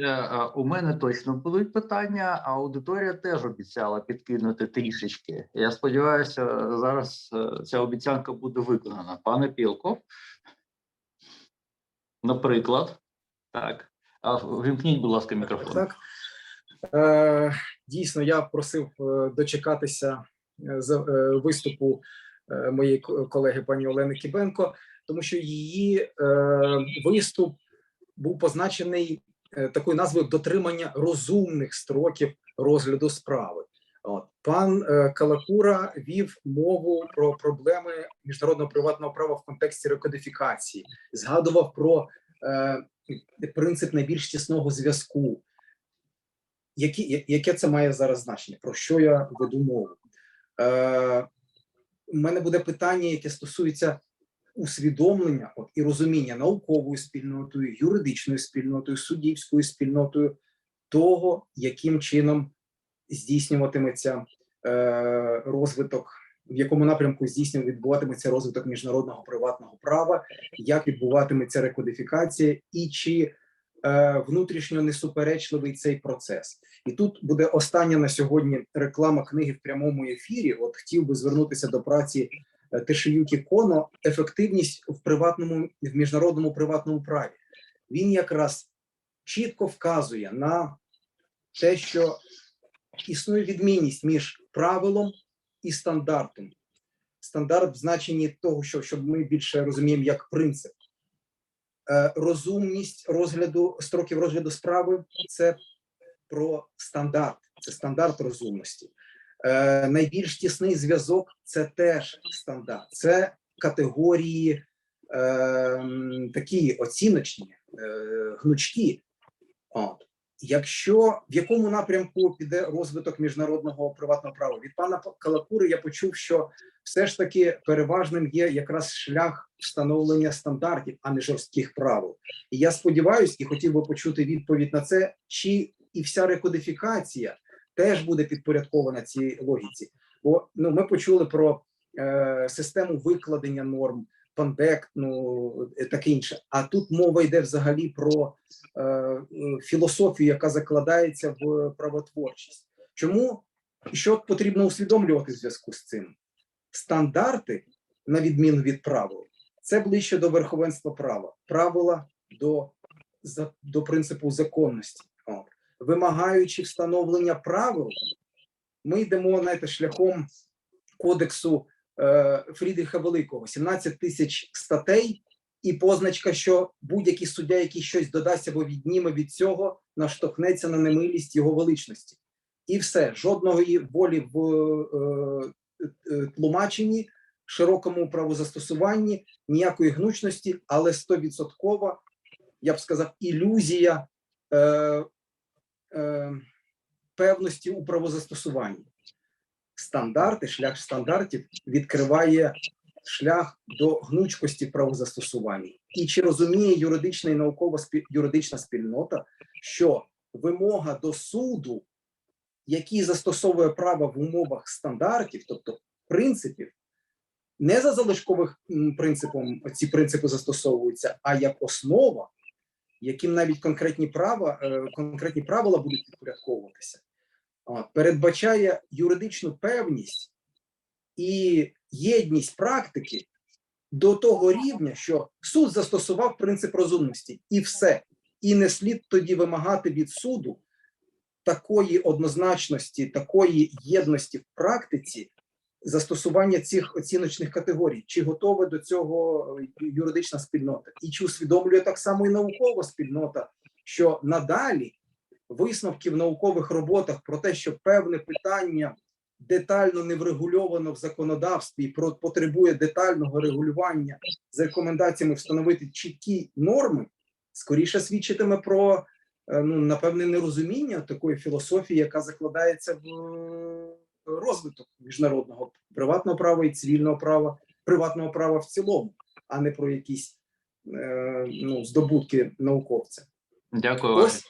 Ось так. Перепрошую за таке розлоге питання, але про послідовність у правотворчості і готовність юридичної спільноти до наслідків, яке це приводить. Дякую. Я вже бачу, що професор Калакура готовий дати відповідь на це запитання. Прошу. Ну, я хотів би, щоб ви все-таки сприймали це не як в буквальному сенсі відповідь, це все-таки якісь роздуми, коментар з цього приводу. Я вам не скажу за всю рекодифікацію, як то кажуть. Тому що зрозуміло, що підходи в робочій групі є різні там і так далі. От Анатолій Степанович підключив, він ще добавить після мене, я відчуваю. Але що я хотів би сказати з моєї точки зору? От те, що стосується розумних строків, мені просто, знаєте, як зразу вже прийшла на думку згадка положень UCC про те, що таке розумний строк. Розумний строк – це будь-який строк, який для даної ситуації не є нерозумним. По-моєму, більш чіткого і, як по-вашому, стандартного визначення немає. Це раз. По-друге, що стосується загалом, в якому руслі, на якому напрямку рухається наша група, Анатолій Степанович вже підняв руку, він ще добавить, я хотів би сказати, мені здається, що ми якраз міркуємо тим, що ви назвали стандартами, засадами. Ми дуже обережно ще при рекодифікації діючого кодексу, дуже обережно ставились до всіх визначень, тому що ми прекрасно розуміли, що таке визначення. Визначення завжди це обмеження. Визначення – це обмеження тої свободи, на основі якої ґрунтується взагалі приватне право. Тому, безумовно, що з точки зору, як мені, настрою і підходів основних в робочій групі, і та кодифікація, і ця рекодифікація, вона все-таки, мені здається, ставить на перше місце ці принципи приватного права. Розумність, добросовісність, справедливість. Згадаю ще свого вчителя Василя Івановича Киселя, коли він читав лекцію про ці принципи, він тоді називав їх це каучукові принципи буржуазного права, з допомогою яких господствуючий клас експлуатує робочий клас. Ну, як то кажуть, заставляли. Зрозуміло, що Василь Іванович сам так зовсім не думав. Тому мені здається, що все-таки ми повинні йти по рівню того, що ви називали стандартами. Що стосується правил, правила повинні виходити зі стандартів, ґрунтуватися. Але в чому завжди є небезпека? Це завжди небезпека є в тому, щоб ці правила не перекрутили саму ідею цих стандартів. Як це знайти цю середину, мені дуже важко. Але бачу, що Анатолій Степанович зараз допоможе знайти. Анатолій Довгард, професор, багаторічний завідувач тієї, власне, кафедри міжнародного приватного права і голова комісії з розробки цивільного кодексу, що включав у себе книгу про міжнародне приватне право. Прошу, Анатолій Степанович. Вас не чути? Можливо, мікрофон?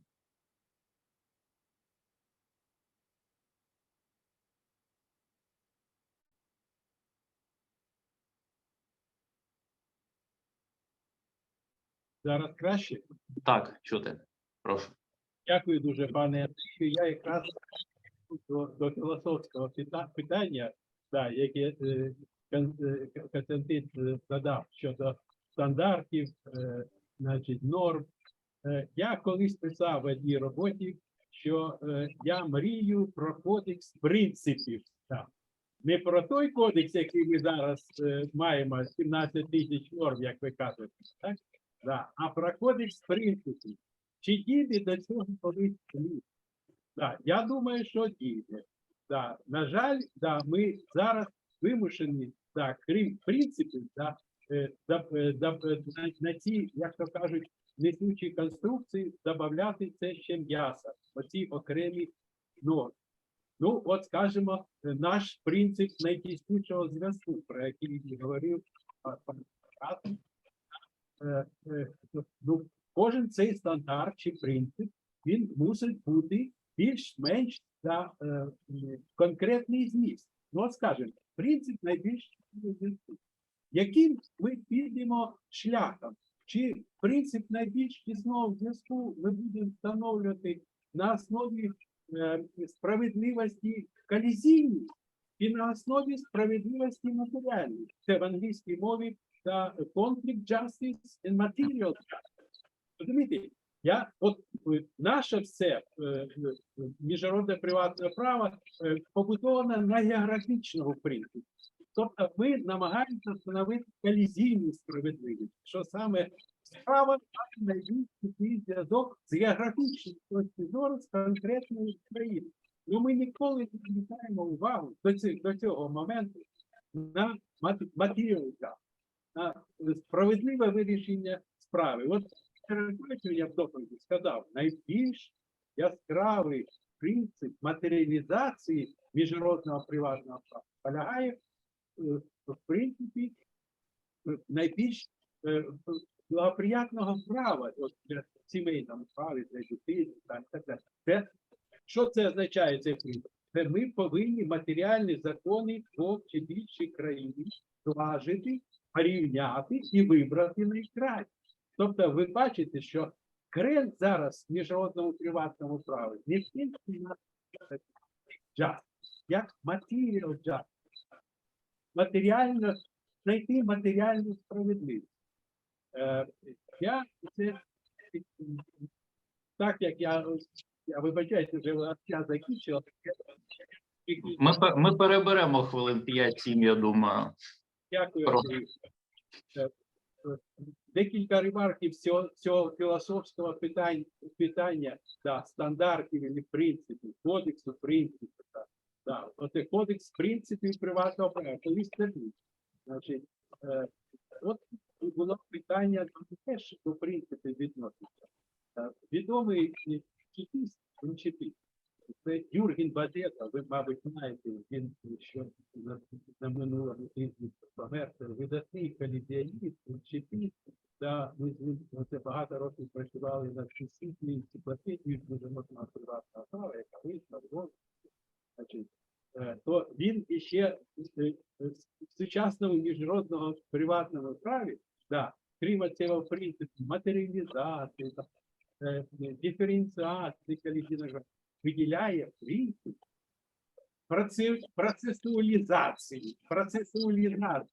Що це мається на увазі? Ну, безумовно, має він на увазі те, що органи Європейського Союзу отримали можливість робити регламенти у міжнародному приватному праві, яке не тільки колізійними нормами захоплюється, а це було бачення на МЧП європейських країн, тільки колізійні, але і процесуальне право. Тобто сьогодні вони просто МЧП розуміють не тільки норми колізійні, норми процесуальні. Ну, нарешті, в Європі це важче. Нам важко зрозуміти, що процес – приватне право. Тобто ми ж ще під ідеологією радянщини, що цивільний процес – це начебто публічне право. Ні, шановні, треба ставати на лещата римського приватного права, де судівництво цивільної відносилось завжди до приватного права, і більше пуста країна, які реципували французькі цивільні права Наполеона, судівництво цивільне це частина приватного права. Тому, Віктор Олександрович, нема ніякого проблеми, щоб спільно виходити норми міжнародного цивільного процесу. Треба від радянщини відійти. Цивільний процес – це частина приватного права. Інакше тоді не буде ні прав людини, ні нічого. Суддя – це як сторони. Актор головний – це сторони. Суддя тільки допомагає певного. І користуючись, от я вийшов на суд, користуючись, що щоб ви записали це в резолюції на виставках зустрічі, от я вже згадав про Пазєта, Юрген Пазєтов. Да, він, його улюблений вираз, каже, міжнародне приватне право зараз дрейфує з периферії системи права до центру. І наводить такі приклади. Каже, от дивіться, в Європейському Союзі, такий там рік бере, да, було 1500 розлучень. Із цих 1500 розлучень 13% це розлучення, так як ми звикли говорити, розлучення іноземним елементом, тобто міжнародні розлучення. От сьогодні Мільйона Сіміоні із Америки, це видатний політик Америки, ми на нього весь час посилаємо. Він робить щорічні survey, огляди законодавства міжнародного приватного права Америки. Він щороку видає збірник, і я хотів, щоб, користуючись цим, є і Юлія, і пані Олена, вони представляють і цивільну юрисдикцію, комерційну, ви знаєте, у нас конвенції, цивільних і комерційних прав. У нас ще суд якось називається господарський, ну це якісь анахронізм. Значить, ну, як би там не було, значить, я б хотів, щоб все ж таки, користуючись тим, що міжнародне приватне право зараз переходить в периферію до центру правової системи, щоб ви частіше робили огляди, законодавчі огляди розгляду справ системних елементів. Я ж не кажу, щоб як оцей професор Лідін видавав щороку такі цілі книги про огляд судової права. Ну, хоча б пристойні огляд, тому що те, що там роз'яснення були, і цивільне, старі в міжнародному приватному праві, як кажуть, ну, дуже плідно. Тому така пропозиція. Давайте запишемо, як і то з нашого зібрання Верховного Суду. Давайте робити гарні огляди судової практики по справі. Дякую. Вибачайте. Нічого, дуже вдячний, Анатолій Степанович. Ваша честь, суддя Киденко. У мене є пару, можливо, простих, можливо, непростих, але цілком конкретних питань і процесуальних питань. По-перше, а яка взагалі ситуація з іноземними судовими дорученнями в Україні, чи доходять подібні справи до Верховного суду? Це раз. По-друге, коли український суд робить доручення іноземній державі про вручення судових документів, чи враховує він, що, наприклад, може бути двостороння або багатостороння регіональна конвенція, в якій є більш прості правила? І третє питання, як ви гадаєте, чи не треба нам все ж таки переглянути підхід до статті 10 і принаймні запровадити якийсь такий механізм, враховуючи євроінтеграцію, в тому числі, як передбачений в регламенті 1393/2007, який дозволяє оминути дипломатичну ланку механізму Гаазької конвенції і уникнути перекладів в ще більшому ступені. Ось таке. Ну і останнє, після всіх цих запитань, в мене Є велика надія, що колись все ж таки законодавець легалізує імейл, месенджери як засоби передачі судових документів, тому що спеціальна комісія застосування Гаазької конвенції 65-го року розглядала ці питання ще в 2002-му, причому поруч із таким засобом, як факс.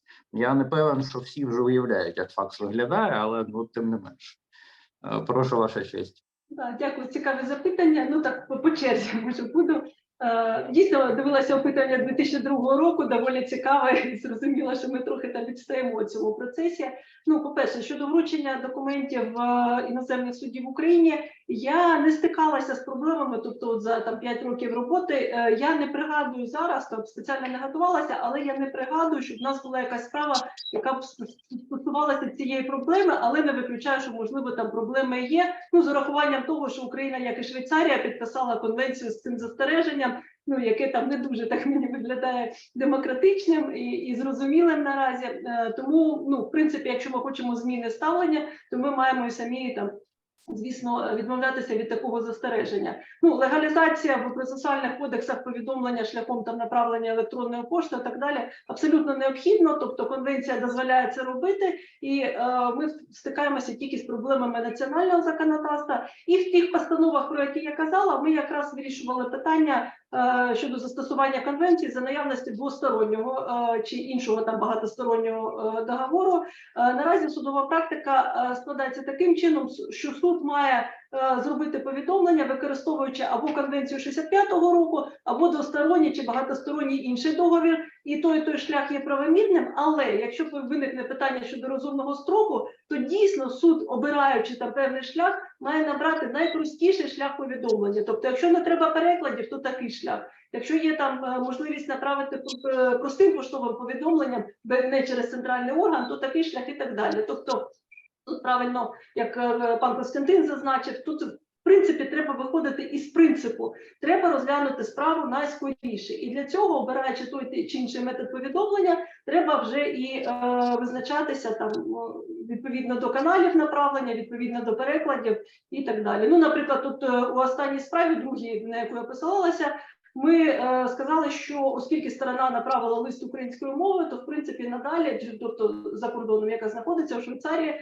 то вона визнала володіння українською мовою, і тому у подальшому переклад документів не є необхідним для такої сторони. І є багато постанов Верховного суду, де в принципі такий принцип запроваджений. Тобто, якщо є ознаки того, що сторона володіє українською мовою, то не треба там робити переклади. Але я ж кажу, тут постійно, ну от не можна дати якоїсь однозначної рекомендації. Чому? Тому що ми кажемо, що будь-яке порушення, наприклад, процесуальної норми може призвести до неможливості виконання рішення, ухваленого українським судом на території іноземної держави. І якраз суд може з'ясовувати ці питання в судовому засіданні, пояснювати позивачеві чи там скаржнику, чи розуміє він ризики того. Бо, наприклад, у тих справах у нас якраз позивач наполягав на тому, що не треба дотримуватися там всіх тих процесуальних вимог, які передбачені Конвенцією 65-го року. Якраз роз'яснювали наслідки такого невиконання, що це може призвести до того, що рішення, ухвалене проти там резидента Швейцарії, не може бути, ну, є в зоні ризику щодо його виконання на території Швейцарії, наприклад. Дякую. І ще у нас є одне питання від Олександри Косенко. Воно є у нас у чаті, але, здається, вона підняла руку і хоче його озвучити сама. Це буде останнє запитання на сьогодні. Після цього будемо завершувати. Олександро, прошу. Добрий день. Я хотіла би подякувати також всім спікерам. Мені, як студентці першого курсу, було дуже цікаво все почути та сприймати таку інформацію. І я хотіла би задати, в принципі, два питання. Одне було б пов'язане з тим, яке ви раніше також називали, і одне, я, якщо можна, прочитаю з того, яке я вже написала в чаті. Перше з них це... ви можете вибрати одне? Одне? Угу. Добре, тоді я все-таки спробую те, яке я написала в чаті, тому що ви вже, в принципі, перше моє запитання інше продублювали.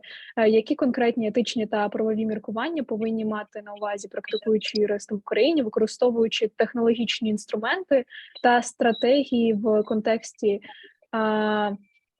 транскордонних судових процесів за участю нерезидентів, І як ці практики можуть гарантувати, що такі інструменти використовуються послідовним способом з правовими та культурними нормами країни? Дякую. А ви маєте на увазі, чи допускається в певній правовій, навіть не правовій системі, а системі моральних норм, ну, наприклад, імейл і так далі, і так далі, да? Так. Хто готовий відповісти на це запитання?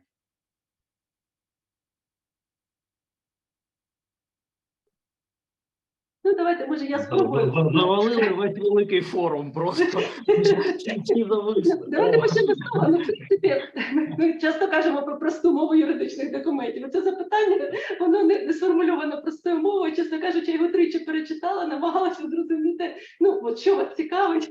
Я досі не дуже впевнена, пан Андрій якось намагався його зузити. Але, чесно кажучи, питання занадто широке. Тобто, наприклад, якщо йдеться про застосування конвенції, на що хочу звернути увагу, пан Костянтин про це сьогодні говорив, інші доповідачі, що, в принципі, немає такого питання, де була б абсолютна єдність практики. Якщо ми могли такого досягнути, то б судді були не потрібні, там рішення б комп'ютери приймали, і все там завів якусь базу даних і все. Тобто, дуже багато чинників завжди треба враховувати. І якраз от якщо говорити про конвенцію, для мене було відкриттям, це практичне керівництво, там 400 аркушів, якщо його роздрукувати. І в принципі говориться про те, що в кожній країні є своя специфіка, є якісь там моральні, юридичні норми, свої підходи, рішення судів. Тобто немає такої якоїсь єдиної усталеної практики, як нас дуже часто орієнтують, що відсутність єдності – це погано. І якраз оце практичне керівництво показує, що в принципі кожна країна застосовує цю конвенцію як таку живу, да? Тобто не було електронних адрес, там, електронної пошти в 65-му році, але кажуть, це не суперечить конвенції. Якщо національне законодавство країни, яка там виконує доручення, це дозволяє, чи національне законодавство України це дозволяє, окей, можна це використовувати. Тобто право, воно є живим, і треба орієнтуватися на принципи, на якісь стандарти, про що сьогодні говорили, а не на дотримання таких от суто формальних речей. Як свідчить цей останній приклад, їх неможливо дотримати. Бо строк розгляду, наприклад, касаційної скарги 2 місяці встановлений законодавством України. Чи можна дотримати цей строк? Звісно, неможливо, якщо будь-яка ухвала, наприклад, яка направляється, це 6 місяців треба там направляти, зупиняти провадження, чекати про повідомлення і так далі. Тобто ми розуміємо, що навіть такі формальні приписи неможливо виконати, і тому треба підходити до цього розуму. Олександре, дякую за питання. Добавлю трошки, якщо дозволите, я одне речення тільки, що з моєї точки зору етичні міркування повинні бути одинаковими і для резидентів, і для нерезидентів. Все, на цьому завершую. Олександро, в інституті є великий курс країнознавства, але в принципі кожна людина вивчає світ навколо все життя. І ви чудово знаєте, що є різне літосчислення, різні системи мір і вагів. Наприклад, іслам не допускає страхування у класичному сенсі або банкінг у класичному сенсі. То всі ці речі ви так чи інакше будете з часом враховувати, а також їх співставляти з тим, яке право застосовується до тих чи інших відносин. І я дуже радий, що ми зараз практично побачили, що в українського права, міжнародного приватного права є майбутнє, воно ставить цікаві питання, а цікавість – це завжди шлях до нових якихось знахідок, скажімо так, в тому числі і в праві. Я дуже вдячний всім, хто взяв участь в цій конференції. Я дуже вдячний організаторам за надзвичайні зусилля з її організації. Я розумію, наскільки нелегко було зібрати всіх нас тут в цей час. Ви впоралися. Я вам дуже-дуже вдячний. І, звісно, вдячний всій аудиторії, яка витратила свій час на те, щоб подивитися на цю дискусію. На цьому хочу передати слово організаторам для того, щоб вони завершили цю, я вважаю, дуже вдалу розмову. Дякую.